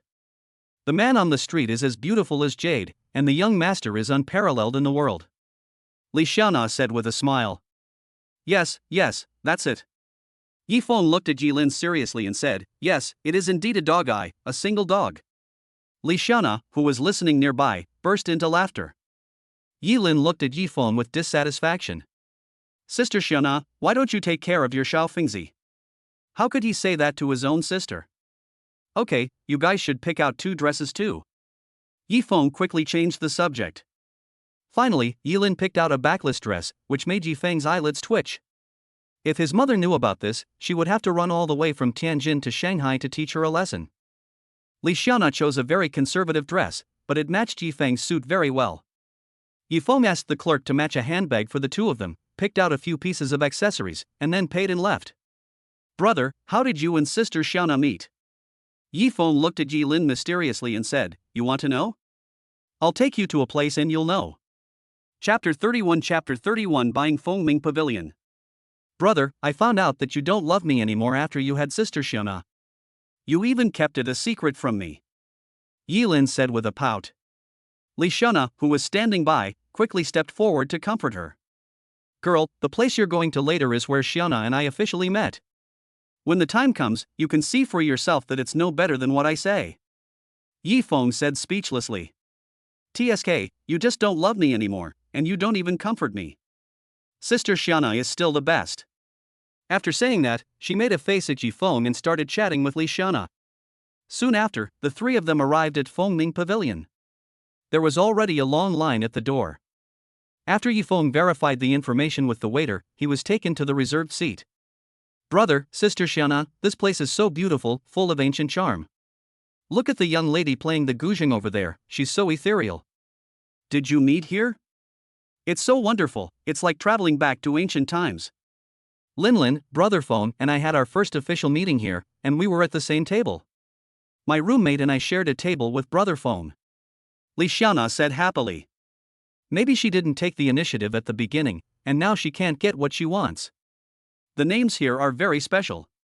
If you call a waiter, they won't answer you. You have to call a waiter, and then they will come over. Why don't you try it? Yilin's eyes lit up. She had only heard of this name on TV, but she didn't expect to experience it today.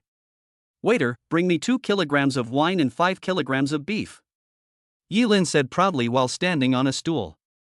Yi Feng's face was filled with black lines. He knew that his sister would cause some trouble. He glared at Yi Lin and said, "What's going on in your head every day, girl? Waiter, bring me some special dishes, a pot of Longjing tea, and 2 glasses of orange juice." Yi Lin said dissatisfiedly, "I saw people ordering food like this on TV. Especially when I stepped on the stool, wasn't it very imposing? You are so arrogant. Don't be more ladylike. Let's see how you will get married in the future," Yi Feng said unhappily. Li Xiana felt very warm watching the brother and sister bickering. As an only child, she also envied others for having a brother who loved them. They could quarrel, care about each other, and act coquettishly as much as they wanted. She thought that she would definitely give birth to more babies for brother Feng in the future. Her face turned red unconsciously when she thought of this. "Sister Xiana, what are you thinking about? Your face is red. Hee, tell me quickly, are you also making fun of me? Tell me the truth, or I will let you experience the power of your future sister-in-law. Look at my breast-grabbing dragon claw hand." Looking at the two people playing around, Yi Feng smiled happily. At this moment, a discordant voice sounded. "Hey, isn't this Yi Feng? Pretty boys are good, they can pick up 2 girls at a time. TSK, little girls, your vision is not good. What's good about a poor boy without a job? Looks can't make a living these days, you need money too."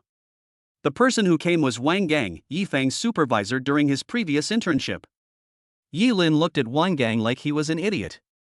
Where did this man get his confidence from? He said her brother was a poor boy. "Wang Gang, you really are haunting me. Not only are you ugly, but you're also wrong to disgust others. I almost forgot about you, you piece of trash, but I didn't expect you to rush to ask me to deal with you." Yi Feng felt that this guy had a problem with his brain. You think too highly of yourself and want to deal with me. Boy, do you have that ability? You really think you are a big shot?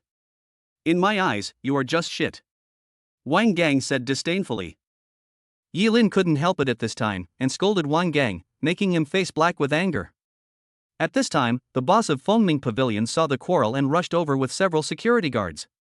"Gentlemen, I am Zhou Muyao, the head of Fengming Pavilion. If you two have any conflicts, please do not argue in Fengming Pavilion, otherwise I will have to ask you to leave." Yi Feng looked at Zhou Muyao and said, "Boss Zhou, are you selling Fengming Pavilion? Name your price." Wang Gang almost laughed to tears when he heard Yi Feng's words. "Yi Feng, you're really not afraid of getting your tongue bitten. You're being too pretentious, aren't you? You want to buy Fengming Pavilion? That's ridiculous. Do you know how much Fengming Pavilion is worth? At least 80 million Chinese yuan. With your poor looks, you can't even afford a table." Yi Feng ignored Wang Gang and continued to say to Zhou Muyao, 100 million Chinese yuan. "Sir, I have no intention of selling Fengming Pavilion, so please stop joking about this." Zhou Muyao didn't believe that Yi Feng could buy Fengming Pavilion. "Ha, Yi Feng, you are just like a clown now. Keep performing. If you can buy Fengming Pavilion, I, Wang Gang, will crawl out of here today. 150 million Chinese yuan. Yi Feng continued. "Mr. Yi, it's not that I don't trust you, I just don't want to sell Fengming Pavilion. I built this place with my own hands, and I have feelings for it." "Don't want to? That doesn't mean you can't sell it. Boss Zhou, 200 million Chinese yuan. And Fengming Pavilion will continue to be your responsibility from now on." Zhou Muyao was very satisfied with the price, but he still doubted whether Yi Feng had the ability to buy it. "Mr. Yi, if you can really come up with 200 million Chinese yuan, then Fengming Pavilion will be yours." Yi Feng asked Zhou Muyao for an account number, transferred 200 million, and then looked at him quietly. After receiving the bank card payment information, Zhou Muyao said respectfully, "Boss, from now on, Fengming Pavilion belongs to you. What are your instructions?" Yi Feng looked at the frightened Wang Gang and said coldly, "Help him fulfill his promise." Wang Gang finally reacted. He couldn't understand how the poor boy who had once been manipulated by him could come up with 200 million Chinese yuan to buy Fengming Pavilion. It was unrealistic. Just as he was about to run, 2 security guards came up to him and pushed him to the ground. He looked at Yi Feng with resentment on his face, and crawled out of Fengming Pavilion in humiliation. Boss, do you have any other instructions? Zhou Muyo said respectfully. He knew that Yifeng must be extremely powerful since he spent 200 million Chinese yuan to buy Fengming Pavilion just to vent his anger. You will be the manager here from now on. Fengming Pavilion will still be under your charge. I will not be involved. Also, all purchases here today are free to celebrate Wang Gang's escape. After Zhou Muyo left, he announced that all meals would be free, which caused a round of cheers among the people. The consumption level of Fengming Pavilion is not low, so they can save a lot of money now. Some people also posted this matter on the internet, which also caused quite a stir in the Magic City. Brother, you were so handsome just now. The way Wang Gang crawled out was really funny, just like a big turtle. It made me laugh to death. Yi Lin said exaggeratedly. Chapter 32 Crazy Carnival. Li Xiana also looked at Yifeng with admiration. Which woman doesn't want to see her man mighty and domineering? Xiaona, Lin, let's eat. Don't let irrelevant people spoil our mood. The three of them began to enjoy the food. During the meal, Yifeng kept picking up food for Li Xiana, which caused Yi Lin's strong dissatisfaction. In the end, he could only become a tool to pick up food. When the three of them had almost finished eating, Yi Lin said mysteriously to Li Xiana, Sister Xiana, why don't we go to my brother's place later? My room is beautiful, and we have a charity dinner tomorrow night, so it wouldn't be a good idea to bring our dresses to school. Okay, I also want to see what Brother Feng's house looks like. I heard that boys' homes are very sloppy. I wonder if he will notice Brother Feng's smelly socks. He. Seeing Li Xiana agreed, Yi Lin winked at her brother, as if to say, hurry up and thank your lovely sister. The three of them left Fengming Pavilion and rushed towards Thompson First Grade. When they arrived at the door of the house, Yi Lin asked Yifeng to record Li Xiana's fingerprints and irises, under the pretext that it would be convenient for Sister Xiana to ask her to come and play in the future. As for the real purpose, it was obvious. Sister Xiana, come with me quickly. I'll show you my room. I spent a lot of effort to get this from my brother. Yifeng looked at Li Xiana being pulled away by Yi Lin and smiled helplessly. He thought his sister was going to create an opportunity for him, but she didn't expect him to be left in the living room. He had no choice but to lie on the sofa and watch short videos. I opened Douyin and looked at my former online name Feng Shui Guiran. Now I think it's a bit funny. It's just a name anyway, so let it be. A video suddenly caught Yifeng's attention. This video was about what happened in Fengming Pavilion just now. After watching it, he read the comments, which were mixed. Some praised him for his generosity and lavish spending, while others said that he was too bullying and unreasonable. After watching for a while, he skipped the video and a live broadcast screen appeared. A girl with a delicate face was singing. Yifeng knew this person. She was his college classmate Feng Qi. There were not many people in the live broadcast room, less than 50 people, and the gifts were pitifully few, only a few scattered lollipops. Host, you can't sing like this. You need to dance and show off your figure. Yes, host, I see your cleavage is so majestic, it must be surging when you dance. The two old perverts upstairs have been identified. Little sister, come and touch me 18 times, and I'll give you rockets. At this time, a PK invitation appeared on the screen, and soon a sexy and enchanting woman appeared on the screen. I actually connected to Sexy Kitten. She's a big streamer with 2 million followers. Host, you have to catch this wave of wealth. This is the 9th ranked kitten in the singing and dancing category. Xiao Chi, can we start the PK? A sexy voice came from the live broadcast. Feng Qi also knew that there were not many opportunities to connect with big anchors. This was an opportunity, a good opportunity to increase fans and become famous. Hello, Sister Kitty, let's start a PK. Feng Qi said excitedly. Okay, then let me tell you the punishment first. The loser has to remove his makeup on the spot and turn off the beauty filter. Xiao Mao didn't think she would lose. How could the newbie on the opposite side possibly beat her, so the punishment was very harsh. Okay, Kitty, let's get started. The PK started, and Xiao Mao began a sexy dance with all kinds of seductive movements and charming eyes. Rockets, sports cars and other gifts continued to appear in the live broadcast room. Soon, a big gap opened up in the points between the two. Xiao Chi-Chi's live broadcast room was extremely bleak at this time, with only a few lollipops and hearts. System, can I get cashback for giving gifts during live streaming? Host, in order to prevent malicious cashback, live broadcast rewards will not be rebated. Yifeng thought he could find a way to get cash back quickly, but it was a pity. However, he had a huge amount of wealth, so it was no pressure for him to achieve a small goal. After recharging 10 million Chinese yuan, Yifeng started to take action. After all, they were classmates, so he planned to help. Maple Snow Knight returns Carnival 10. Maple Snow Knight Returner sends Carnival 50. Maple Snow Knight Returner sends Carnival 100. Xiao Qiqi's score immediately surpassed Sexy Kitten, and the people in the live broadcast room were excited. Oh my god, here comes the boss. I bowed down to you. I've got 100 carnivals in one go. Boss, are you short of accessories? Boss Feng Shui is so amazing. He killed 50,000 enemies in 1 second. Sexy Kitten also noticed something unusual and became anxious when she saw that she was being overtaken. If she turned off the beauty filter and removed her makeup, her image would definitely collapse.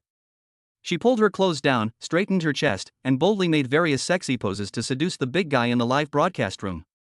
Sexy Kitten's actions made her score continue to rise and she overtook others. Yifeng started to operate again. Feng Shui Nike Returner gives away Carnival 200. Feng Shui Nike Returner gives away Carnival 500.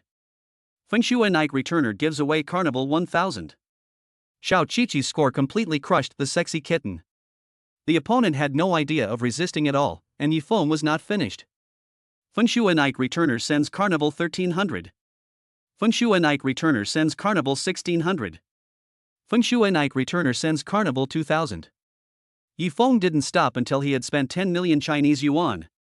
At this time, the number of people in Xiao Qiqi's live broadcast room had increased by 10 plus, and the number of fans had reached 50,000. Xiao Qiqi kept thanking Yifeng. She never dreamed that more than 100,000 people would watch a PK scene, and the gifts amounted to more than 10 million Chinese yuan. After deducting the platform share, she still had an income of 5 million. The Sexy Kitten on the other side had an extremely ugly expression on her face. She knew that she was finished. She regretted the punishment she had proposed very much. Seeing the words makeup removal flooding the screen in the live broadcast room, she wanted to die. She had no choice but to turn off the beauty filter and start removing her makeup. Oh my god, how can this be a Sexy Kitten? This is just a bloated old lady. Ha, Chuchababy's whereabouts are unknown. I originally thought it was a joke, but I didn't expect it to be a real-life incident. Didn't you notice that Big Brother ranking had run away? The psychological shadow of the Big Brother who was seeking the list. This time the anchor's reputation has been ruined, but she really dared to take off her makeup. I respect you as a real man. Looking at the various teasing remarks in the live broadcast room, Yifeng felt that it was boring and quit the live broadcast. At this time, he found that the number of his fans had increased from more than 100 to 80,000, and the private messages in the background were even more dense. Most of them wanted to curry favor with him and invite him to the live broadcast room to watch, and some even directly sent private photos. Fang Qi also sent him a private message saying that she wanted to treat him to a meal and express her gratitude to him in person. Chapter 33 Lightbulb Yilin. Yifeng did not reply and exited the software directly.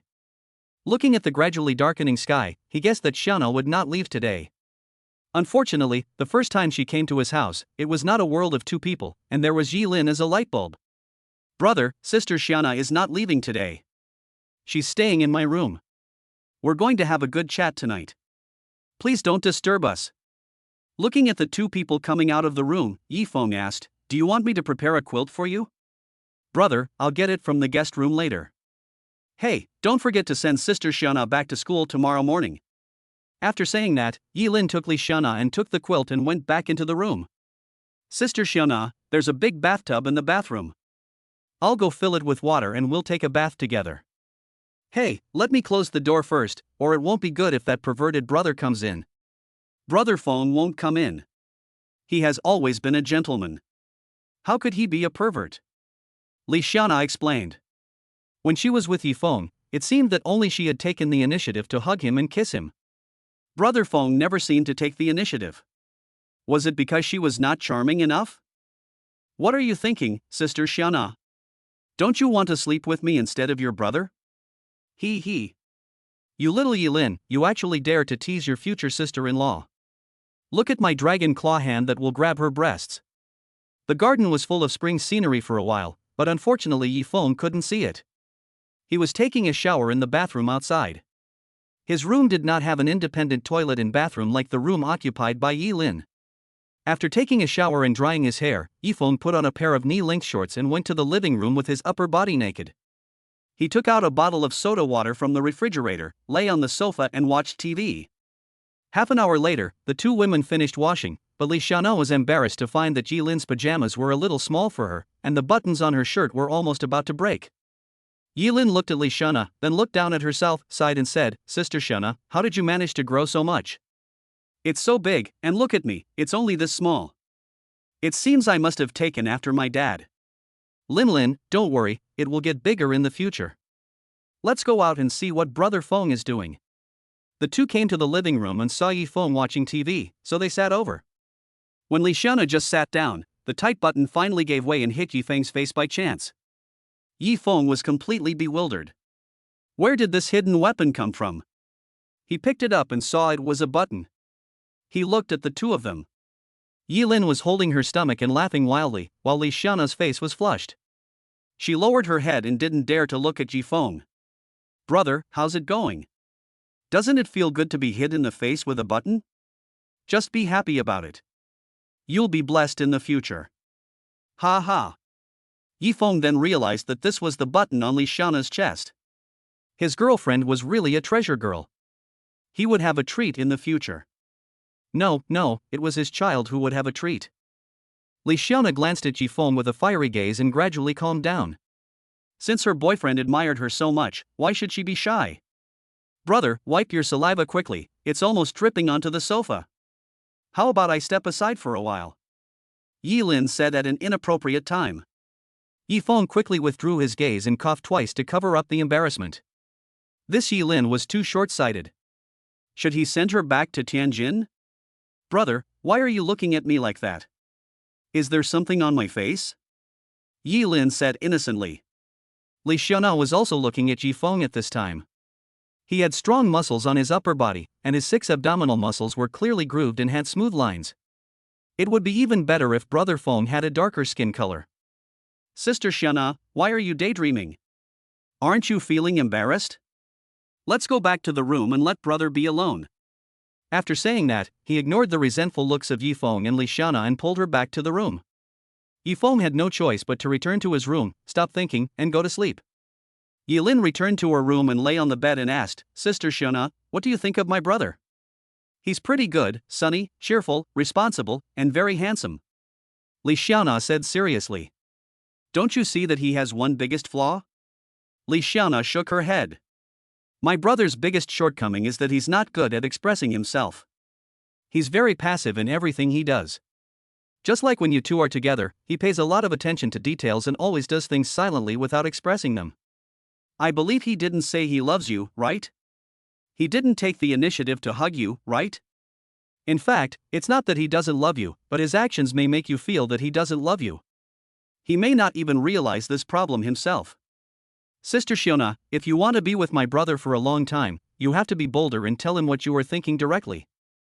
Don't expect him, a pig, to guess a girl's mind." Li Xiaono agreed and said, Lin, you're absolutely right. You said he loves me, but he's never held my hand or hugged me. You said he doesn't love me, but you gave us both the same watch. That shows you treat me like your closest person. Besides, the table we had dinner at today is the one where we officially met. He's very attentive to details, but they're easily overlooked. I guess I need to be more proactive in the future." The two chatted for a while about Yi Feng's interesting childhood memories and then fell asleep. In the early morning, when the first ray of sunlight shone into the room through the curtains, Li Xiaono got up quietly, afraid to disturb Yi Lin who was still sleeping. She carefully went to the bathroom and smiled foolishly at her rosy face in the mirror.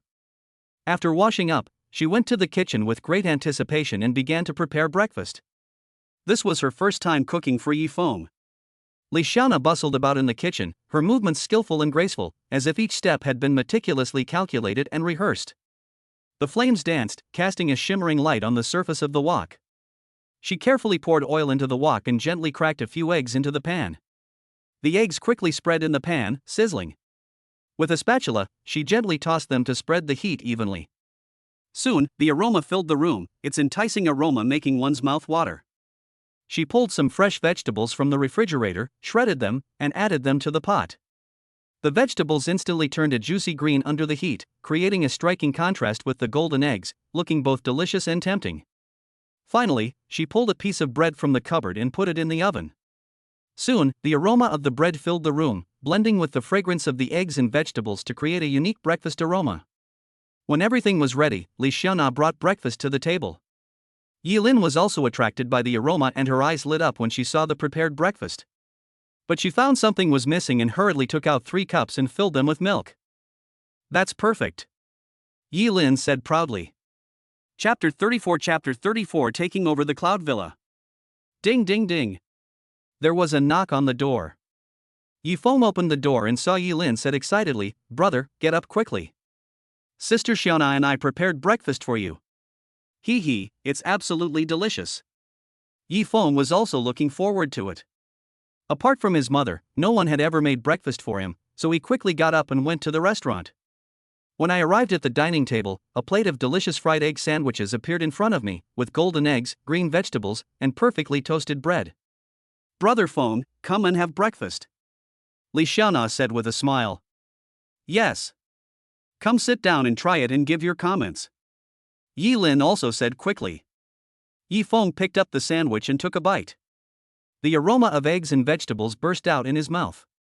Every bite was filled with happiness and satisfaction. A warm current surged in his heart. This is the feeling of being loved.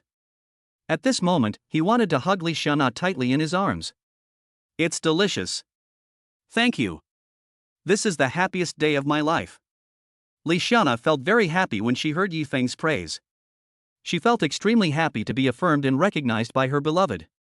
"Brother, try the milk I poured for you. It must be delicious.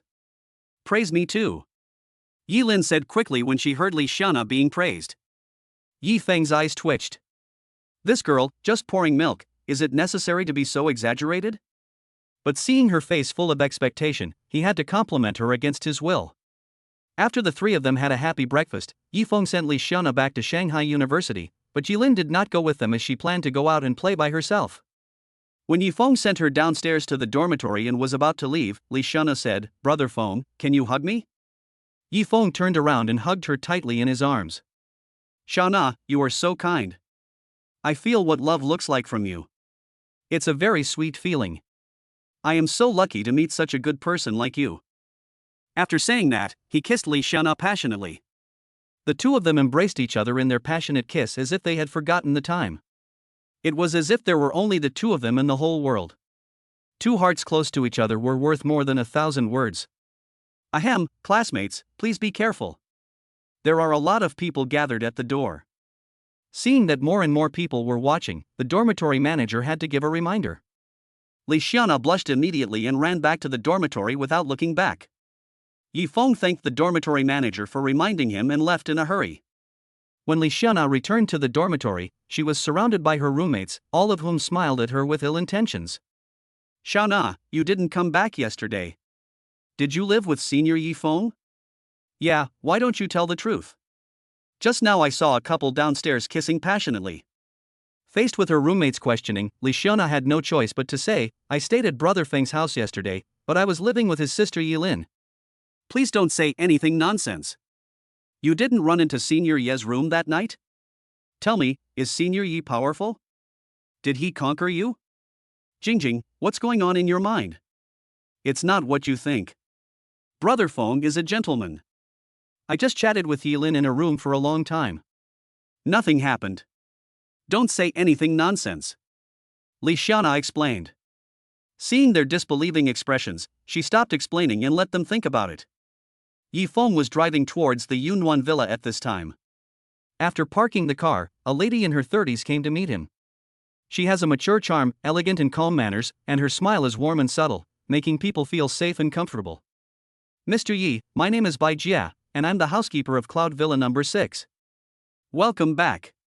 Sister Bai, you can call me Yifeng or Xiaofeng. I'll be sorry to trouble you to take care of me from now on. Could you please introduce me briefly? It's our responsibility to take care of you. There are 3 people in the villa responsible for hygiene, 2 chefs, 2 gardeners, and myself, a total of 8 people responsible for your daily life. The total cost is 2 million Chinese yuan per year. Yifeng took out his cell phone and transferred 20 million Chinese yuan to Bai Jie. Sister Bai, from now on, all employees' salaries will be doubled. I won't be staying here very often, so please take care of the daily expenses and salary payments. Bai Jie stared at Yifeng blankly. This was too generous. His salary was doubled right after he arrived, and he was so kind. His work should be easy in the future. On behalf of everyone here, I want to thank Mr. Yi for his generosity. I will do my best to repay your trust in me. The two came into the villa, and Bai Jie announced Yifeng's recent decision. All the staff were very happy. Their salaries were not low to begin with, and after doubling, they became even more substantial. Yifeng, Mr. Shin left you 2 invitations before he left. They are now in the study. Would you like to take a look? Okay, take me to get it. The two of them came to the study. There were 2 invitations on the table. When they opened them, they found, as expected, that it was for the charity dinner hosted by the Qin family, the #1 family in Magic City. Yifeng put away the invitations and asked Bai Jie, Sister Bai, are you staying in the villa? Yes, except for me, all the staff live on the 1st floor. If you find it inconvenient, I can arrange a dormitory outside. No, it's nice to live here. It's convenient if anything happens. Sister Bai, why don't you live here? My husband and I live on the outskirts of the city, and I have a room here, so I stay here when he's on business trips. Yifeng, are you going to stay here today? I'll arrange for the chef to buy ingredients in advance. Sister Bai, I have something to do tonight, so I won't be staying here. After Yifeng took a look around the villa under Bai Jie's guidance, he drove away. He also had to pick up Li Xiana to attend the banquet tonight. While driving to Shanghai University, Yifeng received a call from Wang Chao, the 3rd roommate in the dormitory. 4th brother, what are you busy with? I've been at INGU in our dormitory group chat for ages, and you haven't said anything. We're getting our diplomas tomorrow, and the boss said we'll have dinner together tonight. Don't say you're busy.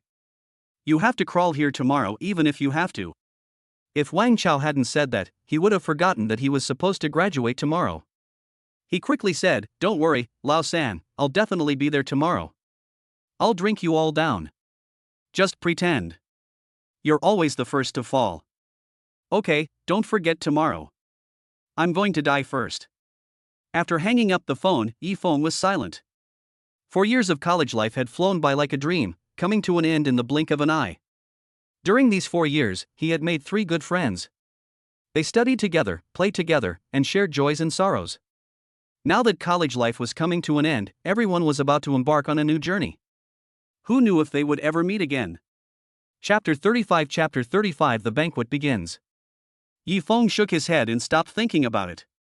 Even though he was reluctant, he had to face the separation. I arrived downstairs of the dormitory and sent a message. Soon after, Li Xiana ran down happily and sat in the passenger seat skillfully. Brother Feng, why do you look a little unhappy? Nothing, I'm graduating tomorrow, so I'm just feeling a little sentimental. Okay, let's go back and change clothes first. And by the way, ask if Yilin is home. If not, let's go pick her up together. Li Xiana said yes and picked up her phone to call Yilin. Sister Xiana, you're done with get out of class, what's up? Brother Feng asked if you were home. If not, we'll pick you up. Don't forget we have a charity dinner tonight. I really forgot. You guys should go home first. I can just take a taxi back now. See you later. After returning home, the two went back to their rooms to change clothes. Yifeng returned to his room, found the suit he had bought yesterday, put it on quickly, went to the living room, poured a glass of water, and sat on the sofa waiting quietly. Not long after, Li Xiana also changed into her dress and came to the living room and said to Yifeng, Brother Feng, am I beautiful? Turning to look, she was facing the setting sun, dressed in a pure white gown, like a lily in full bloom. The setting sun cast a golden halo over her, making her look even more dazzling. Her smile was warm and sweet, like the spring sunshine, bringing endless warmth and joy to everyone. At this moment, Yifeng was deeply intoxicated. A slight throbbing in his heart made him walk forward involuntarily. He put his arms around her slender waist and said softly, Xiana, you are so beautiful. This moment will be fixed in my heart like eternity. Their eyes met, their hearts racing. As their gazes met, time seemed to stand still. He slowly approached her, and she closed her eyes, waiting for that sweet moment. Their lips gently pressed together, feeling each other's breath and warmth. At this moment, they seemed to become one, feeling each other's passionate love. However, the tranquility was suddenly shattered by a sound. Yi Lin's footsteps echoed through the living room. Curious, she peered out and witnessed this scene. Yi Feng and Li Xiana froze, a flicker of embarrassment crossing their faces, as if from a dream suddenly interrupted. Yi Lin stood at the doorway, her eyes wide, staring at them in surprise. A subtle awkwardness hung in the air, as if time had stood still. Brother, Sister Xiana, please continue. I didn't see anything. Why can't I see anything? Then Yi Lin pretended to be blind and groped his way into the room. Yi Feng sighed softly and said to Li Xiana, "It seems that we should send this girl back to Tianjin." The two smiled at each other, feeling both awkward and sweet. Li Xiana tidied Ji Feng's clothes and shouted to the room, "Linlin, it's almost time to leave. You should hurry up." Yi Lin stuck her head out to take a look, and when she found that the scene was not what she had imagined, she walked out confidently. Brother, Sister Xiana, I'm ready now. Let's go. The three of them drove to the Oriental Pearl Hotel. Yi Feng parked the car, opened the door for Li Xiana, and helped her out of the car very gentlemanly. Li Xiana took his arm and the two walked towards the Oriental Pearl Hotel. Yi Lin, still in the car, was filled with questions. Is this the end? She was still in the car. This abominable brother who forgot his sister for the sake of beauty. I'll tell Mom. Then she quickly got out of the car and chased after the two. Yi Feng handed over the invitation letter and the security guard checked it and let him in. When Shen Haoren saw Yi Feng coming to the banquet hall, he immediately greeted him warmly. Brother Yi, I've missed you so much after not seeing you for a few days. Come, let me introduce you. This is my sister Shen Haoyue. Yi Feng observed this legendary business prodigy. Her features were as exquisite as a sculpture, her brows radiating confidence and strength. Her eyes were bright and sharp, as if she could see through everything. Her nose was high and straight, giving off an impression of firmness and decisiveness. Her lips were slightly raised, revealing a sense of confidence and composure. Her face was chiseled and smooth, exuding a heroic aura. Her figure was slender and upright, and her demeanor was filled with confidence and strength. No matter where she stood, she was an unmissable presence. The two shook hands gently. Thank you, Mr. Yi, for your help to my Shen family. Haoyue would like to thank Mr. Yi here. Miss Shen, you're welcome. I also hit it off with Brother Shen right away. Yi Feng turned to Shen Haoren and said, Brother Shen, this is my girlfriend Li Xiana and my sister Yi Lin. The two girls called out Brother Shen and then stayed quietly beside Yi Feng.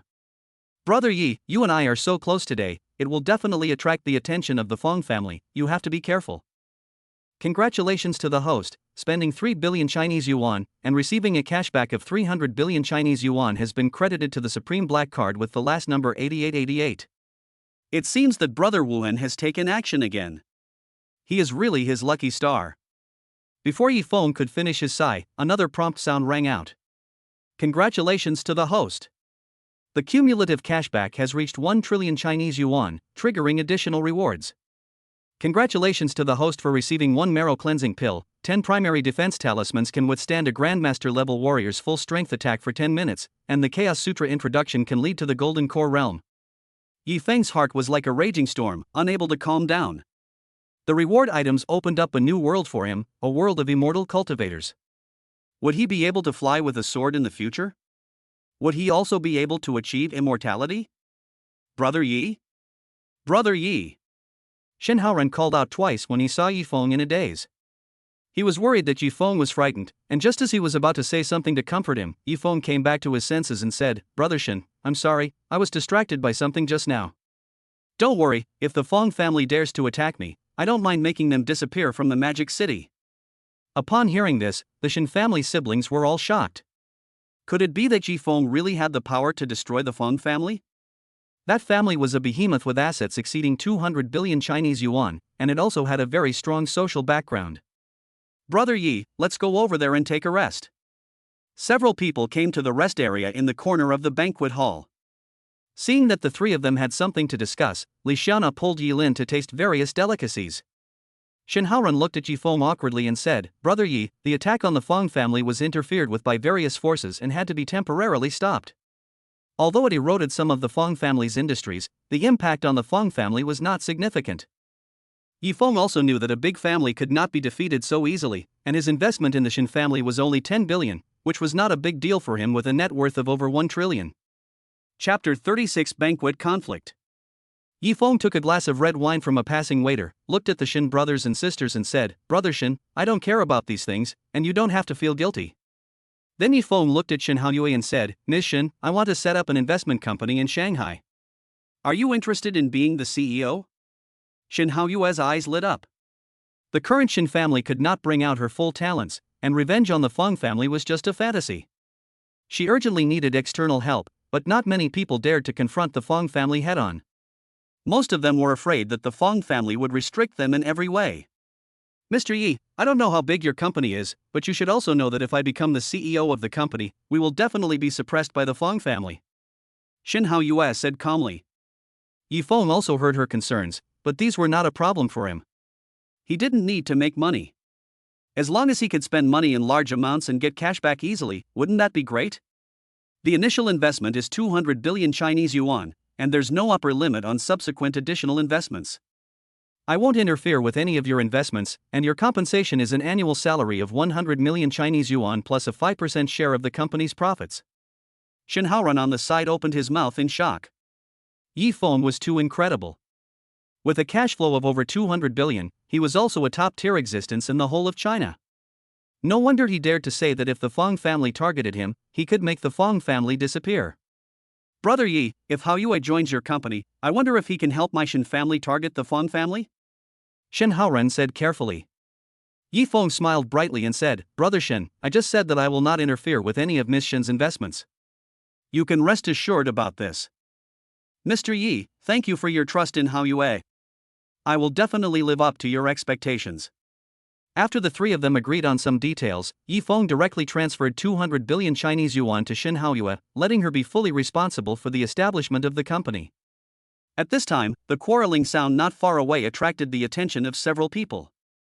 After seeing that the people quarreling were Yilin, Yifeng immediately walked over and came to her side to ask, "Linlin, what happened?" Yilin said angrily, "Brother, they are so bullying. Sister Xiana and I were eating here, and they actually pushed Sister Xiana away, saying that we were delaying their photo shoot. I was so angry that I said a few words to them, and when Sister Xiana was pulling me away, they actually tripped her." Yifeng quickly came to Li Xiana and checked on her. Fortunately, she was not seriously injured, just her arm was a little red. After comforting Li Xiana, Yifeng looked at the three women in front of him with cold eyes and slapped each of them. 3 screams resounded throughout the venue, and everyone's attention was focused on it. "How dare you hit us? The 3 of us are internet celebrities with millions of followers. I'm going to expose you. Just wait for the cyberbullying. That's right, we must expose this scumbag online and ruin his reputation." Shin Haoran and his sister also rushed over at this time and said to Yifeng, "Brother Yi, do you want me to deal with it? This kind of internet celebrity is like a toad, not biting but annoying." "No, I can handle it. Apologize now. Otherwise, the consequences will be something you can't afford." Yifeng's cold voice came. At this time, he was really angry to the extreme. "Wow! What a big mouth. How come I didn't realize there was such a person in Demon City? It's true that birds of a feather flock together. Anyone who hangs out with trash like Shin Haoran must be trash himself. Fong Jiping. How dare you disrespect Mr. Yi?" Shin Haoran shouted. Yifeng was still wondering where this fool who loved to offend others came from. It turned out to be the #1 eunuch in the Magic City. He glanced at Shin Haoyue with a strange expression and continued, "It turned out to be Eunuch Fong. Nice to meet you. I have opened my eyes today. I didn't expect that after so many years since the fall of the Qing dynasty, I still have the honor to appreciate the elegance of the eunuch." The crowd started to talk. This young man is really ignorant of his own life and death. He actually dared to bring up this matter in front of Master Fong. Does anyone know what this kid's background is? He's so awesome, he slapped the Fong family in the face. What a ruthless person. Isn't this the guy who recently went viral online and bought Fengming Pavilion for 200 million? What kind of boss is this? 200 million is nothing compared to the Fong family. I think this guy is doomed. Fong Jiping stared at Yi Feng with bloodshot eyes. This was his eternal pain. No one in Demon City dared to say this to his face. He suppressed the murderous intent in his heart and said coldly, "Boy, you are the first one who dares to say this to my face. You are dead. Not only you, but also your family. I will not let any of them go. I will let them die painfully in front of you." Yi Feng's eyes also turned cold. It seemed that the Feng family had no need to exist anymore. You're courting death. Your only support is the Feng family. Without them, I wonder if you'll wag your tail and beg for mercy in front of me like a dog. How you launch an all-out attack on the Feng family. Destroy them at any cost. Mr. Yi, please promise to complete the task. I have long wanted to destroy the Feng family. Shen Haoyue said excitedly. Her chance for revenge had finally come. The crowd dispersed, and 3 young men came over. The man in the middle looked at Yi Feng and Fong Jiping, who were on edge, and said slowly, "Mr. Yi, right? And you, Fong Jiping, please give my Qin family some face and don't cause trouble at my Qin family's banquet, otherwise I will have to ask you two to leave." Fong Jiping snorted coldly and turned away. It seemed that the Qin family and the Feng family were not on good terms. Yi Feng shrugged and said nothing. After all, he felt a little bad for making such a big noise at someone else's party. Just as he was about to leave, a voice called out to him. "Brother Feng, why are you in the Magic City? I almost didn't recognize you just now." Yi Feng looked back and saw that the young man on the left looked very familiar. After recalling, he realized that it was Zhao Ping whom he met in Tianjin. "Zhao Ping, I didn't expect you to come to the Magic City. I thought you were back in Kyoto." "Hey, I don't have anything to do. I heard there was a charity event going on, so I came here to join in the fun. Let me introduce you to my 2 cousins, Qin Tian and Qin Lang from the Qin family in the Magic City. It turns out to be young Master Qin and young Master Qin. I've heard a lot about you. I'm Yi Feng from Jincheng." Yi Feng also introduced himself. Seeing that Yi Feng and Zhao Ping knew each other, their expressions relaxed. After all, no one would look favorably upon someone who caused trouble at their own banquet. Since Brother Yi and Brother Peng know each other, why not go upstairs and chat together? Qin Tian invited. The guest should follow the host's wishes. Yi Feng is sorry to bother you. Yi Feng then followed the 3 people to a reception room upstairs. Chapter 37 The auction begins. Pushing open the door to the reception room, a faint scent of sandalwood filled the air. Led by Qin Tian, they arrived in front of a large golden Nanmu tea table. It stood quietly in a corner like a work of art. Its surface was as smooth as a mirror, revealing a faint luster, as if telling a 1,000-year-old story. Yi Feng looked at it carefully and liked it more and more. "Brother Yi also likes this tea table?" Qin Tian asked with interest when he saw that he was so engrossed in looking at it. After realizing what was happening, Yi Feng said embarrassedly, "That's not the case. I'm just interested in all beautiful things." "Haha, Brother Yi is indeed a wonderful person. I thought you also liked tea ceremony." It seems that he was happy for nothing. Qin Lang said with a smile. Qin Tian glared at Qin Lang unhappily, then picked up the teapot and poured a cup of tea for each of them. He took a sip of the tea in the cup and said, "Brother Yi, I guess you are the one who invested in the Shin family, otherwise the Shin family would not have the capital to fight against the Feng family. You said before that you wanted to destroy the Feng family, but relying on the Shin family alone is not enough. I wonder if Brother Yi has any backup plan?" "Young Master Qin, I won't hide it from you. I don't have any backup plan. I just have a lot of money. If 10 billion can't kill the Feng family, then 100 billion. If 100 billion doesn't work, then 1 trillion. I don't believe the Feng family can stop it." Hearing Yi Feng's bold words, the 3 of them were stunned. This was too cruel. He just threw money at someone. What kind of background did Yi Feng have? Was he the godson of the god of wealth? "Brother Feng, you are kidding, right? How much money does it cost? My dad always says that I am a spendthrift. Compared with you, I am nothing. Brother Feng, why don't you take me in based on how much I am worth?" Zhao Peng said flatteringly. "Brother Yi, forgive me for being so presumptuous, but I don't know which hidden family you come from. Looking across the whole of China, I haven't found any other family or noble family with the surname Yi that is as powerful as yours. If it's not convenient to disclose it, then forget it," Qin Tian said solemnly. Yi Feng did not explain, and he couldn't explain. The secret of the system must not be revealed, so it was better to keep it mysterious. Brother Yi, I wonder if my Qin family can participate in dealing with the Feng family? Qin Lang asked carefully. Okay, I don't care much about those industries. My interest is spending money and shopping. Yi Feng said indifferently. As long as it doesn't delay him from getting cash back, it doesn't matter. Thank you very much, Brother Yi. You must come to support the charity auction later. Qin Tian said happily. Don't worry, Brother Qin, I will definitely support you. My biggest hobby is spending money, haha. Brother Yi, I'll excuse myself now. I have to arrange some good auction items for you to enjoy. Seeing Qin Tian leave, Yi Feng also said goodbye and returned to the banquet. When Li Xiana and Yi Lin saw Yi Feng coming back, they immediately came over and checked him carefully, fearing that he might be injured. What are you two doing? I just went to have a cup of tea, it shouldn't be like this, right? Yi Feng said helplessly.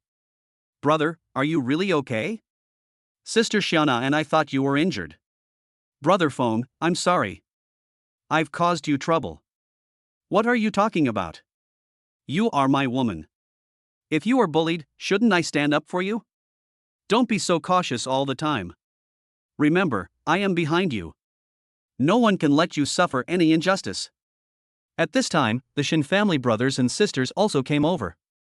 Yi Feng explained that the Qin family would also take action against the Feng family, and emphasized to Shin Haoyue again that they should use money to kill the Feng family, and notify him at any time if the money was not enough. Distinguished ladies and gentlemen, the charity auction is about to begin. Please proceed to the venue upstairs. Hearing the host's voice, Yi Feng and others also went to the venue. The charity auction venue was decorated in a solemn and elegant manner, imbued with an artistic atmosphere. A neatly arranged auction table sat on a raised platform in front of the venue, with 5 tables below. Behind the tables were rows of seats, and people gradually took their seats, anticipating the auction's imminent start. Promotional posters of the Qin's Charity Foundation were hung around the venue, with photos of the beneficiaries and their stories printed on them, making people feel that the purpose of this auction is not only to raise funds, but also to convey love and hope. Yi Feng and his companions were originally sitting in the back seats. When Qin Lang noticed them, he enthusiastically invited them to the table in the front. Looking at the envious eyes of the people around him and in the back, Yi Feng smiled.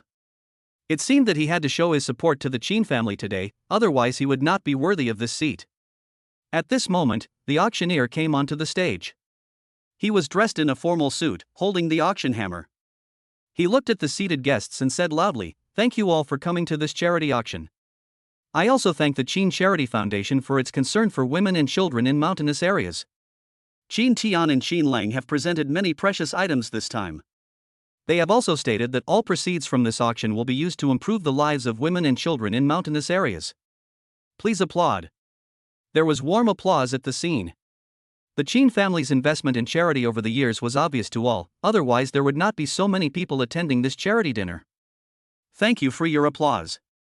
Just now, Mr. Qin Tian and Mr. Qin Lang announced a donation of another 100 million Chinese yuan to help women and children in mountainous areas. Thank you for your generosity. Now, I declare that this auction officially begins. Please welcome the first lot, a multicolored butterfly-patterned vase from the Kangxi period of the Qing dynasty. The starting price is 2 million Chinese yuan, and each increment must be no less than 100,000 Chinese yuan. This Kangxi vase with multicolored butterfly patterns is 44 centimeters tall, 12 centimeters in diameter, and 13 centimeters in foot diameter. It has a flared mouth, a short neck, a full shoulder, and a tapering shape below the shoulder. It has a ring foot. It is decorated entirely with multicolored white glaze. The middle of the neck is painted with a rui head pattern, a brocade ground with flowers, and a dot pattern, 1 circle each. The junction of the neck and shoulder is painted with a brocade ground with a rui pattern. From the shoulder to the foot, flying butterflies are painted, interspersed with dragonflies. The outer bottom is painted with Ganoderma lucidum within a double blue and white circle. The artist used delicate brushstrokes to depict the scene of colorful butterflies in groups of 3 or 5, sometimes gathering and sometimes dispersing, perfectly capturing the essence of life. Listening to the auctioneer's introduction, people in the audience began to bid. Modu Huahai Group offers 3 million Chinese yuan. Modu Huali Group bids 4.5 million Chinese yuan. After several rounds of competition, Shanghai Huahai Group finally won the first lot for 6.5 million Chinese yuan. Thank you, Mr. Chun from Huahai Group, for your support of charity. I also wish you success in your career. Now, let's move on to the second lot, the Tiffany Heart of Eternity necklace. The starting price is 80 million Chinese yuan, and each bid must be in increments of no less than 5 million Chinese yuan. The Heart of Eternity was designed by top designer Athens Raphael. It features a rare 37.6 carat pink diamond as its main feature, complemented by 18 1.2 carat pink diamonds. It is an absolutely rare treasure.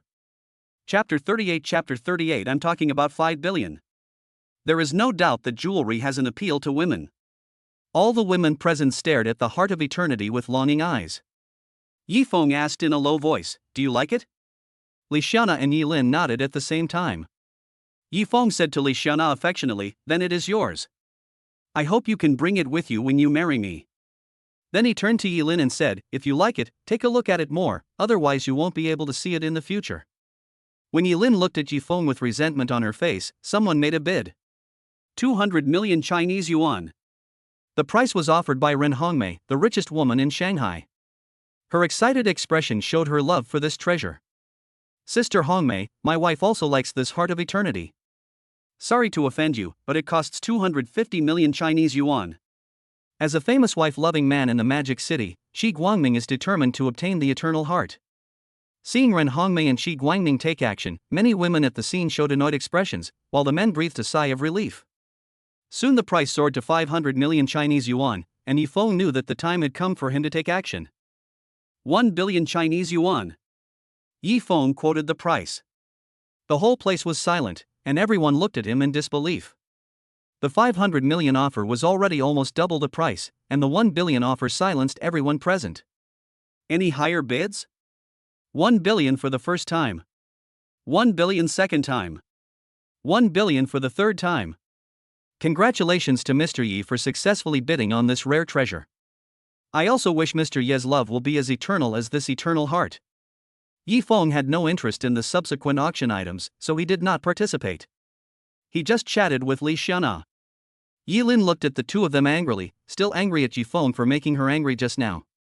Our auction is coming to an end today. I also feel everyone's support for charity. Now, let's invite our last lot, a Patek Philippe Dragon watch. The starting price is 10 million Chinese yuan, and each increment must be no less than 500,000 Chinese yuan.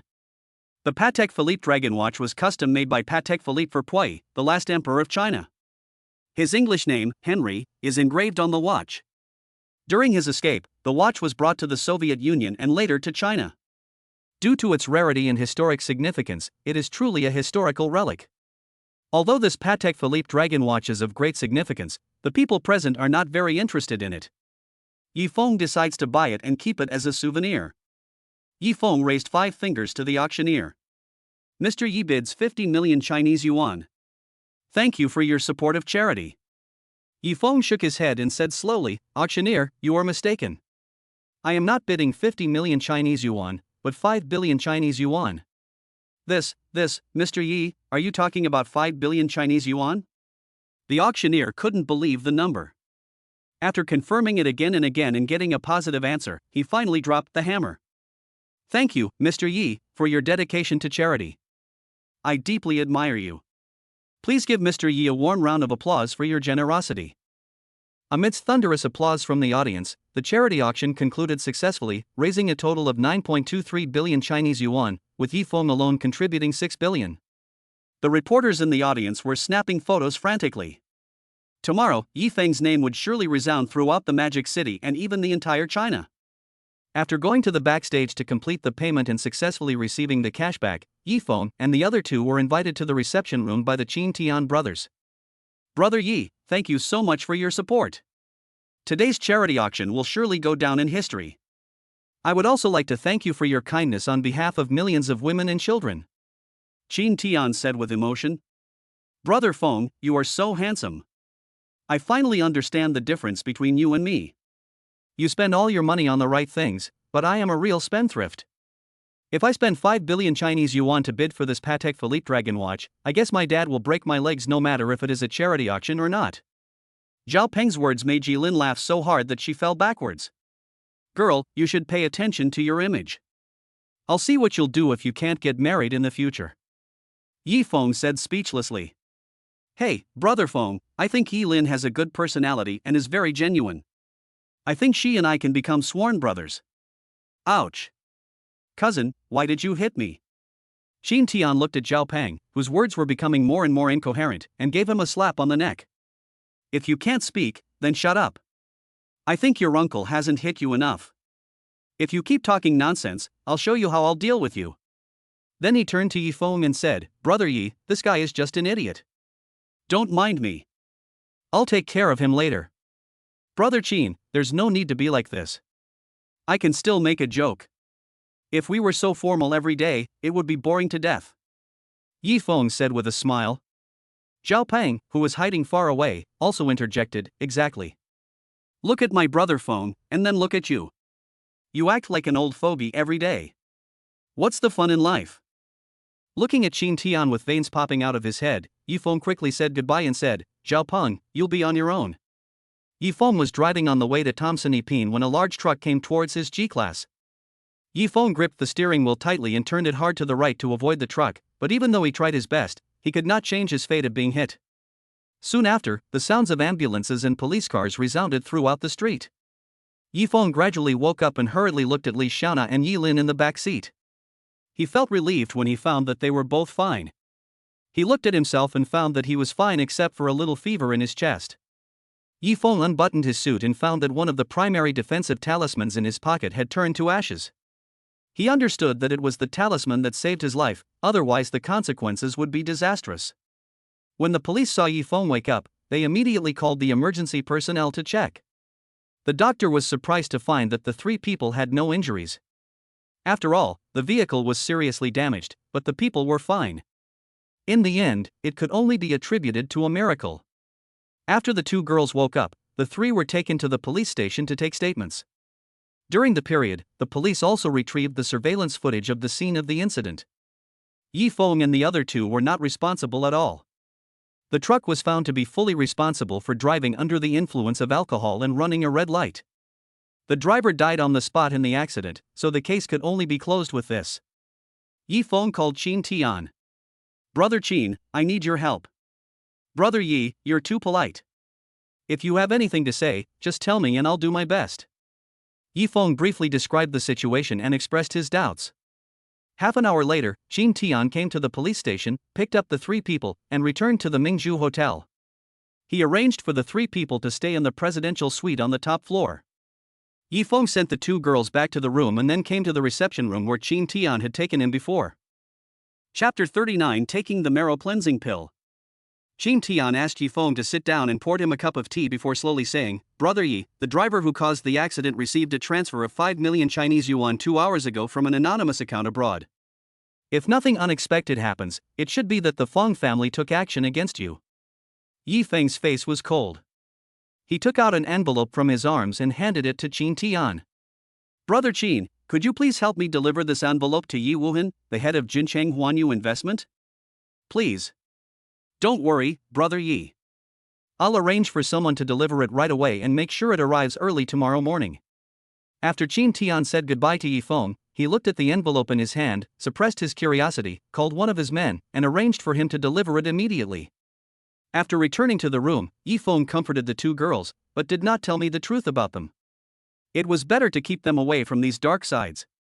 Yi Feng took out 2 sachets, each containing a primary defensive talisman. Xiaona, Lin, you two must carry these 2 sachets with you at all times. Remember. The two girls put away the sachets and nodded seriously. Okay, don't think too much, go to bed early. Yi Feng returned to the room. Recalling the car accident, he felt a chill. He was not yet able to protect himself and his family. If it were not for the primary defense talisman today, he, his sister, and Li Xiaona would most likely have died on the spot. Now he had to get rid of the Feng family as soon as possible. He picked up the phone and called Shin Haoyue. Haoyue, I'm Yi Feng. From now on, I'm launching a full-scale attack on the Feng family, regardless of the cost. I'll transfer some funds to you later, and we'll do our utmost to destroy the Feng family. Shin Haoyue was shocked. Although she had a plan a long time ago, if she destroyed the Feng family at all costs, many of her plans would be overturned. Something serious must have happened, otherwise Yi Feng would not be so decisive. "Mr. Yi, what happened?" Yi Feng pondered for a moment and said, "I just had a car accident, and the Feng family took action." "Mr. Yi, don't worry, I'll arrange it right away." After hanging up the phone, Yi Feng transferred 800 billion Chinese yuan to Xinhaoyue. In the room, Yi Feng took out the marrow cleansing pill that was rewarded by the system today. Looking at the 3 crystal clear pills in the jade bottle, he considered whether to take them.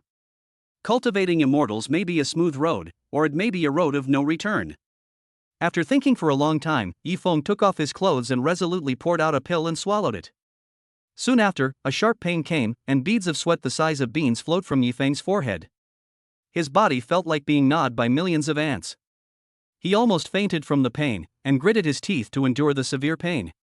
He wanted to shout, but no sound came out of his throat. Time passed bit by bit, and the severe pain in his body subsided bit by bit. A layer of black crystals had condensed on his body, and a warm current surged in his body. He felt that his strength was constantly increasing, and his meridians became more resilient and powerful. He stood up suddenly, and the black crystals shattered instantly. A smooth and delicate body appeared in the room. Yi Feng suppressed his excitement and felt the changes in his body. He found that not only his physical strength increased, but all 5 senses were greatly improved. Yi Feng poured all the black crystals formed by impurities in his body into the toilet and flushed them away. He had to clean them up because the smell was too sour. Now his body was spotless, but he still took a shower. Maybe it was a psychological effect. After rinsing, Yi Feng returned to the room, lay on the bed and called the system. Systematically study the Chaos Sutra. Yi Feng felt a sharp pain in his head, and a large amount of information flooded into his mind. This technique was based on chaos. Practitioners could master the power of chaos by practicing the Chaos Sutra, and thus reach an extremely high level. Through the information, he also learned about the several major realms of immortal cultivators: the Qi refining stage, the foundation establishment stage, the golden core stage, the nascent soul stage, the spirit transformation stage, the fusion stage, the tribulation crossing stage, and the Mahayana stage. Sitting cross-legged on the bed, he practiced the technique for a full cycle and felt that the spiritual power in his body had only increased a little. He had no choice but to give up practicing. In this Dharma-ending age, the spiritual energy was too thin. If it were not for the effect of the marrow cleansing pill, he would not have reached the peak of his Qi training strength today. He suppressed the urge to continue taking the marrow cleansing pill. Yi Feng began to think, wondering at what stage his strength as a warrior was now. It seemed that he would have a chance to communicate with Brother Wuhan. The next morning, the ringing of the cell phone woke Yi Feng up from his sweet dream. When he picked up the phone and saw that it was Yi Wuhan calling, he immediately answered it. "Brother Yi, someone delivered an envelope this morning, saying that you arranged for someone to deliver it." Upon hearing that the envelope had been delivered, Yi Feng breathed a sigh of relief. This was the primary defensive talisman he had prepared to prevent the Feng family from harming his parents. It seemed that Brother Qin was really efficient. Yi Feng kept this favor in mind. "Brother Wuhan, there are 2 defensive talismans in the envelope. Please help me hand them over to my parents as soon as possible and tell them to keep them with them." Yi Wuhan was shocked. Defensive talismans. That was the method used by cultivators. Since the pre-Qin period, due to the thin spiritual energy, cultivators have gradually disappeared from this world, and martial arts have become popular. It seems that this world still has many secrets. "Brother Yi, don't worry, I'll do it right away." "Brother Wuhan, do you have any warrior friends? I would like to hire a few of them as bodyguards at a high price." "Money is not a problem," Yi Feng asked tentatively. He knew that the chances were slim, but he still wanted to give it a try. After a moment of silence, Yi Wuhan slowly said, "Brother Yi, it's not that I won't help you.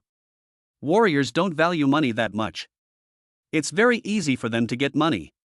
What they value is the improvement of their strength, such as elixirs, weapons, and natural treasures."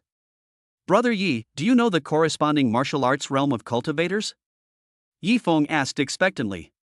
He wanted to know the martial arts realm corresponding to his current peak Qi refining strength.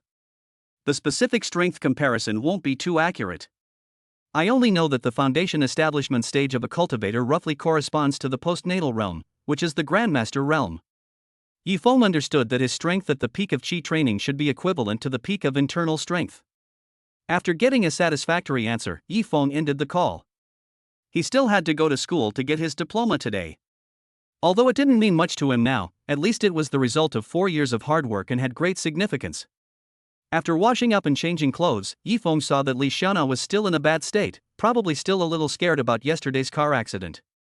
However, Yilin was completely the opposite, and was not affected at all. After packing up, the three of them prepared to go to Magic City University. Due to yesterday's accident, Yifeng's G-class could no longer be driven, so the three of them had to take a taxi. Chapter 40 Graduation. Arriving at the gate of Shanghai University and facing the familiar campus, I felt an indescribable reluctance to leave. 4 years have passed in a hurry. The roads I have walked, the scenery I have seen, and the things I have experienced are like vivid pictures, emerging in my mind. Now that they were about to say goodbye, a wave of sadness welled up in his heart. Li Xiana sensed his emotions, shook Yifeng's hand firmly, and said softly, "Brother Feng, there's no need to be sentimental. Graduation is not only an end, but also a new beginning." After adjusting his mindset, Yifeng took Li Xiana's hand and strode towards the campus, leaving Yilin alone in the wind. The phone rang, and it was Yang Dong, the dormitory boss, calling. "Old Four, where are you? We're all here except you." "Boss, I'm at school." "Where are you?" "I'll come find you." "We are all in the school auditorium, come here quickly." After hanging up the phone, Yifeng pulled Li Xiana and Yilin and hurried to the auditorium. It would be embarrassing to be late for the graduation ceremony. As soon as Yifeng entered the auditorium, he saw Wang Chao waving at him. He immediately walked over. When he got to them, he saw 3 people looking at him with strange expressions. Only then did he react. He was still holding Li Xiana's hand, scratching his head embarrassedly and said, "Let me introduce you. This is my girlfriend Li Xiana, and the little girl with the pouting lips is my sister Yilin." "Ah, Old Four, good, you have good taste. My sister-in-law is really beautiful, and my younger sister is also very cute. Let me introduce myself. I am Yang Dong." "Old Four, I can't believe you're such a good secret keeper. You have a girlfriend but you didn't tell us." "Hello, ladies. I'm Changwon." "That's right, fourth brother, it's fine to keep such a beautiful girlfriend a secret, but it's not right to hide such a beautiful sister." "Hello, I'm Wang Chao." After they got to know each other, they found seats and sat down. The 4 brothers also changed into their bachelor's gowns, and the school leaders and teachers on the podium had also taken their seats.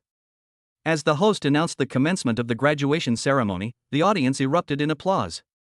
The president began with a speech, reviewing the university's development over the past few years, commending the graduates' efforts and achievements, and expressing high hopes for their future lives.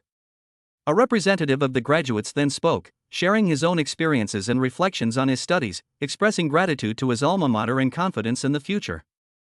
Then came the ceremony of awarding degree certificates. Graduates took turns to go on stage to receive their certificates.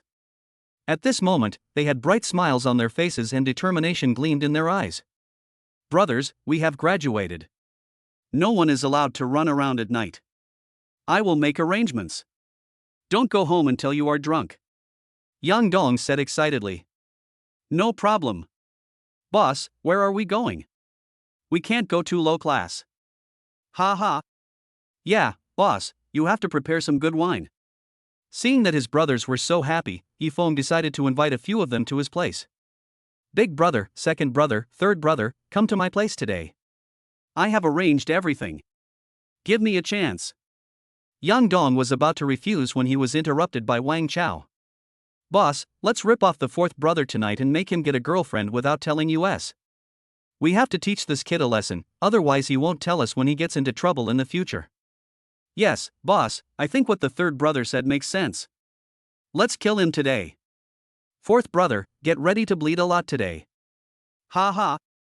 Seeing his brothers all say this, Yang Dong did not insist. After all, they had been together for 4 years, so there was no need to be polite.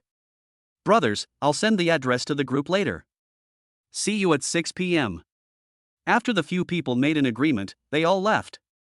Yifeng first informed Bai Jie and told her to prepare a dinner in the evening. He wanted to entertain his friends and be ready for the reception. He also told her the names of the 3 people and asked her to notify the security to let them in to avoid unnecessary misunderstandings. Then Yifeng sent the location to the group and told them to just tell the security guard their name. Brother, where have we been? I've been with you for the whole morning. How are you going to compensate your lovely sister? Seeing that he had finished the call, Yilin came over and said. Looking at this lively sister, Yifeng decided to tease her. Well, since you've been so tired today, I'll treat you to a meal in the cafeteria. Seeing Yilin's expression change like that of Sichuan province, Li Xiana, who was drinking water, suddenly spit out water. Ahem. Brother Feng, please stop teasing my little sister. Look at her expression. It's so cute. Yifeng also smiled and said, let's go to the cafeteria to eat something first, and then we'll go buy a car. I prepared a gift for Lin Lin before, but I just haven't given it to her yet. After returning from Tianjin, Yifeng contacted Lu Wei, the salesperson with whom he had a good relationship, and bought the house of the same type upstairs in Tangchenipin and put it in Lin's name. He asked Sun Ming to send the property certificate to Yunwan Villa and give it to her tonight. After a quick bite, they took a taxi and set off. The three of them came to the Mercedes-Benz 4S store. Colorful balloons and banners were fluttering in the wind outside the store, and the store was also crowded with people. It seemed that there was an event today. Seeing that the sales staff were busy introducing the vehicle's performance and preferential conditions to customers, Yifeng remembered the salesperson Linny who had received him last time. He went to the front desk and asked the saleswoman, is saleswoman Linny here today? The receptionist gave him a strange look and said, Linny has been fired. Yifeng asked doubtfully, fired? Isn't her performance very good? How could she be fired?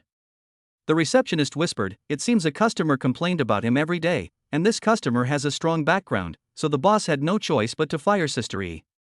Now she's gone to the Feichi Luxury Car Club across the street. I heard that customer always goes there to cause trouble for Sister E. After understanding the general situation, Yifeng decided to go over there to see what was going on. When the three of them walked into the Mercedes-Benz arena, they saw a man insulting Linny. The people around him probably didn't dare to step forward to stop him because of the man's strength. Seeing this, Yifeng immediately walked forward. When he saw the man's appearance, he immediately became furious. It turned out that the man was Wang Yong. Yifeng went up and kicked him, knocking him to the ground. This was because he controlled the strength, otherwise with his strength at the peak of qi refining, he would definitely kick him to death. Wang Yong, you are really embarrassing men. If you have the guts, go and cause trouble for me. What's the point of bullying a girl? Wang Yong, who was lying on the ground wailing, was extremely jealous when he saw Yifeng appear, as if they were enemies meeting. He had been looking for Yifeng to avenge the humiliation he suffered at the Mercedes-Benz 4S dealership last time, but he had never found him, so he came to trouble the salesperson who had spoken for Yifeng. Chapter 41 Bugatti Night Elf. Yifeng. How dare you kick me, you little bastard? Do you really think I, Wang Yong, am easy to bully? I spared you last time, but believe it or not, today I will make you kneel down and bark like a dog. Yifeng said coldly. Wang Yong looked at Yifeng with disdain. He had asked someone to investigate Yifeng before and found out that he was just an ordinary college student with average family conditions. Although he could afford a G-class for some reason, he could not compare with him, Wang Yong. Yifeng, stop pretending. See how I'm going to deal with you today. Come on, brothers. Get him. Wang Yong's three younger brothers rushed towards Yifeng, waving their fists. Yifeng sneered and kicked 3 times in a row, and the 3 men fell to the ground in an orderly manner. Wang Yong stared at the 3 men in amazement. How could Yifeng be so good at fighting? When did he learn Kung Fu? At this moment, he hated the younger brother who was investigating Yifeng. Such important information had not been reported. Seeing Yifeng approaching, Wang Yong knelt on the ground in fear and barked like a dog. Yifeng was stunned by this scene. This plot was not right. Shouldn't he refuse to admit defeat even if he was beaten to death? Uncle Yifeng, now that I have learned how to bark like a dog, can I leave now? Wang Yong said tremblingly. You are a man of character, you can bend and stretch, get out of here. Wang Yong raised his leg and ran out without even looking at the 3 brothers lying on the ground. Mr. Yi, thank you so much. If it weren't for your help, I would have to change jobs again today. Lin Yi said gratefully. She had been bullied by Wang Yong for several days, and he wanted to leave Shanghai and return to his hometown. You're welcome. Ultimately, this happened because of me. I should be the one apologizing. Now start your job and introduce me to some cars. Yifeng felt very sorry for her and wanted to buy a few more cars today to make up for it. Okay, Mr. Yi, do you want to see a sports car or a sedan? Let's take a look at them all. I'm going to buy a few more cars. Lin Yi led Ji Feng and the other two to the luxury car section. Entering the exhibition area, the first thing that caught their eye was the rows of exquisite cars. They sat quietly, yet exuded an irresistible allure. The lines of the cars were sleek and elegant, as if meticulously sculpted by an artist. The car logos shone brightly, highlighting the brand's nobility and glory. A car with smooth lines like a carefully crafted work of art on a separate booth not far away attracted Tian Yefeng's attention. Yi Feng walked quickly forward, stroked the pure black body of the car, and his eyes revealed his love.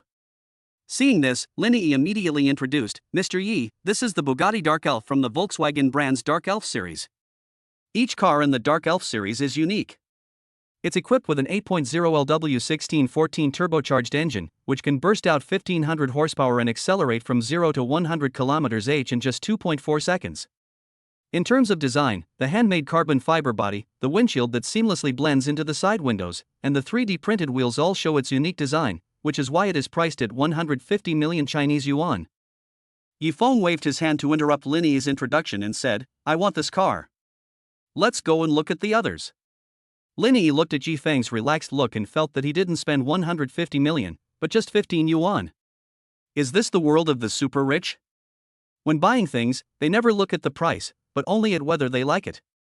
Brother, come here quickly. Look at this car. It's so beautiful. Give it to Sister Xiana. She has a driver's license. Hee, she can teach me when she comes back. Yi Lin's voice came from not far away. When they came closer, Lin Yi introduced, this car is a Maserati Quattroporte. It is equipped with. Before Lin Yi could introduce Yi Feng, she said, no need to introduce.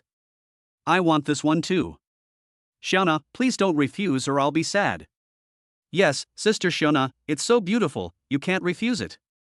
You still have to teach me how to drive when you come back. Yi Lin also persuaded. The brother and sister blocked her words of refusal and finally had no choice but to agree. Lin Yi introduced several more cars to the three of them. In the end, Yi Feng bought a Bugatti Dark Elf, a Maserati Quattroporte, a Rolls-Royce Cullinan, a Rolls-Royce Phantom, a Porsche Cayenne, and a Mercedes-Benz S350. Mr. Yi, you are so generous. I feel like you are just shopping in the vegetable market. You buy whatever you like, unlike other customers who need to consider for a long time. Lin Yi sighed. It was the first time for her to encounter someone buying a car like this. You'll get used to it. Remember to let me know if you have any top luxury cars in the future. Yi Feng said with a smile. Although he bought so many cars for daily use, it was more of a way for him to give back to Lin Yi because he caused her to be insulted by Wang Yong. After paying by credit card and receiving the system cashback, Yi Feng and the other two drove away the Bugatti Night Elf and Maserati Quattroporte. The remaining cars will be sent directly to the Cloud Villa. Xiana, I'll send you a location. Just follow the navigation. I'll drive slowly in front and wait for you. Remember, safety comes first. Nothing else matters. Yi Feng reminded Li Xiana. He didn't know how good Xiana's driving skills were and was afraid that something might go wrong. Brother, I'm in the same car with Sister Xiana, so you better drive slower in the front. Two luxury cars were driving slowly on the road, attracting many passers-by to watch. Holy crap, a Bugatti! When did one appear in our magic city?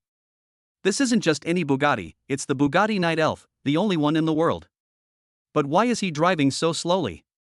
A top-tier supercar like this shouldn't be driven with the accelerator fully depressed.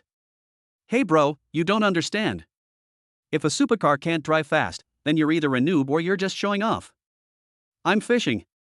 Don't you see the fish on the roadside have their eyes sparkling? Brother, you really see things clearly. How could I not have thought of this? What do you mean by seeing things clearly? I've done the same thing before, but I'm going to go move bricks now. Amid the envious gazes of many passers-by, the three of them finally arrived at the Cloud Villa. After parking the car, Yi Lin immediately jumped out.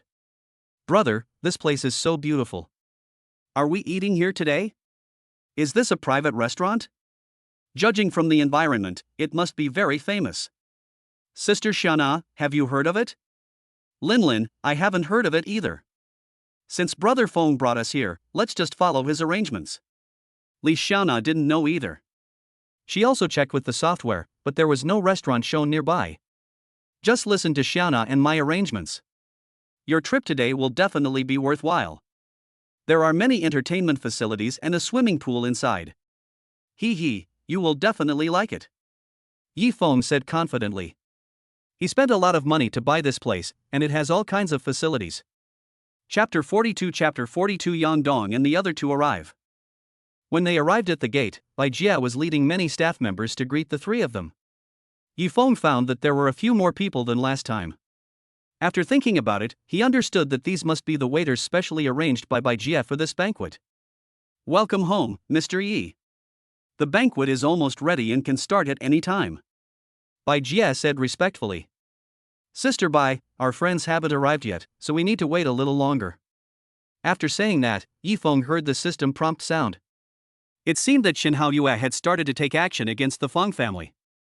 Congratulations to the host for spending 76 billion Chinese yuan and receiving a cashback of 7.6 trillion Chinese yuan, which has been deposited into the Supreme Black Card with the last number 8888. Congratulations to the host. The cumulative cashback has reached 9 trillion Chinese yuan.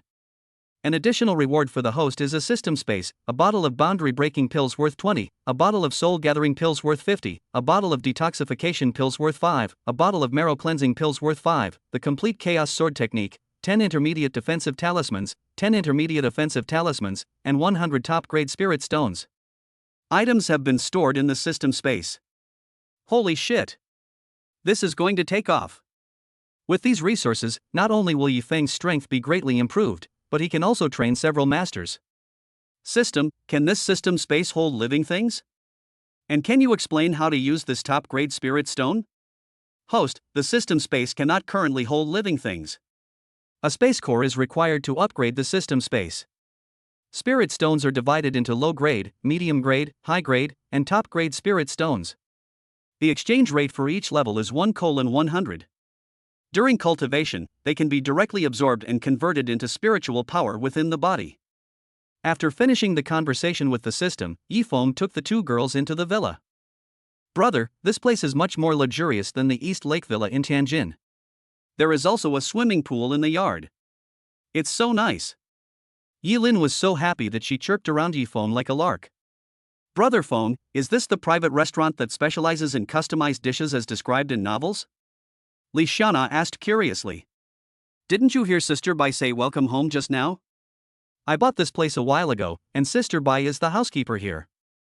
If you want to come here to play in the future, you too can come anytime. Yi Feng looked at Bai Jia and continued, Sister Bai, where did you put the things Sun Ning sent you earlier? Bai Jia said respectfully, Mr. Yi, it's in your study. I'll get it for you right away. No, I'll go by myself. By the way, a few cars will be delivered soon. You can take them. There is a Cayenne and a Mercedes-Benz. They will be left for your daily travel. After saying that, Yi Feng took Li Xiaona and Yilin to the study. Brother, this place is really bought by you. It's so luxurious. Oh, where's the gift you prepared for me? Where is it? Let me see it. Yi Feng walked to the table in the study, picked up a file bag, opened it, took a look, and handed it to Yilin. Brother, what is this? Yilin asked puzzledly. You can open it and see for yourself. Yilin opened the file bag and found a bright red real estate certificate lying quietly inside. She couldn't wait to take it out, opened it, and immediately smiled. Brother, you're so nice. I love you so much. Now I, Yilin, am also a wealthy woman worth over 100 million yuan. Linlin, which house is this? You look so happy. Li Xiaona asked quickly when she saw Yilin so happy. It's a house in Thompson First Class, and it's right upstairs from my brother. Sister Xiaona, would you consider moving in with me? I'd be so lonely otherwise. Would you be willing to let your lovely sister-in-law stay alone in an empty house? Yi Feng suddenly realized that he had shot himself in the foot. He had wanted to send this big light bulb away so that they could have some privacy. But he never expected that this light bulb would take his cabbage away. How could he do that? Little girl, you are trying to kidnap my girlfriend. I have to reconsider whether I should give you this house. No, brother, you misunderstood. What I meant was, I really can't make it up, brother. Please tell me how to make it up. Seeing Yilin like this, Li Xiaona burst out laughing. I'd better live in school. If I live outside, it won't be good if my family finds out. Xiaona, your family is also in Shanghai. Please find me a time when it is convenient. I want to visit my uncle and aunt. Yi Feng said seriously. Li Xiaona was very excited at this time. Yi Feng's words warmed her heart. The fact that he said this meant that he was serious about their relationship and respected her. Brother Feng, let me discuss this with my parents and then give you an answer, okay? Okay, I'll do whatever you say. Who made me like you so much? At this time, there was a knock on the study door. Yi Feng walked over and opened the door. It turned out to be Bai Jie. Mr. Yi, your friend has arrived. Hearing that Yang Dong and others had arrived, Yi Feng immediately went downstairs to greet them. As soon as he got downstairs, he heard Wang Chao's voice. Old Four, what place have you found? I thought I came to the wrong place. It must cost a lot of money to eat here. You're going to bleed a lot of money today. Old Four, this place is not simple. I don't think this is a private restaurant. What's going on? Yi Feng looked at them and said, Boss, you are the one who has the most experience. This is not a private dish. I bought it not long ago. You can also say that this is my home. You can all treat it like your own and make as much as you want. Shangwen also spoke up at this time. Fourth brother, I just checked. This Cloud Villa district is the most luxurious villa in the Magic City. Each villa here is priced at over 800 million Chinese yuan. Are you being kept by someone? This sentence almost choked Yi Feng to death. Although he was quite handsome, he was not worthy of being kept by someone. He had earned this status through his own hard work and earning cashback bit by bit. Hey, I was planning to get along with you guys as an ordinary person, but what I got in return was alienation. I won't pretend anymore. I'm a trillionaire, I'm going to show my cards.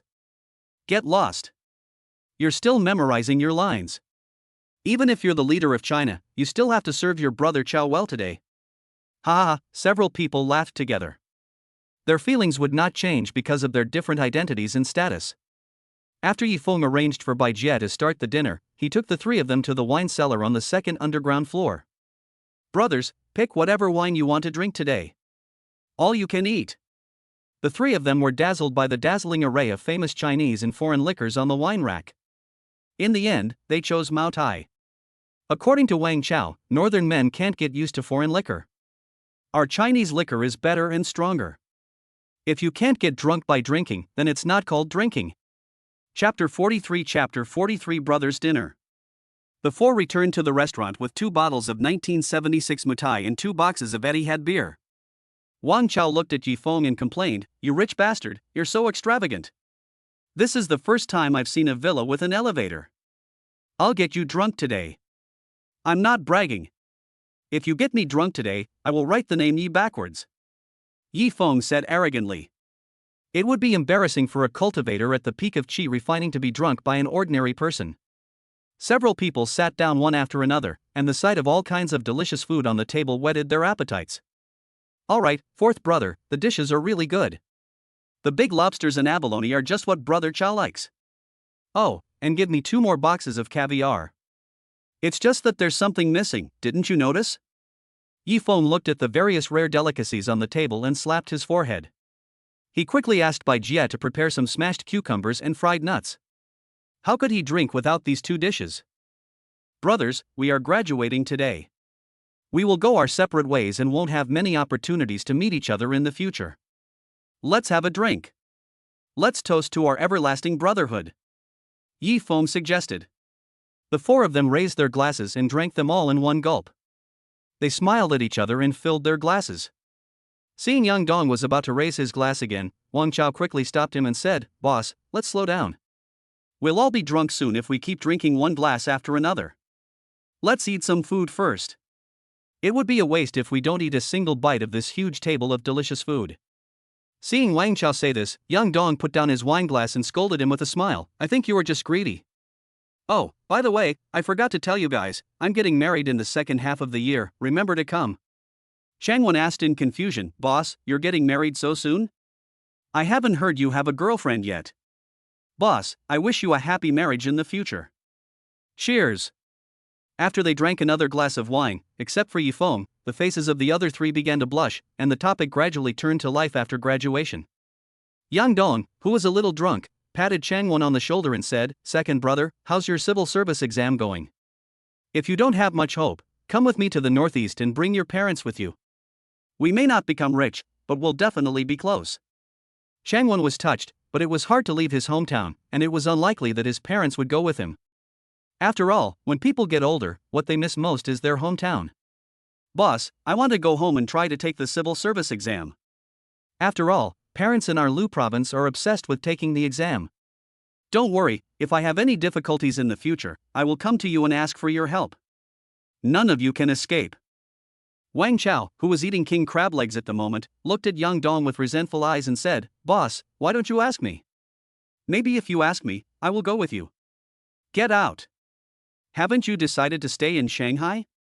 What's the point of asking you? Besides, the fourth brother is also in Shanghai.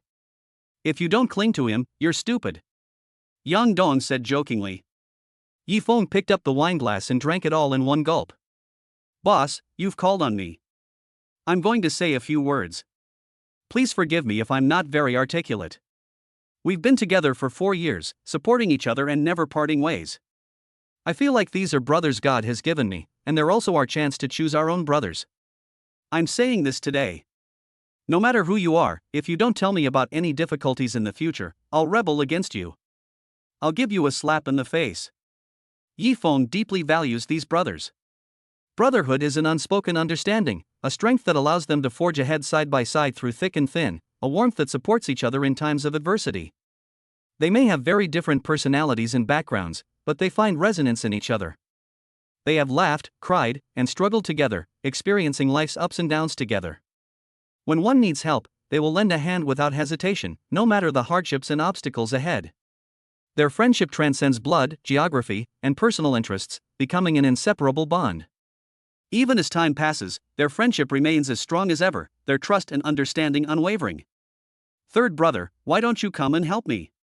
I have opened an investment company in Shanghai.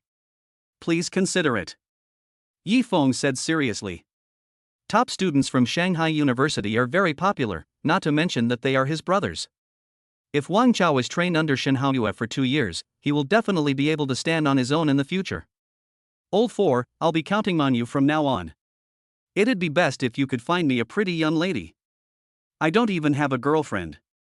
Wang Chao's internship work was not going well to begin with, and he was often bullied by his superiors. Today, when Yifeng mentioned that he should go to his place to help, he agreed. There is indeed a young lady, and she is a great beauty. It all depends on whether you have the ability to win her over. Tomorrow I will take you to meet her, and you will be directly under her leadership." Don't worry, you don't know your brother Chao's charm yet. Look how I conquered my beautiful boss." Everyone, cheers, I wish me to find my partner soon." As they toasted each other, except Yifeng, the three of them were a little tipsy, but none of them wanted to leave the table. Perhaps they were afraid that after they left, they wouldn't know when they would meet again. Since ancient times, separation has always been a cold feeling, and who knows when they will meet again. Looking at the 3 people who were drunk on the table, Yifeng refused Bai Jia's help and helped them back to the guest room one by one. In the Magic City, in an ancient manor, an old man with a gloomy face was loudly scolding a middle-aged man below. The old man was Feng Hongye, the head of the Feng family, and the middle-aged man was Feng Zhongyi, the father of Feng Zhiping. Did you know that the Feng family's assets were reduced by nearly 1/3 in one day, and 136 of our 200 downstream suppliers stopped supplying us? Tell me why. Feng Zhongyi was sweating profusely. He was very afraid of this father, and this incident was caused by his youngest son. "Father, we must have been attacked by the Shin family." Feng Hongye cursed angrily. "Should? Is this how you do things? The Feng family suffered such a huge loss, and you can't even be sure who did it. What's the use of me having you? How can I have such a useless son like you?" After that, he picked up the tea bowl on the table and threw it over. Feng Zhongyi didn't dare to dodge and let the teacup hit him. The scalding hot tea wet his face, but he didn't dare to make a sound. Chapter 44 Feng Family Night Talk. At this moment, a shrewd and capable woman pushed the door open and walked in. Her eyes were as sharp as an eagle, and she was dressed smartly and had an aura that should not be underestimated. She walked towards Feng Hongye with a firm step. This person was Feng Zhongyi's younger sister Feng Mingyue. Father, the situation has been thoroughly investigated. Shin Haoyue of the Shin family launched this attack. She has completely acquired those 136 downstream suppliers. She is also negotiating with other suppliers. This number will increase soon. She has also acquired more than 15% of our family's shares in the financial market. Feng Hongye's face became increasingly gloomy. He suddenly stood up and stared at Feng Mingyue like a man-eating tiger. This is impossible. How could the Shin family, a mere second-rate family, have such financial resources? Tell me. What's going on? Feng Mingyue looked at Feng Zhongyi with sympathy. She didn't dare to hide anything when the old man was furious. Father, at the Qin family's charity dinner yesterday, Jiping had a fierce conflict with a young man named Yifeng. Yifeng is very close to the Shin family, and it's almost certain that this young man instructed Shin Haoyue to target our Feng family. Furthermore, I've discovered that Yifeng was in a car accident that night, and it was probably arranged by Jiping. I also found out through some connections that a huge amount of money had entered Shin Haoyue's account, which should be 1 trillion Chinese yuan. Old Master Feng slumped in his chair, seemingly drained of all his strength. 1 trillion Chinese yuan, 5 times his family's total assets, could easily destroy the entire Feng family. With a trembling voice, he asked Feng Mingyue, "Is there any way to save the Feng family?" Feng Mingyue shook her head. Faced with such a situation, she really had no choice but to cut off her arm to survive. Father, I suggest selling all our assets, selling all our shares, and emigrating with our family. If we're late, our family will be left with nothing. Feng Zhongyi, who was standing by, immediately objected after hearing this. I disagree. As one of the 4 great families in the Magic City, how can we retreat without a fight? Old Master Feng shouted angrily, "Shut up! The Feng family has fallen to this point because of that unworthy son of yours." Then he carefully asked Feng Mingyue, "Mingyue, if I personally take Jiping to apologize to Yifeng, will there be any improvement?" Feng Mingyue didn't answer immediately. After thinking seriously for a moment, she said, "Father, I don't think it's impossible. But you have to be prepared to give up Jiping, and it will cost you an unimaginable price." "Okay, Mingyue, you contact him and tell him that I will come to apologize in person tomorrow." After saying that, Old Man Feng waved his hand and motioned the two to leave. At this moment, he felt that he had instantly aged a lot. He never thought that he was half buried in the ground, and he had to come to apologize to a young man in order to have a chance to save his family. Feng Zhongyi outside the door looked at his sister with dissatisfaction. He couldn't understand why the Feng family had to apologize in such a servile manner when they had so many friendly families and were not powerless to seek official help. Feng Mingyue saw his dissatisfaction and said, "Brother, I just said that Yifeng was in a car accident last night. From the photos, I saw that the car was severely damaged, but the people inside were fine. Don't you understand?" Feng Zhongyi now understood what his sister said and trembled as he asked, "Could he be a warrior?" Feng Mingyue nodded and said, "I suspect he's a warrior from a hidden family, and his realm should be at the Grandmaster level.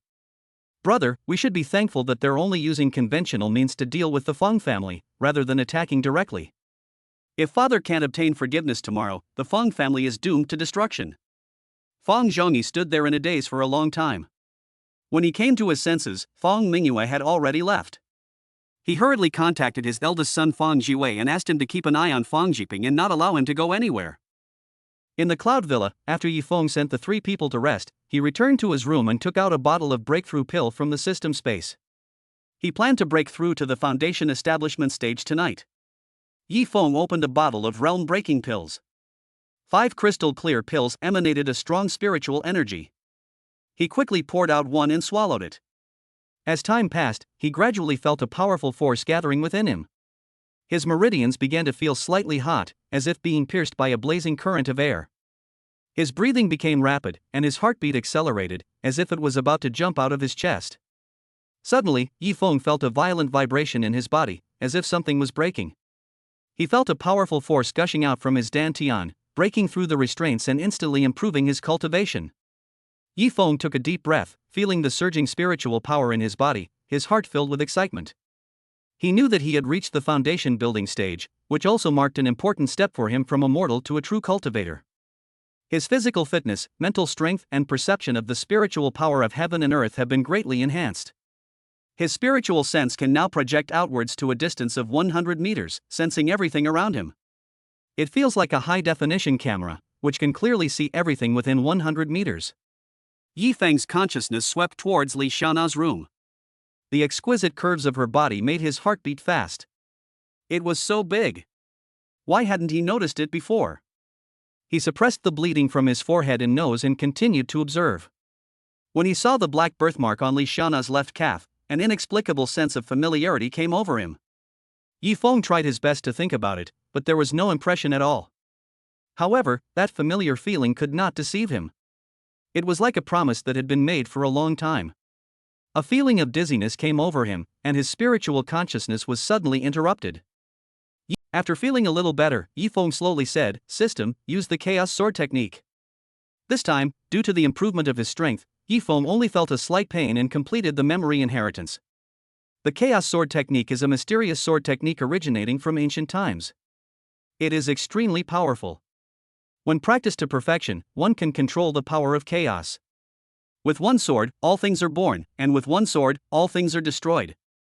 Although the Chaos Sword technique is extremely powerful, the conditions for practicing it are also extremely harsh and require a large amount of resources. Fortunately, the most demanding condition, a trace of chaotic energy, perfectly matches his practice. It seems that the system is quite considerate. Then Yifeng extracted a bottle of soul-gathering pill from the system space and observed it carefully. A bottle of soul-gathering pill contains 30 pills, which can provide a large amount of spiritual power for practitioners. It can not only be used for daily practice, but also can be used to replenish spiritual energy in battle.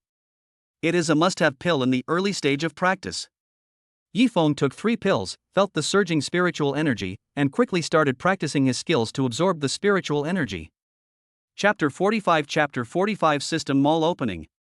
Yifeng practiced his skills to quickly absorb the spiritual power. The trace of chaotic power in his dantian also began to gradually increase, from the initial size of a hair to the thickness of a little finger. It was not until he broke through to the middle stage of foundation building that the 3 spirit-gathering pills were completely absorbed. Feeling the improvement in strength, Yifeng was very excited. Now his strength was comparable to that of a peak grandmaster. He wondered what the strength of Brother Wohan was, and he would help him improve his strength next time they met. Congratulations to the host, spending 35 billion Chinese yuan, and receiving a cashback of 3.5 trillion Chinese yuan has been credited to the Supreme Black Card with the last number 8888. Congratulations to the host. The cumulative cashback has reached 10 trillion Chinese yuan. The system trademark has been activated. Cashback will no longer be issued in cash. For every 100 million Chinese yuan spent, 1 point will be awarded. The system is now upgrading and is expected to be completed in 1 hour. Yifeng was very excited when he heard the system prompt sound. He finally unlocked the system mall. It seemed that Shen Haoyue's targeting of the Feng family was very successful. He could go and find out the specific situation tomorrow. The system upgrade would take some time, so Yifeng used his spiritual sense to look at Li Xiaona for a while and then fell asleep. The next morning, Yifeng woke up and opened the system mall excitedly. He had been waiting for this day for a long time. Yifeng browsed the items in the mall. The first thing he saw was the currency exchange. 10 billion Chinese yuan was worth 1 point, which was the same ratio as before. Then there were all kinds of elixirs, skills, and weapons. The prices also ranged greatly, from the lowest 10 points to 1 billion points. He had to buy the entire blue star to exchange it. Browsing these products, Yifeng felt that he wanted to buy all of them, but unfortunately he had no points. Then he found the space core needed for the system space upgrade, but the price made his eyelids twitch, 1 million points. Yifeng sighed. It seemed that he had to spend money faster. Otherwise, he would feel very uncomfortable looking at so many good things but not being able to buy them. At this time, Yifeng discovered a product that he really needed, Shadow Guard. The Shadow Guard possesses the strength of a junior grandmaster. He can blend effortlessly into the shadows in any environment, whether a bustling city or a tranquil mountain forest, like a formless ghost. His figure flickers in and out of light and darkness, making him difficult to detect even with the keenest eyes. This is definitely what he needs most right now. Looking at the selling price of 200 points, he decided to work hard to earn points and then equip his parents, Yilin and Li Xiaona, with a Shadow Guard each. After all, the safety of his family is the top priority. Yifeng scanned the villa with his spiritual sense. Li Xiana had already gotten up and was washing up, while Yilin was still lying on the bed and snoring. Yang Dong and the other two showed no signs of waking up. It seemed that they would have to sleep until at least noon. Seeing Li Xiana walk out of the room, Yifeng also withdrew his spiritual sense and walked out. Brother Feng, you're up so early? You guys drank so much last night, I thought you were going to sleep until noon. Looking at that pretty face, the scene of yesterday flashed through Yifeng's mind. He could no longer control himself and pulled Li Xiana over and kissed her. After a long time, they parted their lips and looked at her rosy face and said, "Xiana, you are so beautiful. I feel like I like you more and more. Brother Feng, I like you too, and I'm very happy to be with you. By the way, the exam is coming soon, and I can't accompany you these few days. You must not miss me. Otherwise, I will beat you until you cry." Li Xiana said mischievously. Yifeng hugged her lovingly and said softly, "Don't worry, I will think of you every day. Don't forget what I told you." Li Xiana looked at him puzzledly and asked, "What did you tell me? Why don't I remember it?" "You little fool, you forgot yesterday that I said I would visit my uncle and aunt. You didn't even remember such an important thing." Li Xiana stuck out her tongue. She really forgot that today was the weekend and she had to go home. "Brother Feng, I will go home and tell my parents today. I'll leave first." After saying that, Li Xiana left happily like a smart little rabbit. Li Xiana drove the Maserati President given by Yifeng towards the suburbs. On the way, she called Li's mother. "Mom, your lovely daughter is home today. Aren't you happy? My dear daughter, remember that you still have a family. What do you want to eat? I'll ask your father to go buy some groceries and cook for you." "Mom, no need to make any special preparations. I have something to tell you when I come back today, Yeah, then be careful on the road, and we'll talk slowly when we get home." Yifeng was eating breakfast at the moment. Yilin walked downstairs to the dining table, picked up a steamed bun and stuffed it into her mouth, mumbling, "Brother, where is Sister Xiana? I went to her room just now, but she wasn't there. Xiaona went home today. She just left not long ago." "What's the matter?" "It's nothing. Today is the weekend. I wanted Sister Xiona to accompany me to buy some clothes or something. Now that she has gone home, I have to go by myself." After saying that, Yilin rubbed her fingers skillfully towards Yifeng. Yifeng's mouth twitched. This girl was almost like his own daughter. He sighed. After all, she was his own sister. He had no choice but to use his mobile phone to transfer 20 million Chinese yuan to her. After receiving the money, Yilin jumped away happily, which made his eyelids twitch. When Xiaona was on vacation, he would send this girl back to Tianjin to cause trouble to her parents. After quickly finishing breakfast, Yifeng called Xin Haoyue. "Haoyue, how is it? Is the money enough? If not, I can transfer some more to you." Xin Haoyue on the other end of the phone rolled his eyes. Did Yifeng think too highly of the Feng family, or did he underestimate his own abilities? If he couldn't deal with the Feng family with such a huge amount of money, he should just find a piece of tofu to kill himself. "Don't worry, Mr. Yi, everything is going smoothly. We have sufficient funds. With such a large amount of funds, I am confident that we can even acquire Penguin, let alone take down the Feng family." Yi Feng's eyes lit up. Yes, why didn't he think of this? Xin Haoyue is worthy of his name. How many points does it take to acquire Penguin? Haoyue, it seems that I am short-sighted. You are right. After we clean up the Feng family, we will prepare to acquire Penguin. Don't worry about the funds. If you are short of money, please tell me at any time. Xin Haoyue was so upset at the moment. She had just said it casually, but Yifeng actually took it seriously. That's a penguin, how could it be so easy to acquire it? Before she could say anything, Yifeng spoke again. "Haoyue, do you have time at noon today? I want to hand my friend over to you for training. Don't worry, you still have the final say in everything in the company. You don't have to worry about him being my friend. Just train him hard." Chapter 46 Bringing Wang Chao to see Xin Haoyue. After pondering for a while, Xin Haoyue said, "Mr. Yi, I have acquired a building as the headquarters of Universal Investment. Let's meet there at noon. I'll send you the address later." After hanging up the phone, Yifeng soon received a location, which was Qingji Building on the Financial Street in the Magic City New District. He used the mobile phone navigation to check the distance and it was okay, he could get there in half an hour. Near noon, Yang Dong and the other two finally woke up. When they saw Yifeng sitting on the sofa and leisurely watching short videos, their faces were full of disbelief. "Fourth brother, I remember you drank a lot yesterday, but why do I feel like you're fine?" Yang Dong said, puzzled. "Yeah, it turns out that the fourth brother is always the first one to get drunk. This time he has become more capable and got the three of us drunk. Oh, I have brought shame to Shandong province." Chang Wen also echoed. "How dare you two talk to my boss like that? It's not normal for President Yi to get drunk with the three of us." "Hee hee, fourth brother, when are we going to meet my beautiful boss?" As soon as Wang Chao said this, he was immediately beaten up by Yang Dong and Chang Wen. "Third brother, you're such a jerk. How's our massage technique? Is it comfortable? Fourth brother, you have to train this kid hard, or he'll fall for your honey trap sooner or later." Looking at the three people playing around, Yifeng said with a smile, "Don't worry, the good days of the third brother are over. His boss is a strong woman." "Where are you going, boss?" "I'll take you there." The two refused because they knew that he would have to take Wang Chao to see Shin Haoyue later. Looking at the time, it was almost noon. Yifeng greeted Wang Chao and prepared to go to Qingji building.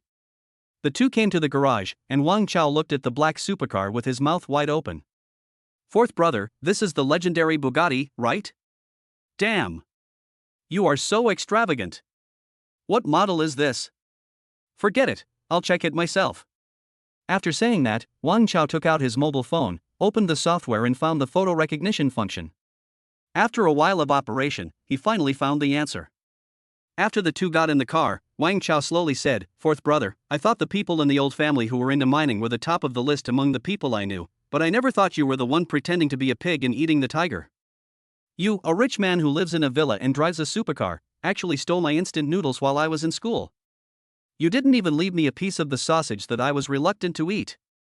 Yifeng looked at his resentful eyes and comforted him, "Brother Chao, it's my fault. I will buy you a box of instant noodles and a box of sausages to keep you full. If it's not enough, I will buy you more." Chatting and laughing along the way, the two soon arrived at Qingji building. When Yifeng parked the car and prepared to get out, he saw Wang Chao staring at the building entrance and said, "Look, there's a beauty over there. Her figure and looks are at least 95 points, especially her long legs. I'm drooling at the sight of her. If I could marry her, I'd be willing to kneel on the washboard every day." Following Wang Chao's gaze, Yifeng found that the person standing there was Shin Haoyue. He looked at him with a strange expression, intending to trick him. "Brother Chao, I think with your charm, you'll definitely get her as soon as you make a move. Go ahead, charge forward for love. Brother, I support you." Wang Chao became more excited after hearing what Yifeng said. He tidied his hair and got out of the car and walked towards Shin Haoyue. Yifeng was secretly observing him in the car. If Wang Chao knew that the beauty in front of him was his future boss, his expression would definitely be very interesting. Yifeng used his spiritual sense to observe the two of them. When he saw that Shin Haoyue's face was getting worse and worse and he was about to take action, he rushed over. He just remembered that Shin Haoran once said that Shin Haoyue had turned Fong Jiping into a eunuch. He hurried to their side and said, "Haoyue, this is my friend Wang Chao. He will be learning under you from now on.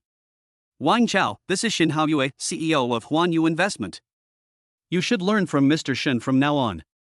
Wang Chao's face turned pale and blue, and he gritted his teeth and said, "Old four, you tricked me." Yifeng pretended not to hear and looked at Shin Haoyue, who looked unhappy, and said softly, "Haoyue, it's quite hot outside. Why don't we go inside and talk?" Qingji building has a total of 23 floors. Led by Shin Haoyue, the two came to the president's office on the top floor. Seeing Shin Haoyue still looking gloomy, Yifeng had no choice but to apologize. "Haoyue, I'm sorry, I was just joking just now, and I wanted you to understand Wang Chao's personality.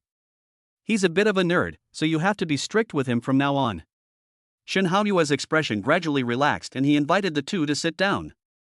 "Mr. Yi, let's just leave it at that for today. Please don't joke around like that in the future. I don't like it.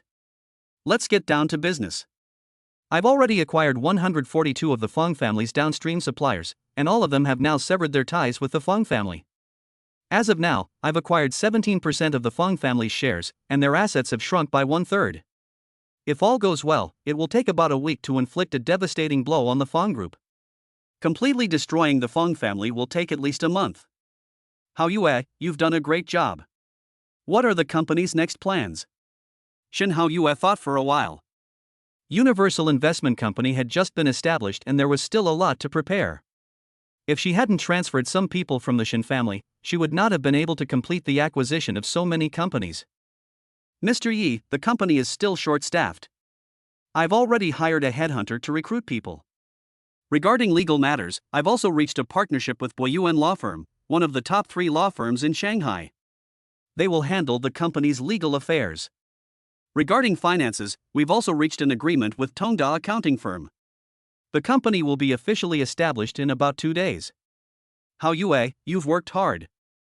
I suggest that if possible, we acquire both firms completely and form the company's legal and financial departments. Regarding the staff, you might want to increase their salaries a bit, as talent is hard to come by. Mr. Yi, I understand. I will do as you say. I will arrange for Wang Chao to be the cleaner for a month. Is that okay with you?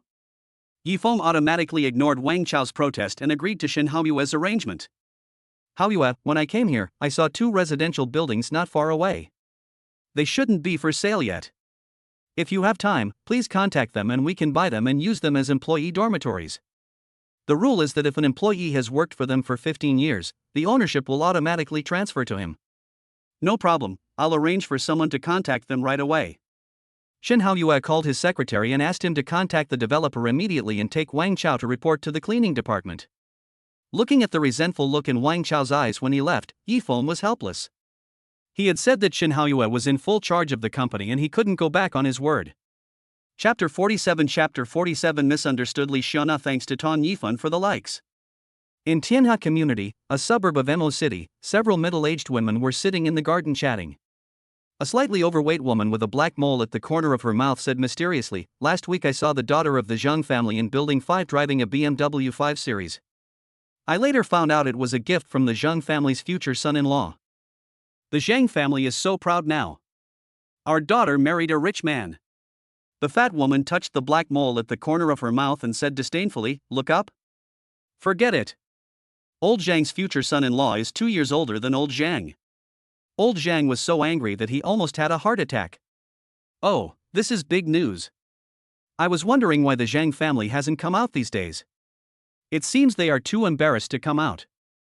Yeah. These kids these days are really something, always thinking of getting something for nothing. Yang Qin, your Xiana is not young anymore. You have to take good care of her. These children have never experienced hardship before. Don't let her go astray." Yang Qin was Li Xiana's mother. After sending her husband away to buy groceries, she came out to chat with people. Yang Qin said disdainfully, "Our Xiana is not that kind of person. This child listens to us and even said she would come home to see me today." While they were chatting, Li Xiana drove to the community. After parking the car, she saw her mother chatting in the garden, so she came over to greet her mother and go home. Seeing the mother and daughter leave, the woman with the black mole curled her lips and said, "Look at Yang Qin's confident expression just now," but she didn't expect it to be slapped in the face now. The car her daughter drove back is called a Maserati, which must have cost at least over 2 million Chinese yuan. I only recognized this car when I saw the woman driving it last time when I introduced her to a blind date. It looks like there's going to be some fun at old Li's house today. I just wonder if Yang Qin will be embarrassed to come out tomorrow.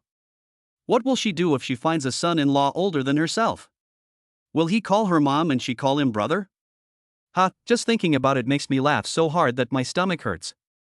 When the mother and daughter returned home, Yang Qin stared at Li Xiana intently.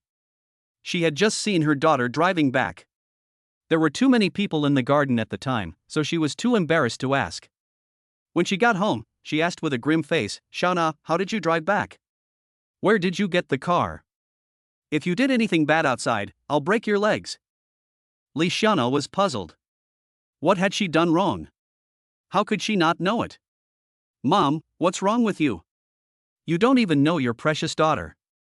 What bad things could I do? That car was a gift from my boyfriend. I came back today to tell you about this." At this time, Li Changlin, Li's father, also returned home from shopping. Seeing that the atmosphere between mother and daughter was a little tense, he asked in confusion, "Yang Qin, what's going on? Why is my precious daughter quarreling right after she got home?" Yang Qin looked at the puzzled Li Changlin and said angrily, "Your daughter has a boyfriend. And you don't care at all.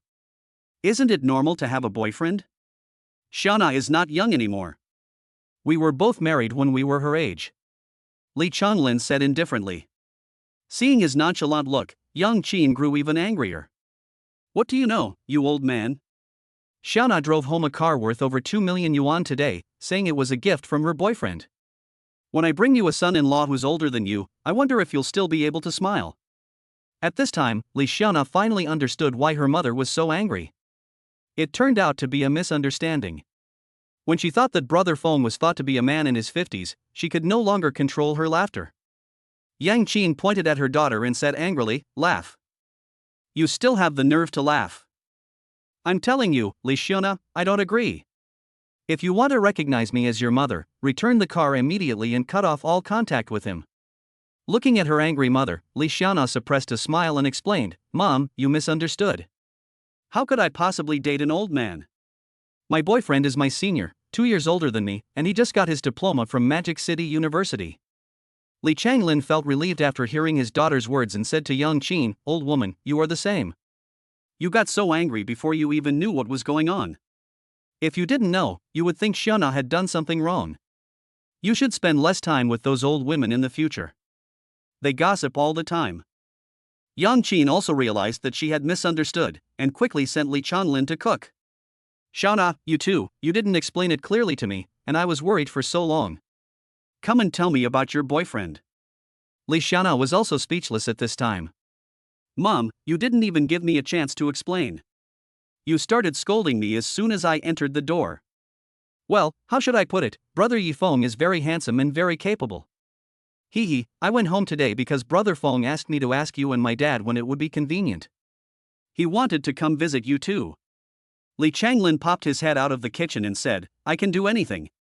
It depends on your convenience." Yang Qin glared at him unhappily and continued to talk to Li Xiaona, "Just arrange your time. If your dad is busy, I'll ask him to take a leave." Seeing that her parents agreed, Li Xiaona felt relieved. "Mom, after I finish my exams and have a holiday in a few days, how about bringing Brother Feng to our house?" Yang Qin nodded and agreed with her daughter's idea.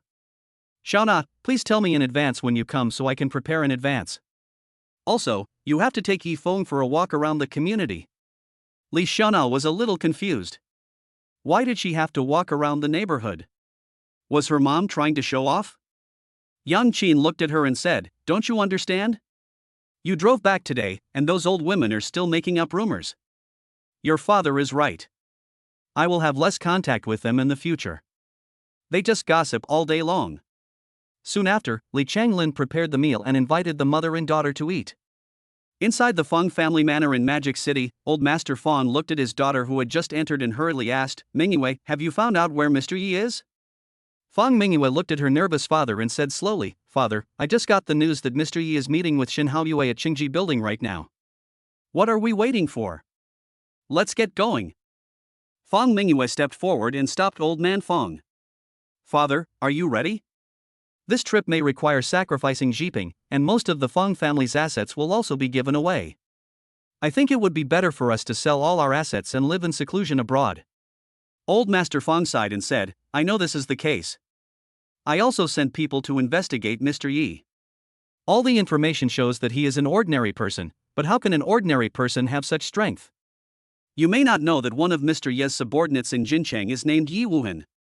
Your Uncle Lin told me that Yi Wuhan possesses the strength of the peak of internal energy. He alone can destroy our Feng family. We can't escape, and can only seek peace." Chapter 48 Feng Family Apology. After hearing what Grandpa Feng said, Feng Mingyue stopped trying to stop him. She knew Uncle Lin, the head of a martial arts family with a nearly 300-year-old tradition, who only had the strength of the late stage of internal strength when he was over 70 years old. It was obvious that her suspicion was right, and Mr. Yi definitely had the strength of a grandmaster. In the president's office of Qingji building, when Shen Haoyue was telling Yi Feng about the next arrangements, there was a knock on the door. After getting permission, Shen Haoyue's secretary came in and said, "Mr. Shen, Mr. Feng and Feng Mingyue are downstairs right now and would like to meet with you and Mr. Yi." Shen Haoyue looked at Yi Feng, and seeing that he had no objection, he asked his secretary to go down and bring a few people up. Yi Feng asked with some confusion. I thought you wouldn't meet them, is it because of Fang Mingyue? That's right. If Fang Hongye had come by himself, I wouldn't have met him. But I have to meet Fang Mingyue. We used to be best friends, and it was thanks to her mediation after that incident that my Shin family would have ceased to exist. I hate the Fang family, but I don't hate Fang Mingyue. Soon after, there was another knock on the door, and the secretary brought Mr. Fang and Fang Mingyue to the office. Fang Hongye looked at Yi Feng and said respectfully, Mr. Yi is indeed a handsome man, a rare talent. The Fang family has offended me many times before. I have come here to apologize. I hope Mr. Yi will show mercy and spare our Fang family. After saying that, he bowed deeply to Yi Feng. Yi Feng raised his eyebrows and said coldly, Mr. Feng, you asked me to let your Fang family go with just a few words. Isn't it too easy? If I didn't have some skills, I would have died in the hands of your Fang family long ago. Fang Hongye knew that it would be impossible to be forgiven so easily. He sighed and said, Mr. Yi, the car accident was caused by Fang Jiping alone. No one in our Fang family knew about it. Fang Jiping is downstairs now. You can let Mr. Yi deal with him as you wish. Our Fang family will not interfere. In addition, I am willing to give Mr. Yi 90% of our assets to make amends. Yi Feng looked at Shin Haoyue and saw her nod. Knowing that she had no objection, he continued, Mr. Feng, I am a law-abiding citizen and would not do such a thing as killing people and stealing their wealth. Don't worry, Mr. Yi. Our Fang family is willing to give you 90% of your assets for 1 Chinese yuan. As for Fang Jiping, he will go fishing on his yacht tomorrow. As you know, the sea is rough and there are bound to be accidents. Yi Feng was still very satisfied with Fang Hongye's attitude. What does 1 huaxia currency mean? Isn't this delaying his own points? So he proposed his own plan. Mr. Feng, I will buy all the assets of your Feng family at the original price, but you have to use 90% of the funds for charity, otherwise the consequences will be serious.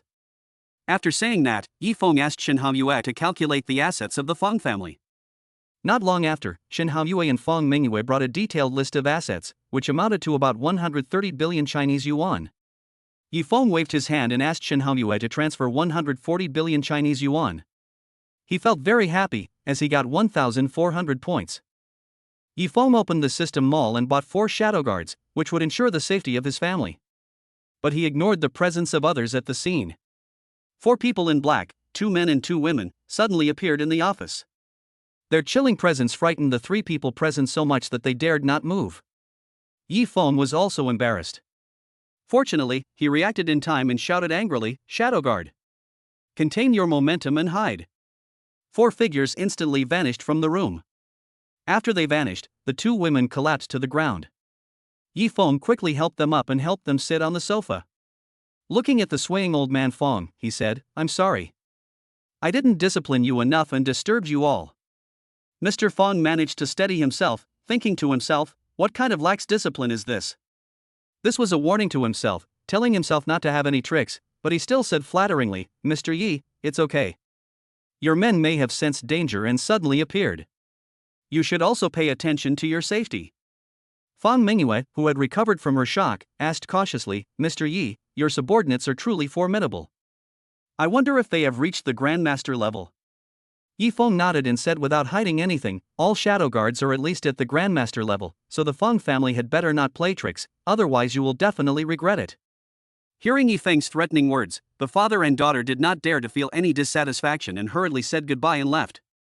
At this moment, Shin Haoyue's face was pale and weak. He looked at Yi Feng, who was familiar yet unfamiliar, and murmured, Mr. Yi, is this the power of a warrior? It's so terrifying. At that moment, I felt like my body was about to be torn apart. You also know the existence of warriors? Logically speaking, with the strength of the Shin family, they should not be able to come into contact with warriors. Could it be that the Shin family has other backgrounds? I know a little. I heard my father once say that when he was young, he met a warrior who could punch through a tree as thick as a man's embrace with his bare hands. Yi Feng nodded, this should be an internal force warrior. Haoyue, the world of warriors is very cruel. If you can avoid it, try not to.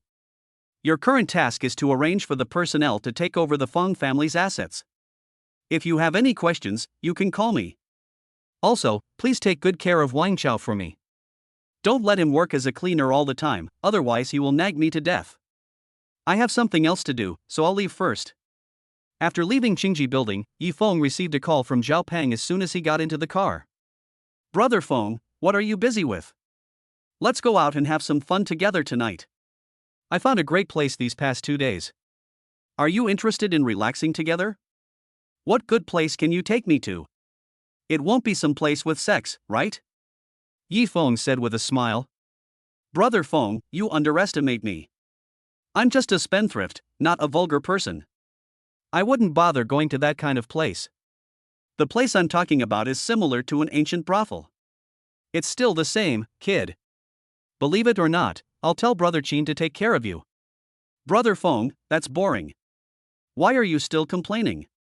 I think you may have misunderstood ancient brothels. High-end brothels sell art, not bodies. The ladies inside are all extraordinary women who are proficient in music, chess, calligraphy, painting, poetry, and songs. Of course, if you are talented and can conquer one of them, then it's not impossible for something to happen. He. Hearing Zhao Peng's words, Yi Feng also became interested and decided to go and see it. The two of them set a time, and Zhao Peng came to pick him up in the evening. Yi Feng then drove back to the Cloud Villa. Yi Feng lay leisurely on the sofa. Bai Jie thoughtfully brought him a cup of hot tea and then left. He wondered how Xiaona was doing after returning home. What gift should he prepare? Chapter 49 Brothel. Yi Lin shot broke Yi Feng's thoughts. Brother, come and help me. There are too many things, I can't carry them all. Looking at his sister carrying a lot of bags, Yi Feng was speechless. How could such a person get into Magic City University? He hurried forward to take some of it. Lin, you bought so many things, why didn't you just have them delivered here? You brought them back yourself, aren't you stupid? Yi Lin blinked at him in confusion and said, how could it be like this? No one told me? If I had known earlier, I would have bought more. I still have a lot of things to buy. Yi Feng ignored her and asked Bai Jie to help her take the things upstairs, while he went to the study. He came to the study and called out the shadow guards, and 4 figures immediately appeared in front of him. Yi Feng named them Shadow 1 to Shadow 4 for their convenience. Looking at the 2 middle-aged men, Shadow 1 and Shadow 2, he said, you two will go to Jincheng immediately and protect my parents. Don't let them get hurt. Shadow 1 and Shadow 2 both bowed and then disappeared into the darkness of the room. Shadow 3 and Shadow 4 were assigned to protect Yilin and Li Xiaona. At about 6 o'clock in the evening, Bai Jie knocked on the study door. Mr. Yi, there's a man named Zhao Peng outside who wants to see you. He said he has an appointment with you. Would you like to ask him to come up? No, he and I are going out, I'll just go down. Seeing Yi Feng coming, Zhao Peng said excitedly, Brother Feng, I have reserved a seat, let's go quickly. Ha, that place will definitely make you linger. Yi Lin, who was secretly eating in the kitchen, immediately rushed over and said, Zhao Peng, where are you taking my brother to play? Can you take me with you? I don't even know where there's any fun place. Zhao Peng boasted, Yi Lin, I've discovered a great place. Not only are there so many beautiful women, but they're also talented and versatile. It's like an ancient brothel. Yi Feng looked at Zhao Peng with a dark face. This idiot teammate, why did he tell everything to others? And in front of his sister. He was really going to get himself killed. Yi Lin stared at Yi Feng intently and said, Brother, you've become quite capable. You're actually going to a brothel. Believe it or not, I'll tell Mom and Sister Xiaona. Humph. I didn't expect you to be this kind of person. At this time, Zhao Peng realized that he might have said something wrong, and quickly explained it to Yi Lin. Yi Lin said suspiciously, Why do I feel like you two are trying to trick me? No. I want to go today too, otherwise I won't believe it, and I'll tell Mom and Sister Xiaona. Humph. In the end, Yi Feng had no choice but to take her with him. The brother and sister got into Zhao Peng's car and headed to a manor on the outskirts of the city. The 3 of them came to the manor, which was far away from the hustle and bustle of the city and was like a paradise. The bright moonlight sprinkled on every corner of the manor, as if it was covered with a mysterious veil. The manor is brightly lit, and the warm light pouring through the windows contrasts sharply with the surrounding darkness, like a beacon, shining alone in the silent night. A gentle breeze blows, blowing the wind chimes on the window lattices, making a pleasant sound, making people feel happy and comfortable. The 3 of them came to an exquisite 2-story building. The word Qinglu was engraved on the plaque above the door lintel, and below the plaque was a couplet. First couplet, the melodious melody of the zither conveys elegance. Second line, the graceful dance reflects the moonlight. Horizontal banner, wind and moon are boundless. Zhao Peng led the brother and sister to the reserved private room, which was on the second floor. By opening the window inward, they could get a good view of the panoramic view of the platform on the first floor. Soon after the three of them sat down, the waiter brought up a table of delicious food. Yilin said as she ate, "Brother, why is this brothel different from what I imagined?" Before Yifeng could say anything, Zhao Peng explained, "Yilin, you've been misled by TV dramas. The kind of place you imagine a group of gorgeous beauties rushing over as soon as a customer comes in is a brothel, not a whorehouse. A brothel is a place where talented men and beautiful women recite poems and discuss the elegance of music, chess, calligraphy, and painting. You may not believe it, but some of the most beautiful courtesans in ancient brothels were not only stunningly beautiful, but also had the talent of the top scholar. Do you think such people would give themselves to others so easily?" Yilin nodded thoughtfully, stopped asking questions, and concentrated on eating. Yifeng chatted with Zhao Peng while drinking. As night fell, a couple in ancient costumes came onto the high platform on the first floor. The woman sat next to the guqin, while the man stood beside the woman holding a flute. The sound of the piano is like the gurgling of water, clear and melodious, while the sound of the flute is like the solitary orchid in the valley, elegant and refined. A song of piano and flute harmony, the smiling, proud wanderer, is transmitted from the high platform to everyone's ears, with the piano as the main sound and the flute as the auxiliary sound. The two echo each other, interweaving into a picture full of the atmosphere of the rivers and lakes, making people immersed in it. Yilin also stopped eating, walked to the window and looked down, with an intoxicated look on her face. After the song was over, the two did not leave but played another song, Song Hai Sheng Xiao. Listening to the song, Yifeng also hummed along. This brothel was really interesting. They actually played such a song full of the flavor of the rivers and lakes. After the performance, a heroic woman wearing a horse-faced skirt came onto the stage. "Thank you all for coming to our brothel today. I'm Xia Shaoqing, tonight's host." After the two qin and flute duets, everyone should know today's theme. Yes. Today's theme is the Jianghu. First, let me ask everyone a simple question: what is the Jianghu? Yilin stood by the window and shouted, "I know. I know." Marshal Zhang once said that the Jianghu isn't about fighting and killing. It's about human relationships and worldly wisdom. Xia Shaoqing looked up at the second floor and said in agreement, "Thank you for your answer, beautiful young lady. It's true. China has been a society of human relationships since ancient times. The word human relationships runs through our entire history, from the friendship between Boya and Ziki to the brotherhood of the peach garden. Now, I would like to compose a poem on the theme of Jianghu love. If anyone's poem is favored by my lady, she would like to meet with you." The people in the audience immediately started talking about it. They all said that Miss Hua Linger from the brothel was stunningly beautiful, but people had never seen her in person. Today, they were lucky enough to see her true appearance, and people were even more excited. Yilin looked at Yifeng and asked, "Brother, as a talented scholar from Magic City University, why don't you sing a song to please this courtesan?" "Stop it now. If I dare to see this courtesan, your little report will be blown away. I still want to live a few more years." Yilin gave a look that said, "You're smart," and continued watching the singing and dancing downstairs. Zhao Peng came over at this time, looked at Yifeng and said flatteringly, "Brother Feng, why don't you write a poem for me? I want to meet this courtesan." Chapter 50 Young Master of the Han Family. After thinking for a while with his head down, Yifeng murmured, "Let me borrow 2 ounces of ink from the world. It describes the love and evil in the world of martial arts. Then take another lamp from Lingshan. Forget the past and the passing of good times." After saying that, he started drinking by himself, while Zhao Peng on the side came to the table as if he had found a treasure, picked up the brush and quickly wrote down the poem. Yilin also came over, looked at the poem on the rice paper and commented, "Brother, you may say that Zhao Peng's calligraphy skills are not very good, but his ink and color painting skills are really good." Zhao Peng scratched his head awkwardly and said, "Yilin, you're too kind. My poem is nothing. Brother Feng's poem is still better.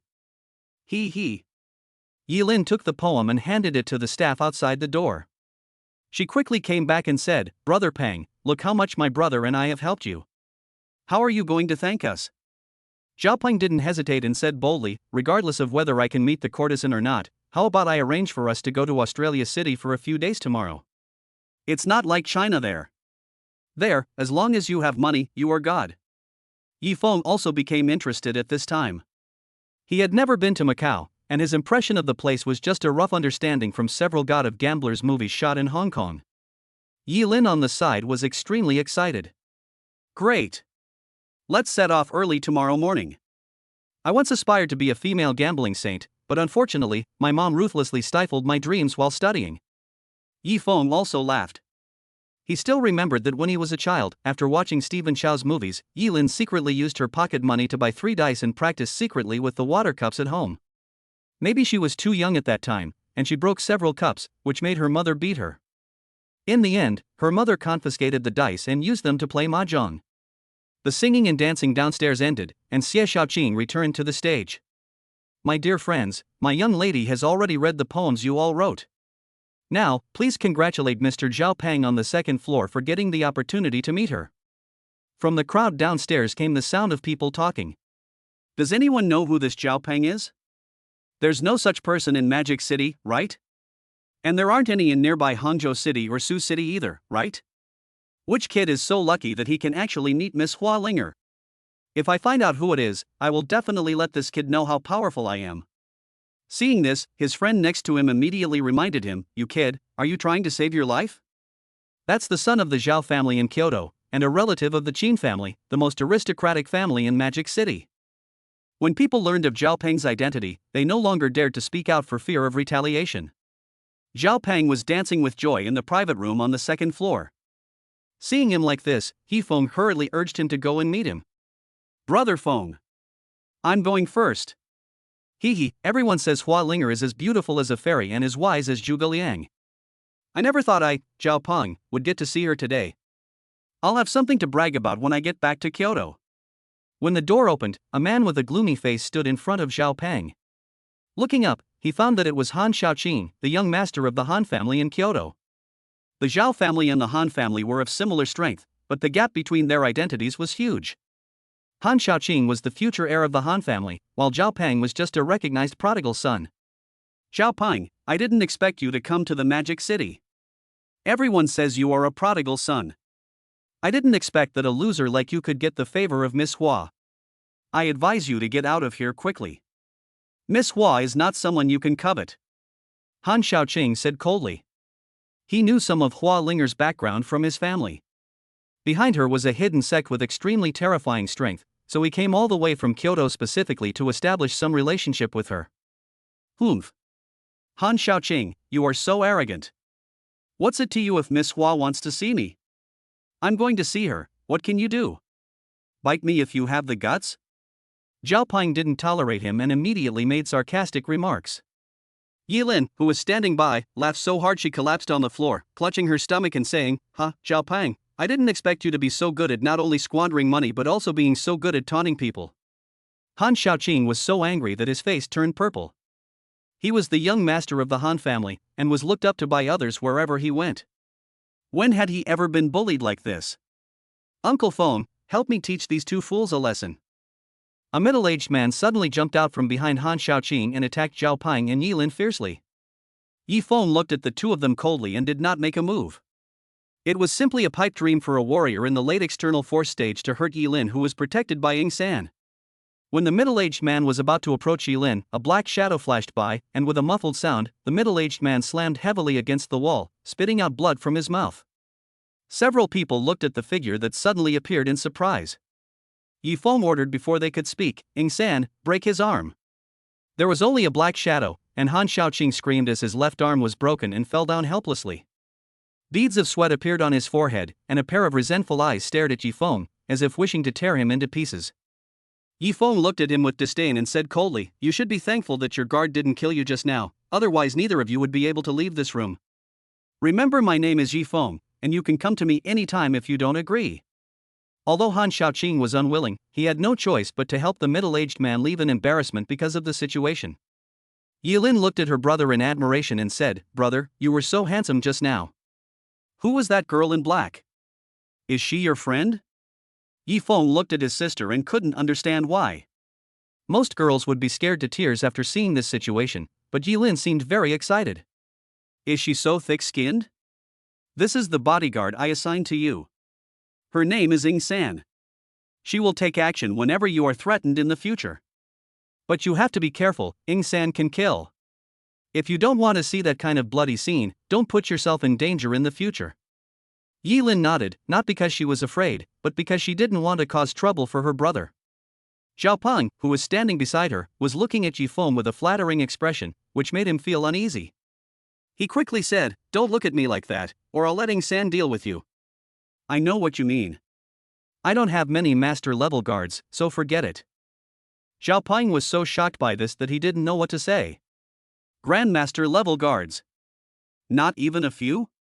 Are you sure you're kidding? The Zhao family is one of Kyoto's top families, with a history of nearly 1,000 years. Their most powerful warriors are only at the peak of their internal strength. Brother Feng, low-level ones are fine too. I'm not picky, hee. No, go see your iron. Otherwise I'll have Ing-san throw you over. Zhao Peng walked slowly, looking back every few steps, until Ing-san's figure slowly emerged, then he fled in panic. Chapter 51 Qi Yuanshan, a national expert in traditional Chinese medicine. After leaving, Zhao Peng, led by Xie Shaoqing, came to a quaint courtyard.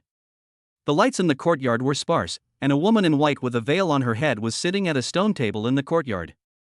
Zhao Peng tried hard to see the woman's face clearly, but it was always like seeing flowers in the fog. He came to sit down at the stone table, and the faint fragrance coming from the opposite side made his heart flutter. Hua Linger was no stranger to this. She reached out her delicate hand and poured a cup of tea. She gently pushed it towards Zhao Peng and said softly, "Master Zhao, please have some tea. I have some questions.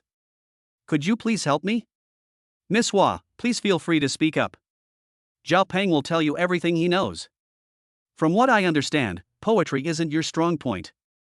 How did you come up with such a poem today?" "To be honest, Miss Hua, this poem was written by my brother Feng. He has no competitive intentions, so he gave it to me." "Could it be young Master Yi Feng, who has a close relationship with young Master Zhao?" "That's right, brother Feng is truly a dragon among men. If Miss Hua has the chance to meet him, she will definitely gain a lot." "Master Zhao, I am a little tired today, so I will take my leave first. Please don't blame me. Miss, take care." Zhao will take his leave. After Xie Shaoqing sent Zhao Peng back, he returned to the courtyard and looked at Hua Linger and said respectfully, "Saintess, young Master Zhao has been sent back. Do you have any further instructions?" Hua Linger is the contemporary saint of the Baihua sect. She was ordered by the sect leader to enter the world to gain experience and discover talents. "I'm very curious about Yi Feng now. Go and investigate." Xie Shaoqing agreed and bowed before leaving the courtyard. On the other side, Yi Feng saw that Zhao Peng was not in a good state after returning. He immediately pointed his finger at his forehead and injected a trace of spiritual power into his head, then shouted, "Wake up!" Zhao Peng's eyes gradually lit up and he regained consciousness. "Brother Feng? Wasn't I drinking tea with Miss Hua? Why are you back?" Yi Feng knew that he was bewitched. It seemed that this Miss Hua was not simple and should also be a cultivator. He just didn't know whether it was because of the cultivation method or her physique. "Zhao Peng, Xie Shaoqing just sent you back. Don't think about it anymore. It's time for us to go back." Yi Lin also came over and said, "Yes, I'm looking forward to the trip to Australia City tomorrow." Zhao Peng simply stopped thinking about it, and the three of them left quietly. At the first hospital of Shanghai, Director Si Zhangyang led a group of orthopedic experts to look carefully at an X-ray film. The arm in the film had been broken into more than a dozen sections. Si Zhangyang said seriously, "How's your research going? Is there any way to save young Master Han's arm?" No one dared to speak. They knew that even if injuries of this degree could be treated, they would never be able to recover as before. Given the Han family's background, they would most likely be held accountable afterwards, so everyone remained silent. Si Zhangyang also knew their concerns, so he could only return to the dean's office alone. After thinking for a long time, he took out his cell phone and called the Han family. "Master Han, I'm Si Zhangyang. I'm deeply sorry. We are limited in our abilities. Young Master Han's injuries are too severe. If we rashly perform surgery, it will likely cause your left arm to become inconvenient for the future. What are your opinions, Master Han?" Han Fuli, who was far away in Kyoto, had a cold expression on his face and said slowly, "I understand. I will arrange for someone to bring Shaoqing back to Kyoto." Before that, you must ensure that Xiaoqing's condition does not deteriorate further. Otherwise, you know the consequences. After hanging up the phone, Han Fuli's wife hurried forward and asked, Fuli, how is Xiaoqing doing? The situation isn't good, don't worry, I have a solution. Xiaoqing will be fine. Go get ready now. Xiaoqing will arrive at the airport in about 2 hours. I'll go see Mr. Qi now. Mr. Qi's name is Qi Yuanshan. He comes from a family of traditional Chinese medicine practitioners. His family has medical books and secret recipes passed down from generation to generation and a unique medical heritage. He has superb medical skills and noble medical ethics, and is known as a treasure of China. In a 3-story courtyard house in the second ring of Kyoto, an energetic old man was sipping tea and teaching a young woman various pharmacological knowledge. This person was none other than Qi Yuanshan, a national master of traditional Chinese medicine, and his granddaughter Qi Jingyin. At this time, a young man came over and said, Master, the head of the Han family wants to see you. Qi Yuanshan put down the teacup, feeling a little confused. He had not heard that anyone in the Han family was seriously ill, so why did the head of the Han family come in person? Please invite Master Han to the reception room. Master Qi came to the reception room, and soon after his disciple arrived with Han Fuli. Master Han is visiting so late at night. I apologize for not welcoming you. Han Fuli did not dare to be arrogant. He even said that he did not dare. Mr. Qi was not only a doctor, but also a martial arts master with a huge network of contacts. Even the number one person in China respected him. Mr. Qi, I am visiting you late at night today because I have something to ask for your help. My son Xiaoqing offended a warrior, which resulted in his left arm being broken. I beg you, Mr. Qi, to help him. After saying this, he bowed deeply. Old Qi also frowned secretly. Generally, warriors would not attack ordinary people, and the future heir of a family like this must be protected by warriors. It seems that Han Xiaoqing was seriously injured, but considering his friendship with old man Han, he agreed. Master Han, please lead the way.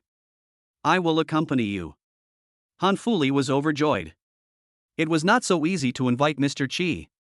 It was extremely difficult for many important figures to meet him. I will definitely remember Mr. Qi's kindness and grace. Qi Yuanshan hurried out of the room, his steps urgent but firm. He quickly crossed the corridor and came to the storage area. He picked up the medicine box in the corner and checked whether it had all the medicines. Then he carefully picked up a brocade box next to it and gently stroked the exquisite patterns on the surface. After doing all this, Qi Yuanshan took a deep breath and followed Han Fuli to the Han family. At that moment, the Han family finally brought Han Xiaoqing home. Witnessing the pain on her son's face, Han's mother felt a pang of pain. She held her son's hand tightly, tears welling in her eyes, unable to suppress the resentment and hatred she felt for the person who had hurt him. Every subtle expression and every weak moan pierced Han's mother's heart. She couldn't understand how there could be such a cruel person in the world who could have the heart to do such a cruel thing to her precious son. Anger surged in her heart like a tide, and Han's mother secretly vowed to make the murderer pay. Xiaoqing, please be patient. Your father has gone to ask Elder Qi for help. Don't worry, Elder Qi will definitely be able to cure your arm. Han Xiaoqing's face was pale, his bloodless lips trembling slightly.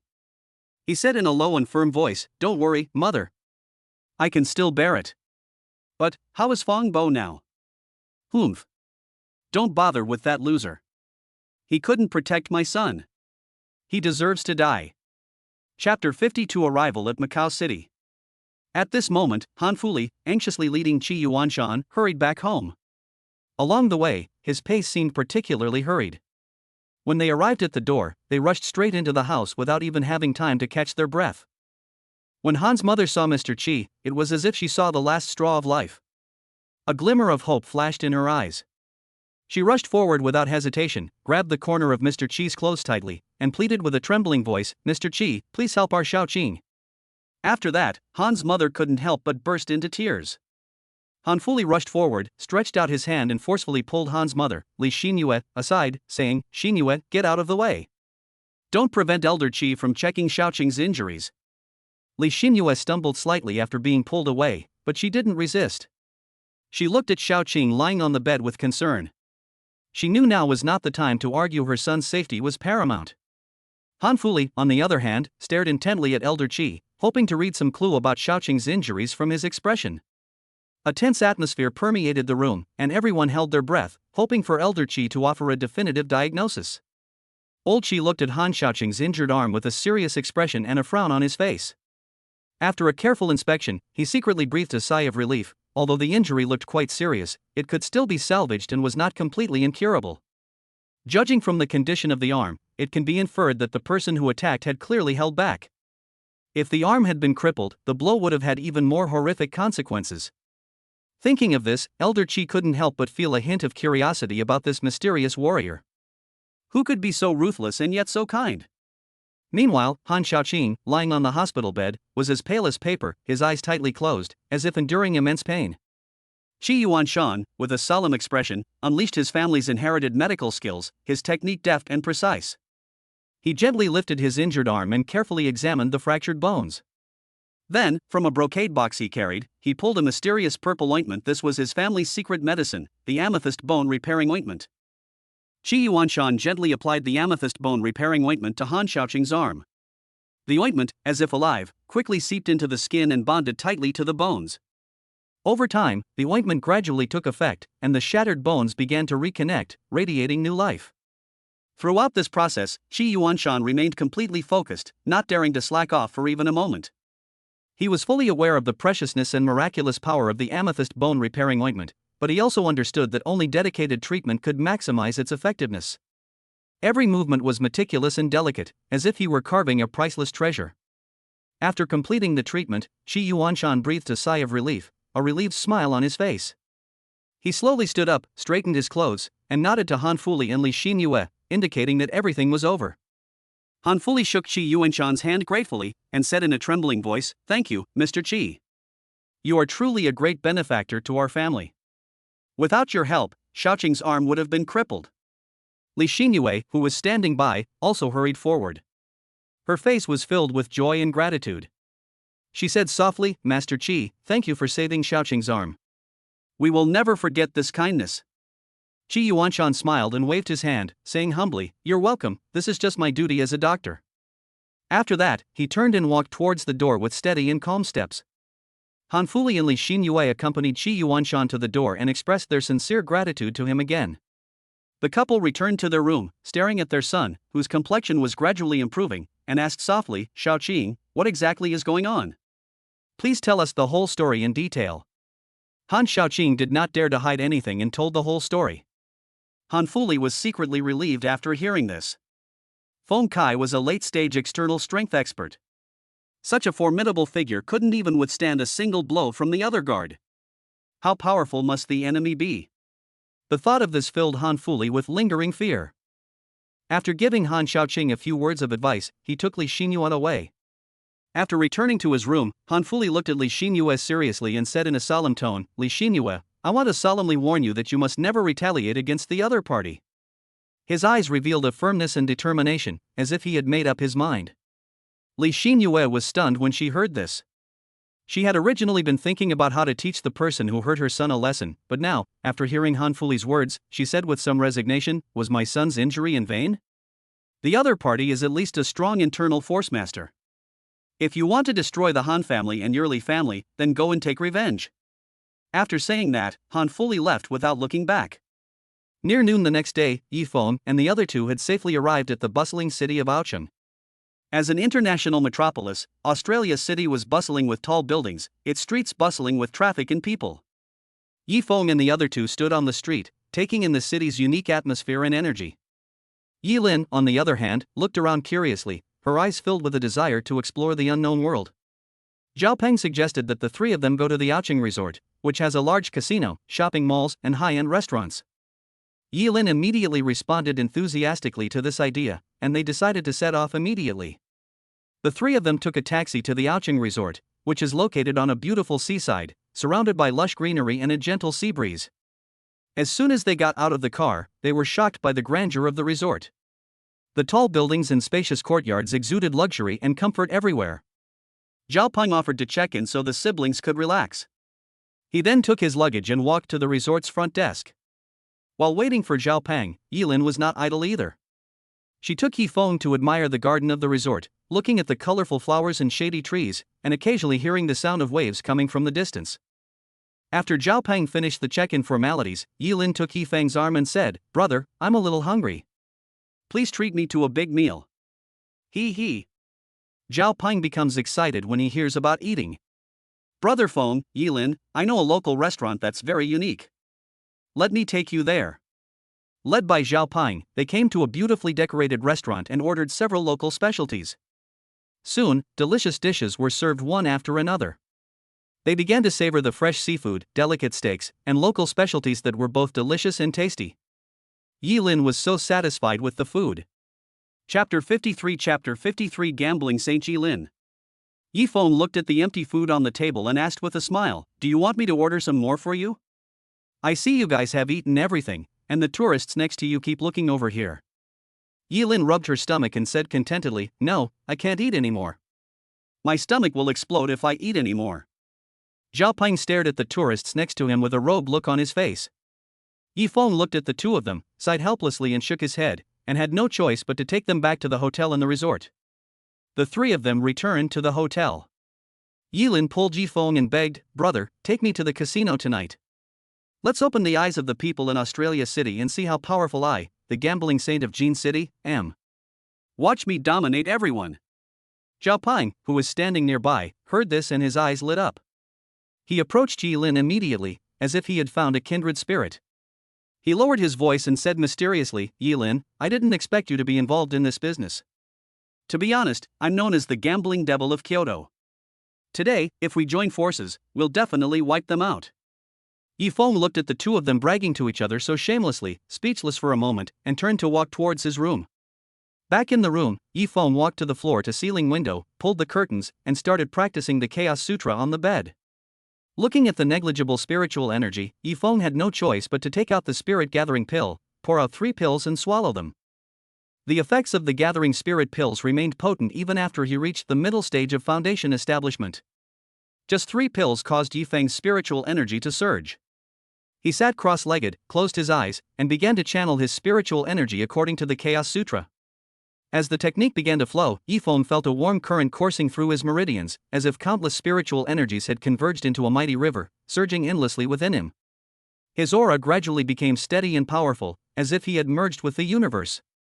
As time went by, Yifeng's cultivation level steadily improved. He could clearly feel his meridians expanding and his stored spiritual power increasing. This feeling made him feel extremely excited and thrilled. As the spiritual energy contained in the spirit-gathering pill gradually receded like a tide, Yifeng was still a long way from the late stage of foundation building. He swallowed 2 more spirit-gathering pills without hesitation. The effects of the spirit-gathering pill erupted within him once again, and Yifeng felt a surge of powerful spiritual energy pouring into his limbs. He clenched his fists, took a deep breath, and began to exert all his might to reach the late stage of foundation establishment. Finally, after repeated impacts, Yifeng felt a powerful force burst out from his body, as if breaking through the shackles that bound him. His cultivation instantly improved and reached the late stage of foundation building. He opened his eyes, feeling the powerful spiritual power in his body, his eyes flashing with excitement. At that moment, a crisp knock suddenly sounded on the door. Yifeng closed his eyes slightly, and a powerful spiritual consciousness instantly gushed out, covering the entire room like an invisible net. He immediately sensed that it was his sister, Yilin, standing outside the door. It seemed that the little girl could no longer suppress her inner urge and couldn't wait to go to the casino to test her skills. Yifeng couldn't help but sigh softly in his heart, thinking, "This little girl is really impatient." He slowly stood up, walked to the door, and stretched out his hand to open it. He saw Yilin standing at the door with a face full of excitement and anticipation, her eyes fixed on Yifeng, as if urging him to act quickly. "Why are you losing your temper so early?" Yifeng asked with a joking smile, his lips slightly raised. "Oh, brother, I'm just curious. I've only seen those casino scenes in movies before, but never had the chance to experience it myself. Today I finally have the chance to feel that exciting and tense atmosphere in person, so of course I'm anxious."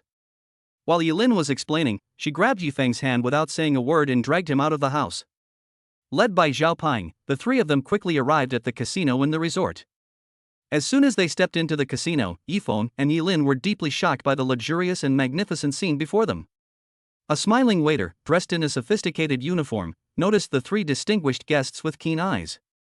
He immediately approached them and enthusiastically guided them to the chip exchange area.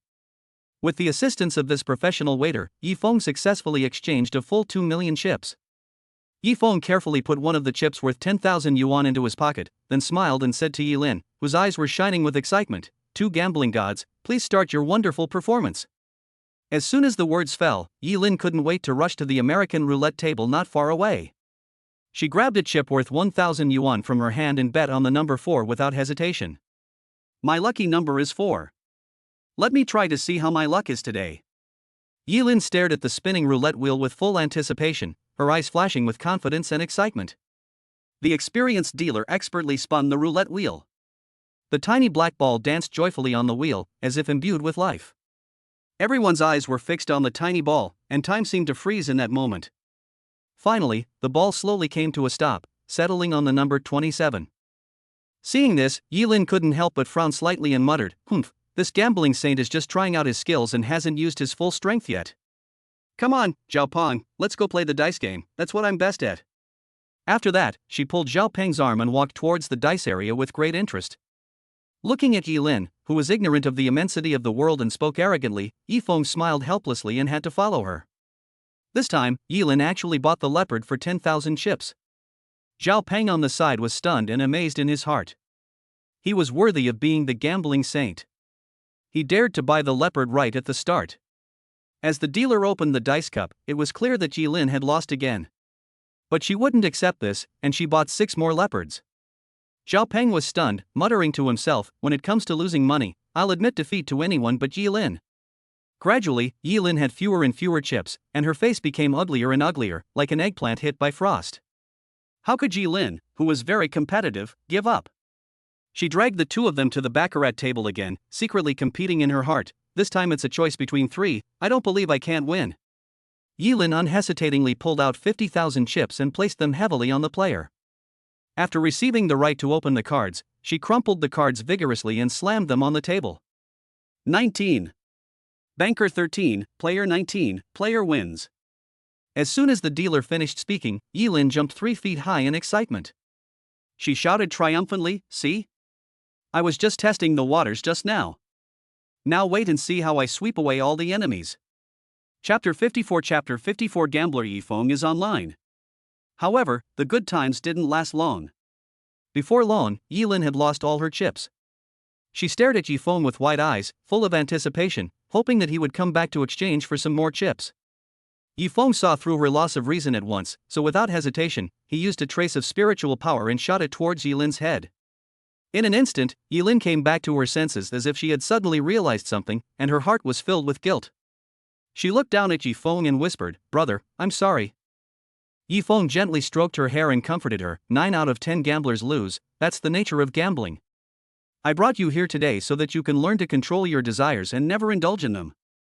It doesn't matter if you lose, don't take it to heart." Yilin nodded obediently and replied in a low voice, "Brother, I understand. I won't do this again. But I still feel unwilling." That was all money, and it was all gone in just half an hour.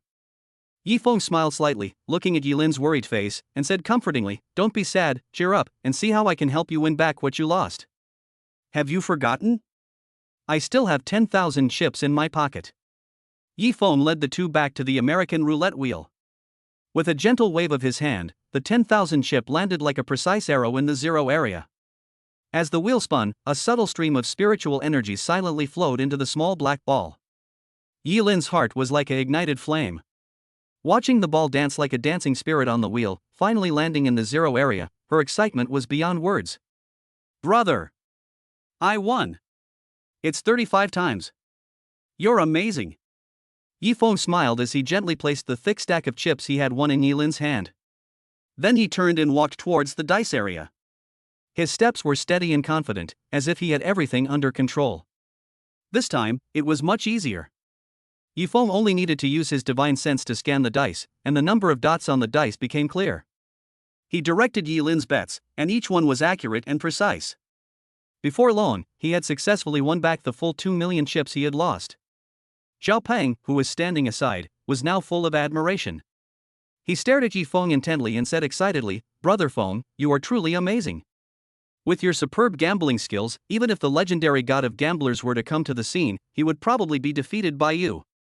Yi Feng's mouth curled up slightly after hearing this, revealing a playful smile. He responded, "You two, one calling himself a gambling saint and the other a gambling devil, how can I be qualified to teach you?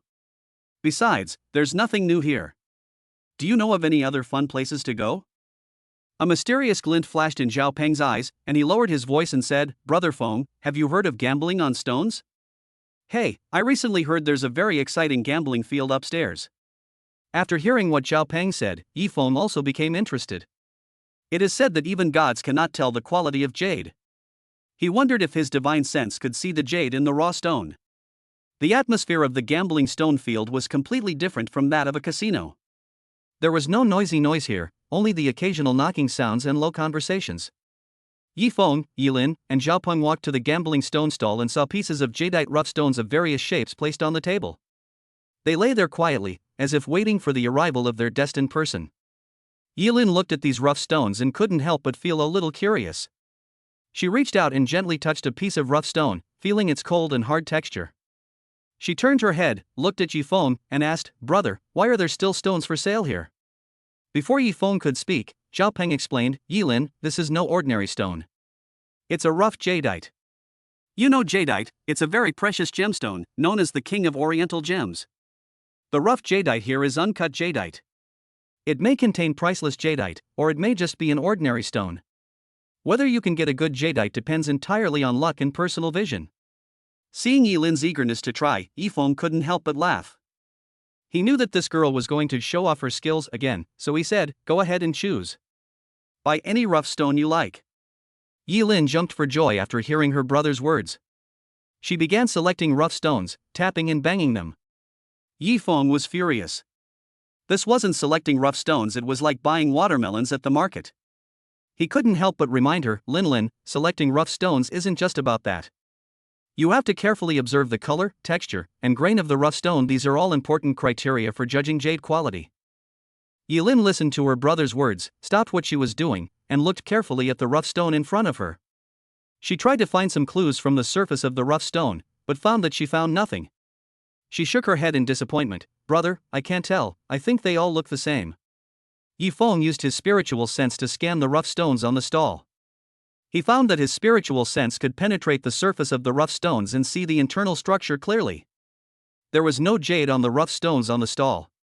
He said to Yilin, "These rough stones are not meant for you. Go to another stall and choose whichever one you like." Yi Feng's spiritual sense slowly swept across the entire venue.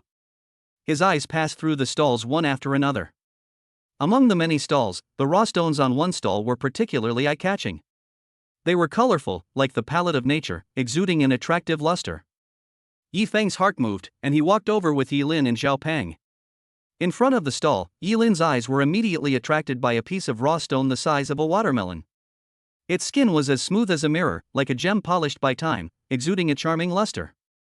Yilin squatted down and observed the raw stone carefully, as if she could feel the mysterious power contained in it. Yilin pointed to the raw stone and said in a firm tone, "Brother, I want this one. I don't know why, I just like it." Yi Feng smiled faintly, his consciousness once again probing the rough stone. A moment later, he opened his eyes, a flicker of surprise in his eyes. Indeed, hidden within the rough stone was a fist-sized piece of red jadeite, vibrant in color, pure in texture, and priceless. He nodded, indicating that Yilin could purchase the rough stone. Then, he also selected 3 rough stones. The stall owner looked at the 3 customers before him, his heart filled with joy. He had run this stall for years, and while he'd seen plenty of buyers, he'd rarely seen 4 jadeite rough stones purchased at once, as they were today. These 4 rough stones were incredibly valuable, so he cleared his throat and began calculating the price. After some calculations, he arrived at a satisfactory figure: 3 customers, 4 rough stones, a total of 3.5 million. Chapter 55 Top Quality Jade. After hearing the price, Yi Feng nodded with satisfaction. He knew the condition of the jade in the raw stone. Even if the price was 10 times higher, he would buy it without hesitation. After transferring 3.5 million to the boss, the deal was finally concluded. The 3 of them happily borrowed a small cart from the stall owner and slowly walked towards the stone cutting area. Zhao Peng's sharp eyes quickly locked onto the figure of the stone cutting master. After some bargaining, the 2 sides reached a consensus, and the stone cutting work officially began. The first thing to be unraveled was, of course, the rough stone that Yilin had carefully selected. The stonecutter, with a focused expression and gentle, cautious movements, carefully placed the rough stone on the stonecutter and held it firmly in place. Accompanied by a deafening roar, a dazzling red light suddenly gushed out from the inside of the raw stone, as if a red sun was rising, dazzling the eyes. It's actually glass-type red jadeite. The stonecutter screamed in shock, his cry like a huge rock dropped into a calm lake, instantly stirring up 1,000 waves. The people around him, who had been busy with their own things, were drawn in, and in the blink of an eye, the place was completely packed. Oh my god! Such high-quality red jadeite. This is the first time I've seen it in my life. There were bursts of exclamations from the crowd. People widened their eyes with expressions of disbelief on their faces, as if they had witnessed the birth of a miracle. Looking at the people with shocked faces and mouths wide open enough to fit eggs, Yifeng thought to himself, if a few more pieces of top-grade yellow jade and purple jade are unearthed later, I wonder how crazy they will be. So he raised his arm and waved his hand gently, signaling everyone to keep quiet. Everyone, please be patient. Master still has 3 pieces of raw stone left to be unraveled. Once the unraveling is complete, it won't be too late to come and discuss it again. As Yifeng finished speaking, the previously boisterous crowd gradually quieted down. The stone-cutting master took a deep breath, gathered his composure, and began a new round of stone cutting. Time ticked by, and after about half an hour, the 3 rough stones were finally completely cut. What appeared before the crowd was a crystal-clear piece of top-grade purple jadeite, a vibrant piece of top-grade yellow jadeite, and, while slightly less refined, still top-quality icy jadeite. In an instant, a deafening cheer broke out from the crowd. What kind of incredible luck is this? All 4 pieces of rough jade have increased in value without exception. Even the worst piece is an ice-grade jadeite. That's right. Such rare and top-grade red jadeite, purple jadeite, and yellow jadeite are all made by the same person. It's unbelievable. I even wonder if I'm seeing things. I must be dreaming. I'm afraid even TV dramas wouldn't dare to film this kind of plot. Someone muttered to himself as if he had just woken up from a dream.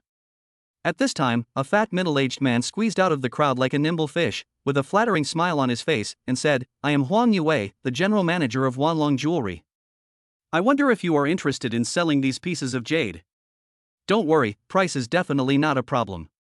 After that, he took out a business card like a magic trick and handed it to Yifeng.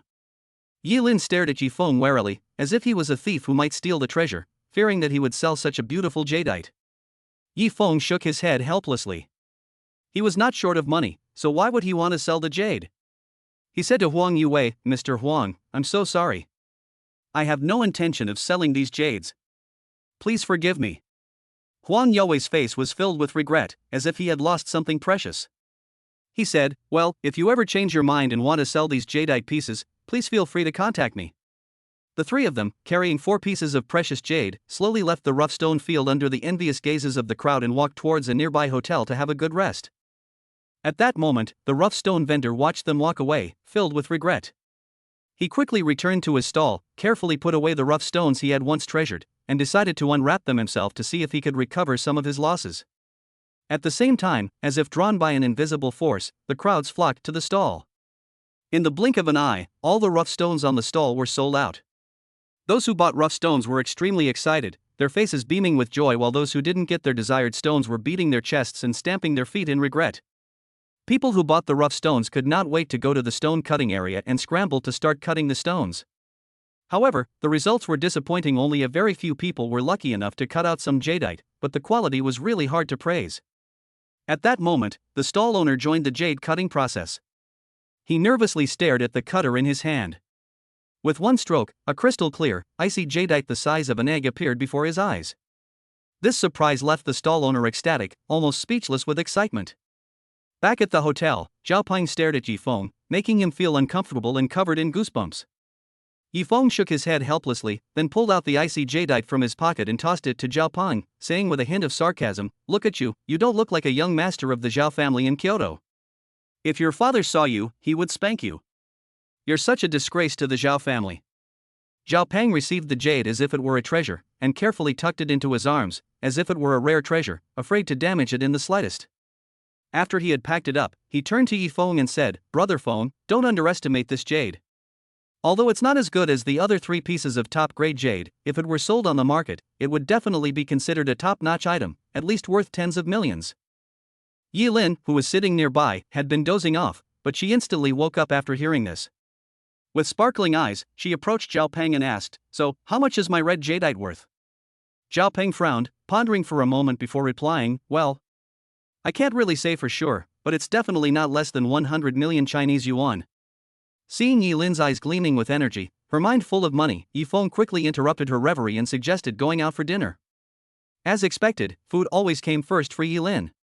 She had been obsessed with the value of the jadeite just a moment ago, but now she had completely forgotten about it and eagerly dragged the two of them towards the hotel restaurant. Chapter 56 Meeting Meng Yu again. The three of them walked into the restaurant. Although it was already past the peak dining period, the restaurant was still crowded and bustling. Under the enthusiastic guidance of the waiter, they came to a vacant table and sat down. Yi Lin couldn't wait to pick up the tablet handed to her by the waiter, tapped on it quickly, and then handed it to Yi Feng and Zhao Peng. After the two of them glanced at it quickly, they handed it back to the waiter. Seeing their reactions, Yi Lin asked suspiciously, "Brother, Zhao Peng, aren't you hungry?" Yi Feng's forehead was covered with black lines, and he said helplessly, "You've ordered enough for 5 people, what else can we order? If you can't finish it today, I'll show you how I'll deal with you." At this moment, Zhao Peng finally couldn't hold back his laughter, but when he felt Yi Lin's murderous gaze, he immediately put away his smile and explained, "Yi Lin, don't think too much about it. I'm not making fun of your amazing appetite. I just suddenly remembered that my dog had a baby, so I was particularly happy." Hearing this, Yi Lin's cheeks actually flushed slightly. Soon, the waiters began to deliver the dishes to the table one after another. The three of them ate and chatted in a relaxed and pleasant atmosphere. As they were immersed in their delicious food and pleasant conversation, a familiar figure suddenly entered Yi Feng's sight.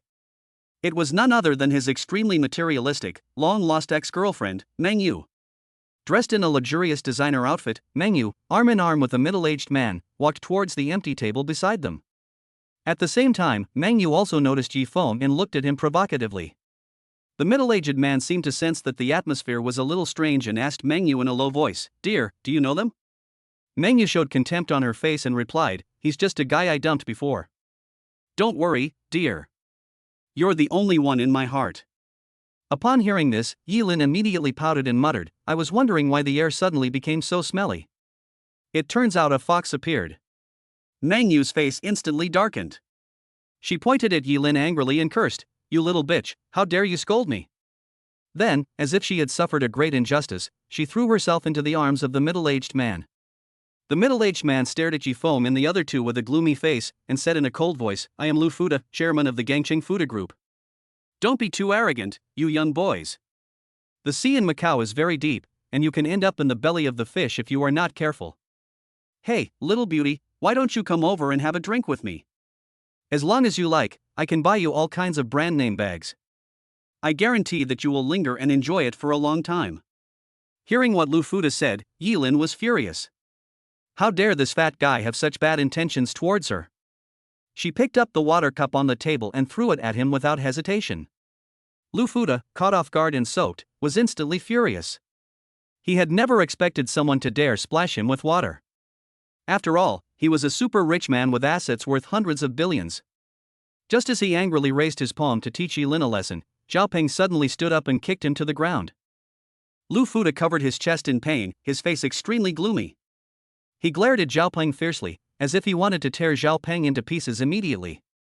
Seeing this, Meng Yu rushed forward anxiously, pulled Lu Fuda up, and asked with concern, "Honey, are you okay? Are you hurt?" Then, with her eyes wide open, she turned to Yi Feng and shouted, "Yi Feng, you've gotten into big trouble now. Don't think that just because you have a little money you can be so arrogant. Compared to our chairman Lu, you are even worse than an ant. Just wait for your severe revenge." Yi Feng slowly stood up, staring at the man and woman in front of him with cold eyes. He never expected that Lu Fuda would dare to openly molest his sister and even attempt to hit him. If he doesn't teach him a lesson today, he might become even more aggressive in the future. So, Yi Feng walked towards the two of them and said coldly, "Meng Yu, even now you are still so vain and stupid. I almost forgot about you, but you still took the initiative to appear in front of me and get in my way. As for you, Lufuda, if you really want to seek revenge, then just come over, I'll be waiting for you at any time. But I'm afraid the consequences will not be something you can bear.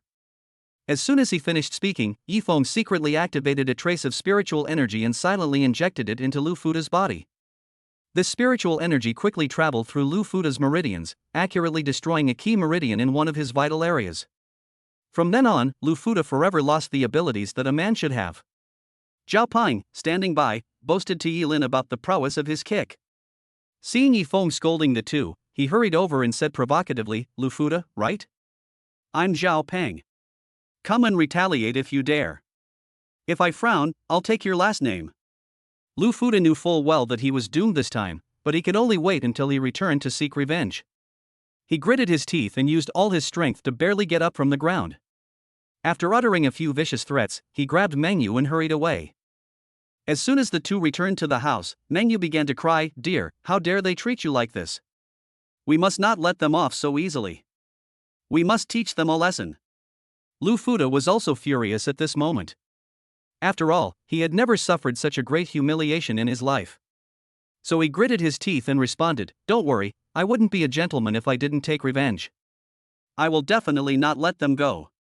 But for now, please help me cool down.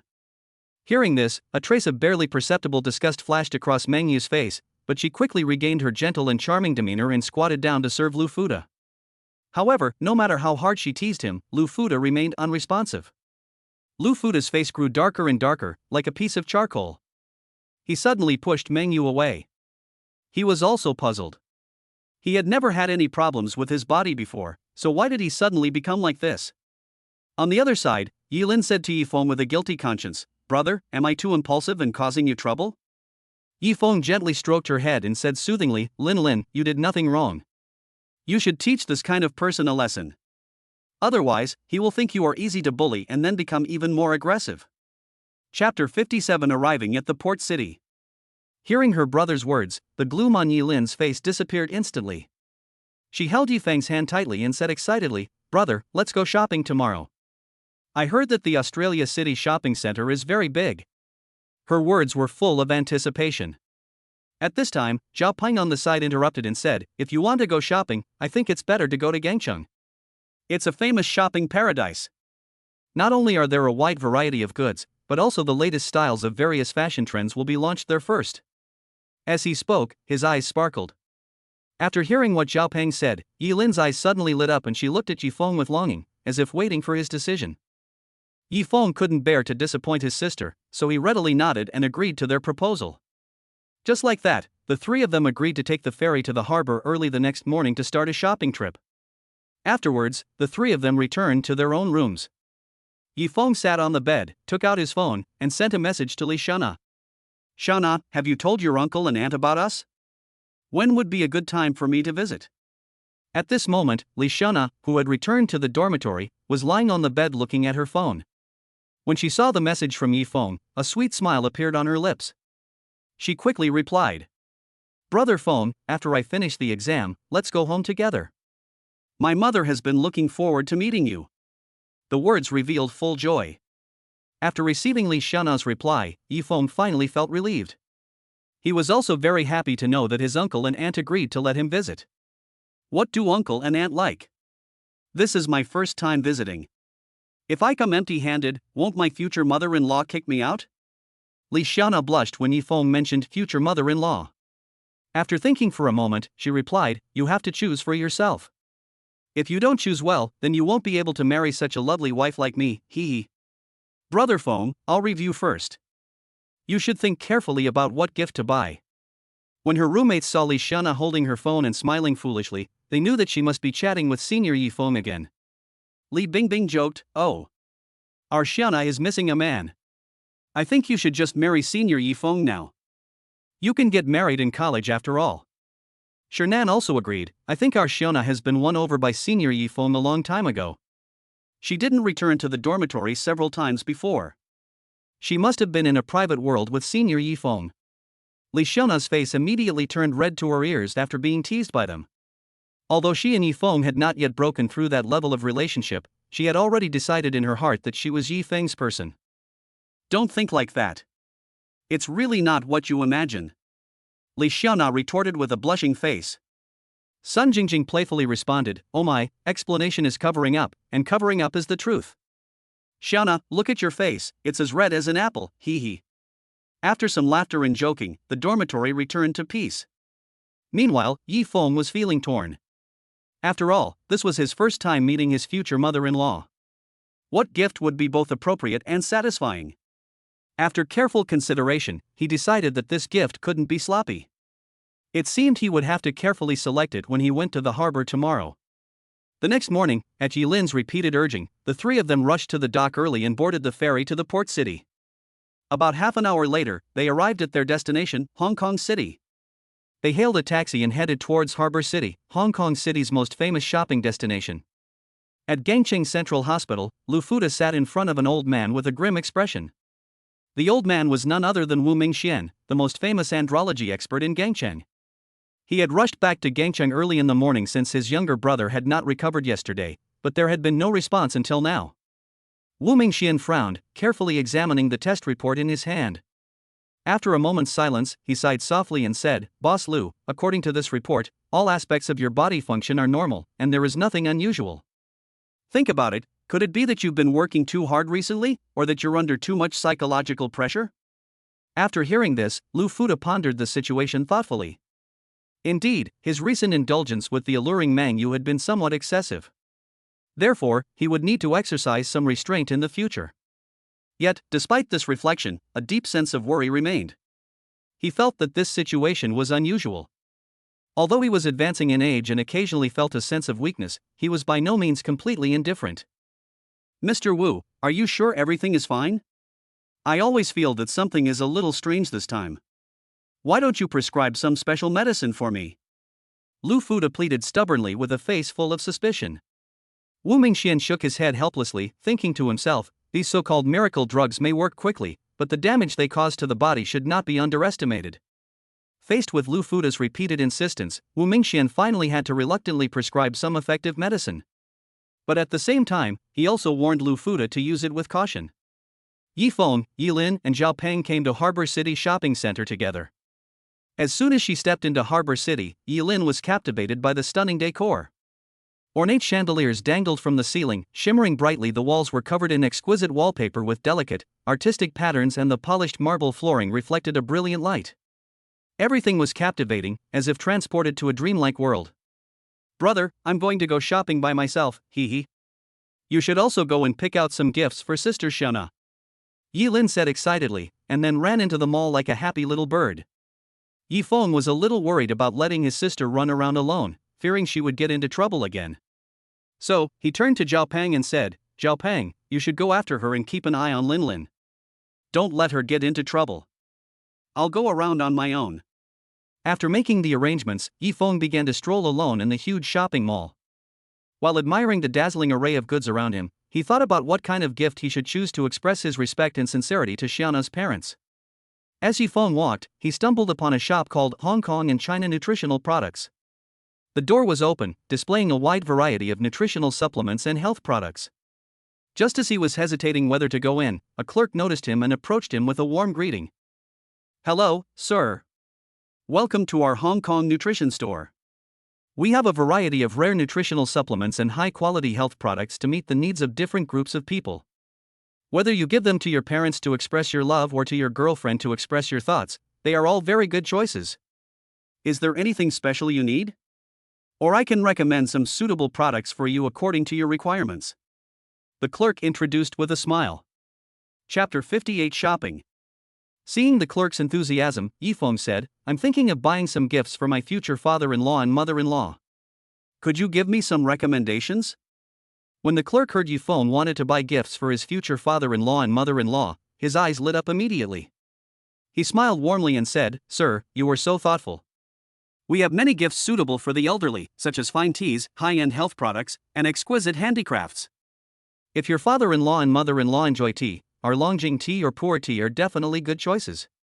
If they are health-conscious, we have a wide variety of health products to meet different needs. If they like collecting, our handicrafts are also very unique and valuable.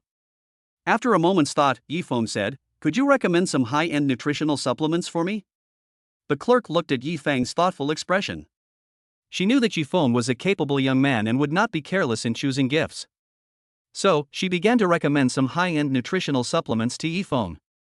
Sir, if you're looking for high-end nutritional supplements, we have several excellent options. First, we have an imported fish oil supplement, which is rich in omega-3 fatty acids and is very beneficial for cardiovascular health. Secondly, we also have a bird's nest product. Bird's nest is a natural tonic that nourishes the kidneys and beautifies the skin, making it a favorite among the wealthy and celebrities. After listening to the clerk's introduction, Yi Feng couldn't help but feel excited. Immediately, Yi Feng said to the clerk without hesitation, "Give me 5 of each of the nutritional supplements and teas you introduced just now." It turned out that Yi Feng not only wanted to prepare gifts for his father-in-law and mother-in-law, but also planned to bring one back for his parents and girlfriend Li Xiana to express his thoughts. After hearing this, the clerk's face immediately showed a very happy expression. After all, being able to facilitate such a big business, she would definitely get a lot of commission. So, she said to Yi Feng respectfully, "Okay, sir, please wait here for a moment. I will go and help you wrap these gifts beautifully." Yi Feng smiled and nodded in agreement. After paying, he left the store with the clerk's enthusiastic farewell.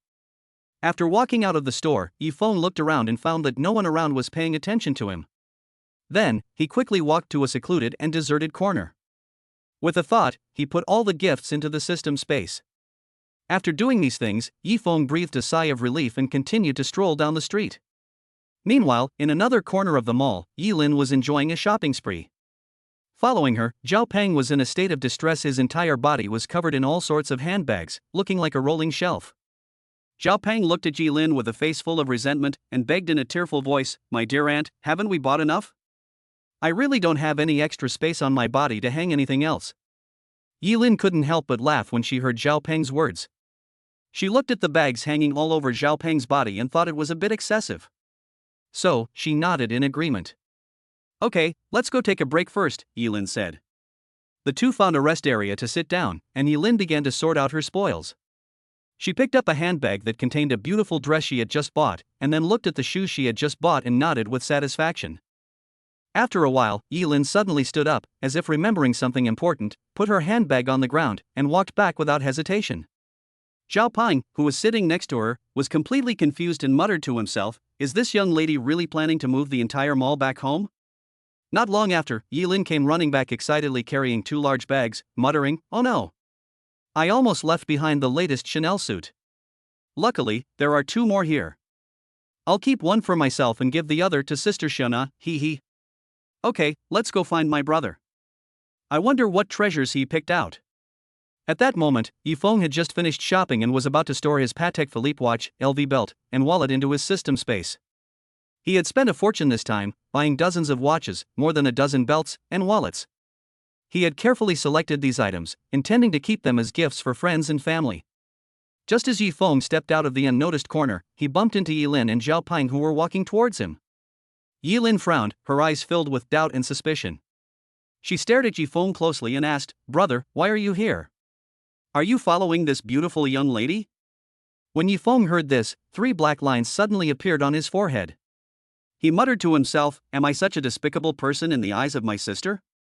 He spread his hands helplessly, smiled wryly, and explained, "I thought this was the restroom, so I wanted to take a look inside, but I didn't know it was actually a fire escape." After hearing this, Yi Lin did not dispel her doubts. Instead, she turned her gaze to Yi Feng, who had nothing in his hands, and asked, "Brother, you have been strolling around for a long time and haven't bought anything? Look at Zhao Peng, he brought me a bunch of things." As she spoke, she stretched out her hand and pointed at Zhao Peng beside her. Zhao Peng was now covered in shopping bags of all sizes, looking like a human clothes hanger. Seeing this, Yi Feng tried to suppress his laughter and replied calmly, "I already asked the clerk to mail the items directly back to Shanghai. It's so troublesome to carry so many things." Seeing Yi Lin wanting to continue asking questions, Yi Feng quickly changed the subject and said, "You should hurry up and take care of the things you want to send. Look at Zhao Peng, he's covered in handbags, don't you feel sorry for him?" After that, Yi Feng used his spiritual sense to quickly scan the surroundings, looking for a nearby store that could mail items, and led the 2 of them to walk quickly. After arriving at their destination, they quickly and smoothly completed all mailing procedures thanks to the warm hospitality of the store staff. Just then, Zhao Peng suddenly received a call from Beijing. His father's anxious voice came from the other end, urging him to return home immediately. Zhao Peng said solemnly, "Brother Feng, Yilin, I'm really sorry. There's something urgent at home, and I have to rush back to Kyoto immediately." Yi Feng nodded slightly and said, "It's okay, feel free to contact me if you have any questions." After saying that, Zhao Peng rushed to the Hong Kong airport like an arrow, took the earliest flight, and rushed towards Kyoto like a bird. Chapter 59, 100 Flowers Sect. Yilin watched Zhao Peng walk away, and the playful mood in her heart instantly disappeared. She turned to Yi Feng beside her and whispered softly, "Brother, why don't we return to the Magic City? I suddenly miss Sister Xiana so much." Yi Feng nodded silently in agreement. Then, the brother and sister set out on their return journey together, heading towards the Magic City. Meanwhile, Lu Fuda had also learned of the situation. Furious, he led his men in a furious rush towards the Harbor City shopping center. Unfortunately, they were still a step too late by the time they arrived. Yi Feng and the other three had vanished without a trace. Perhaps for Lu Fuda, this was a stroke of luck. Had he truly encountered Yi Feng, he would have regretted it deeply.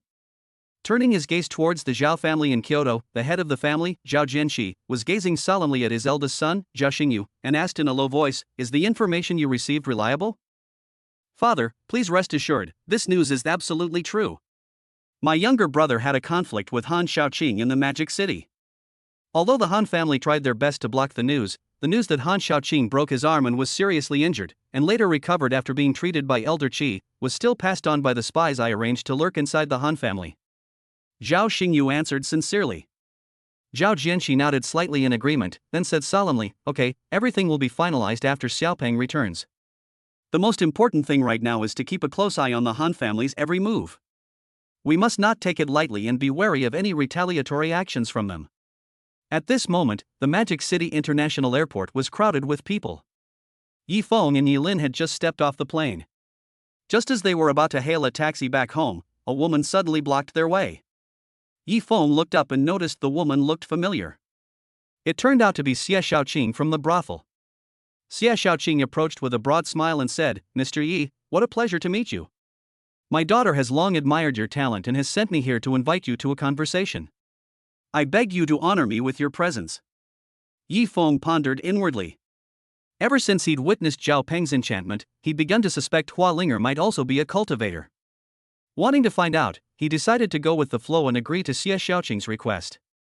He then let Jilin return to the Cloud Villa first, while he followed Xie Shaoqing out. About half an hour later, the two arrived at a quiet courtyard on the outskirts of the city. Hua Linger had been waiting there for a long time. Seeing Yi Feng arrive as promised, she quickly bowed and said in a gentle voice, "Mr. Yi, I am delighted to have your presence. I hope you will step inside so we can discuss this in detail." After that, she personally led Yi Feng into the house. The two walked into the room. Just as Hua Linger was about to speak, Yi Feng suddenly interrupted her. "Miss Hua, since you specially invited me here, you must have already investigated and understood my situation in advance. We are all open-minded people, so don't beat around the bush. Just say it directly if you have anything to say." Seeing Yi Feng's straightforwardness, Hua Linger stopped the fake pleasantries. She smiled and said, "I have always greatly admired your talent, Master Yi. It would be wonderful if you could serve as our sect's representative in China. However, after some in-depth research, I discovered that you might actually be a formidable warrior. I'm truly sorry. I was blind to your potential. Please forgive me. I wonder what level of cultivation you are currently at." Yi Feng used his spiritual sense to quickly scan Hua Linger's body. As expected, this woman was indeed a genuine cultivator, and her own realm had reached the peak of the qi refining stage.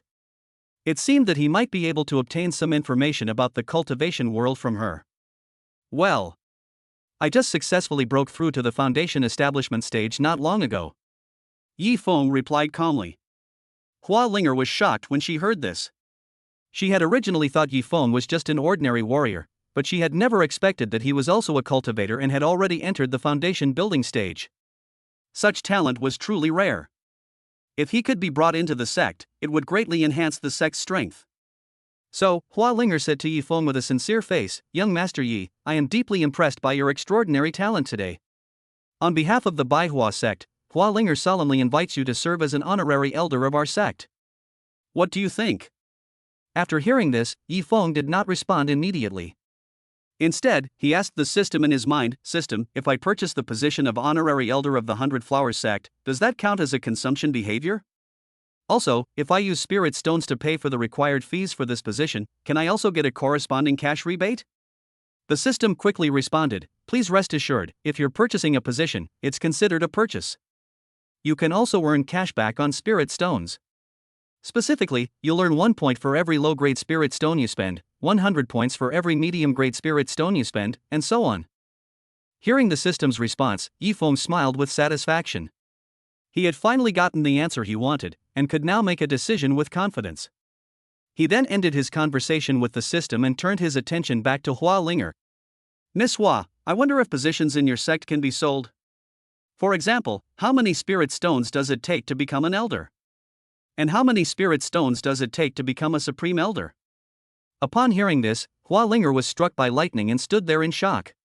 She couldn't understand what Yifeng meant. He didn't want the free honorary elder title, so did he want to spend spirit stones to buy it? "Master Yi, the sect has never had a precedent of selling positions. I really don't know." Yifeng said nonchalantly, "Then you can contact the sect. I'll offer 30. No, 50 top-grade spirit stones to purchase the position of honorary grand elder." Hua Linger was stunned beyond words. As the saintess of the 100 Flowers sect, her annual cultivation resources were a mere 50 mid-grade spirit stones, yet Yifeng immediately offered 50 top-grade spirit stones. Was he crazy? With so many spirit stones, couldn't he just use them himself?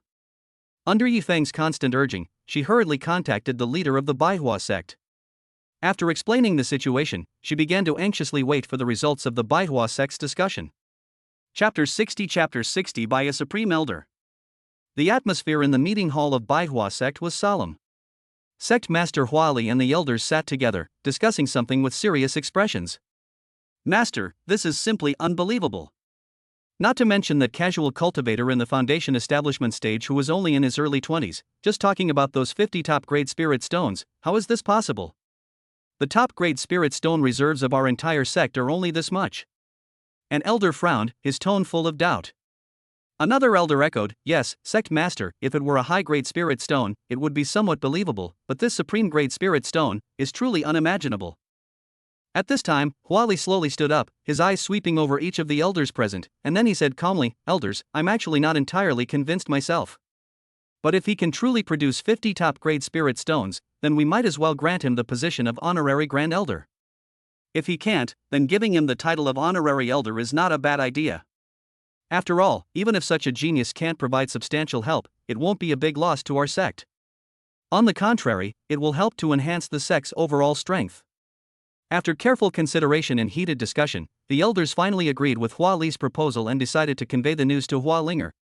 After Hua Linger got the news, she did not dare to delay for a moment and immediately found Yifeng and told him the good news. "Young Master Yi, the sect has agreed to your previous proposal. As long as you can offer 50 top-grade spirit stones as a contribution to the sect master will personally grant you the title of honorary grand elder." Yifeng was overjoyed upon hearing this news, but he was also worried that Hua Linger might suddenly change her mind. Without hesitation, he pulled out 50 top-grade spirit stones from his system space and quickly handed them to Hua Linger. After all, these weren't just 50 spirit stones, they represented a massive amount of points. At this moment, a pleasant voice sounded in Yifeng's mind, "Congratulations to the host, you have successfully consumed 50 top-grade spirit stones and received a reward of 50 million points." Yifeng's face lit up with joy, his mood particularly bright. So many points meant he could buy all the things he'd longed for. Hua Linger, watching Yifeng grinning from ear to ear with excitement, couldn't help but chuckle. She had never imagined that the usually elegant and imposing Master Yi could have such an innocent and lovely side. Hua Linger then said to Yifeng, "Master Yi, since the sect has agreed to your terms, I wonder when it would be convenient for you to visit? Firstly, you can meet the sect disciples and get to know each other. Secondly, you can collect your identity token." Yifeng thought for a moment and then replied, "I've been quite busy lately and really can't spare the time. I'll let you know when I'm free." At this moment, Zhao Peng had already arrived at the Kyoto residence. As soon as he stepped through the door, his brother, Zhao Xingyu, grabbed him tightly and rushed straight to where their father was. "Brother! What happened? Dad is so anxious for me to come back? I haven't caused any trouble recently, nor have I ruined the family." Zhao Xingyu's face was solemn, and he responded tensely, "You haven't caused any trouble yet? Then were Han Xiaoqing's injuries caused by himself?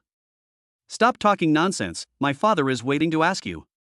The two men hurried to Zhao Jianqi's study and stood respectfully aside, fearing that they would disturb their father who was writing calligraphy. Zhao Jianqi examined a piece of calligraphy he had just completed, a look of satisfaction on his face. He then asked calmly, "Xiaopeng, tell me the truth about your conflict with Han Xiaoqing." Seeing his father's serious expression, Xiaopeng knew that he could not hide anything, so he told his father everything about going to the brothel with Yi Feng and his sister and meeting Hua Linger. He also mentioned how Han Xiaoqing's men attacked Yilin but were defeated and crippled by Yi Feng's guards. Zhao Jianqi was deeply shocked after hearing the whole story. A master-level guard. Yi Feng's background was so terrifying. Han Xiaoqing was lucky not to be killed on the spot. Then, a kind smile like a spring breeze bloomed on his face, and he said softly, "Xiaopeng, how is your relationship with Yi Feng? If you have time, invite him to our home." Zhao Peng proudly pulled out the icy jadeite from his arms and boasted, "Brother Feng and I have a very close relationship. This jadeite was given to me by Brother Feng. If you hadn't called me to urge me to come back, Brother Feng, Yilin, and I would have had to stay in Hong Kong for 2 more days." Looking at Zhao Peng who was smug there, Zhao Xingyu couldn't help but feel a little funny. This kid is really lucky. He can actually make friends with such an important figure.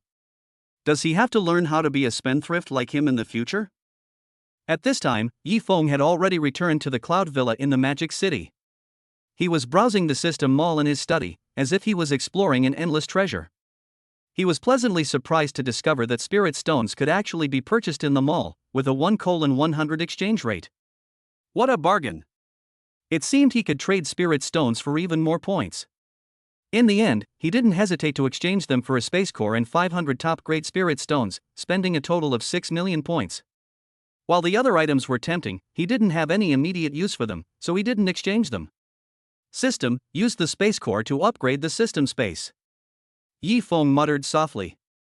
Host, the system space has begun upgrading. It is estimated to take 12 hours. The system space is unavailable during this period. As the cold electronic voice sounded, Yi Feng knew that all he had to do next was to wait patiently. But he didn't intend to just sit there and wait. After the system space started upgrading, Yi Feng left the study. As he passed by the living room, he called Yi Lin over, and the brother and sister walked towards the dining room, chatting and laughing. At this moment, the restaurant was already filled with tempting aromas. Bai Jia had already instructed the servants to prepare a sumptuous dinner. The table full of exquisite and delicious dishes made Yi Lin's mouth water. She couldn't wait to rush to the table and devour it. Yi Feng stood aside, watching his sister devour her food, and couldn't help but smile fondly. He thought, this girl is such a foodie. When she sees something delicious, she forgets everything else. What's even more amazing is that no matter how much she eats, she never gains weight. Lin, eat slowly. No one is trying to snatch the food from you. Be careful not to choke. Look at the way you eat. How are you going to get married in the future? Yi Feng teased half-jokingly. However, Yi Lin didn't care about what her brother said. She ate while mumbling incoherently, if I can't get married, then don't get married. Anyway, I still have my brother and sister Xiana. You can support me, After that, she picked up another piece of braised pork and stuffed it into her mouth, eating with relish.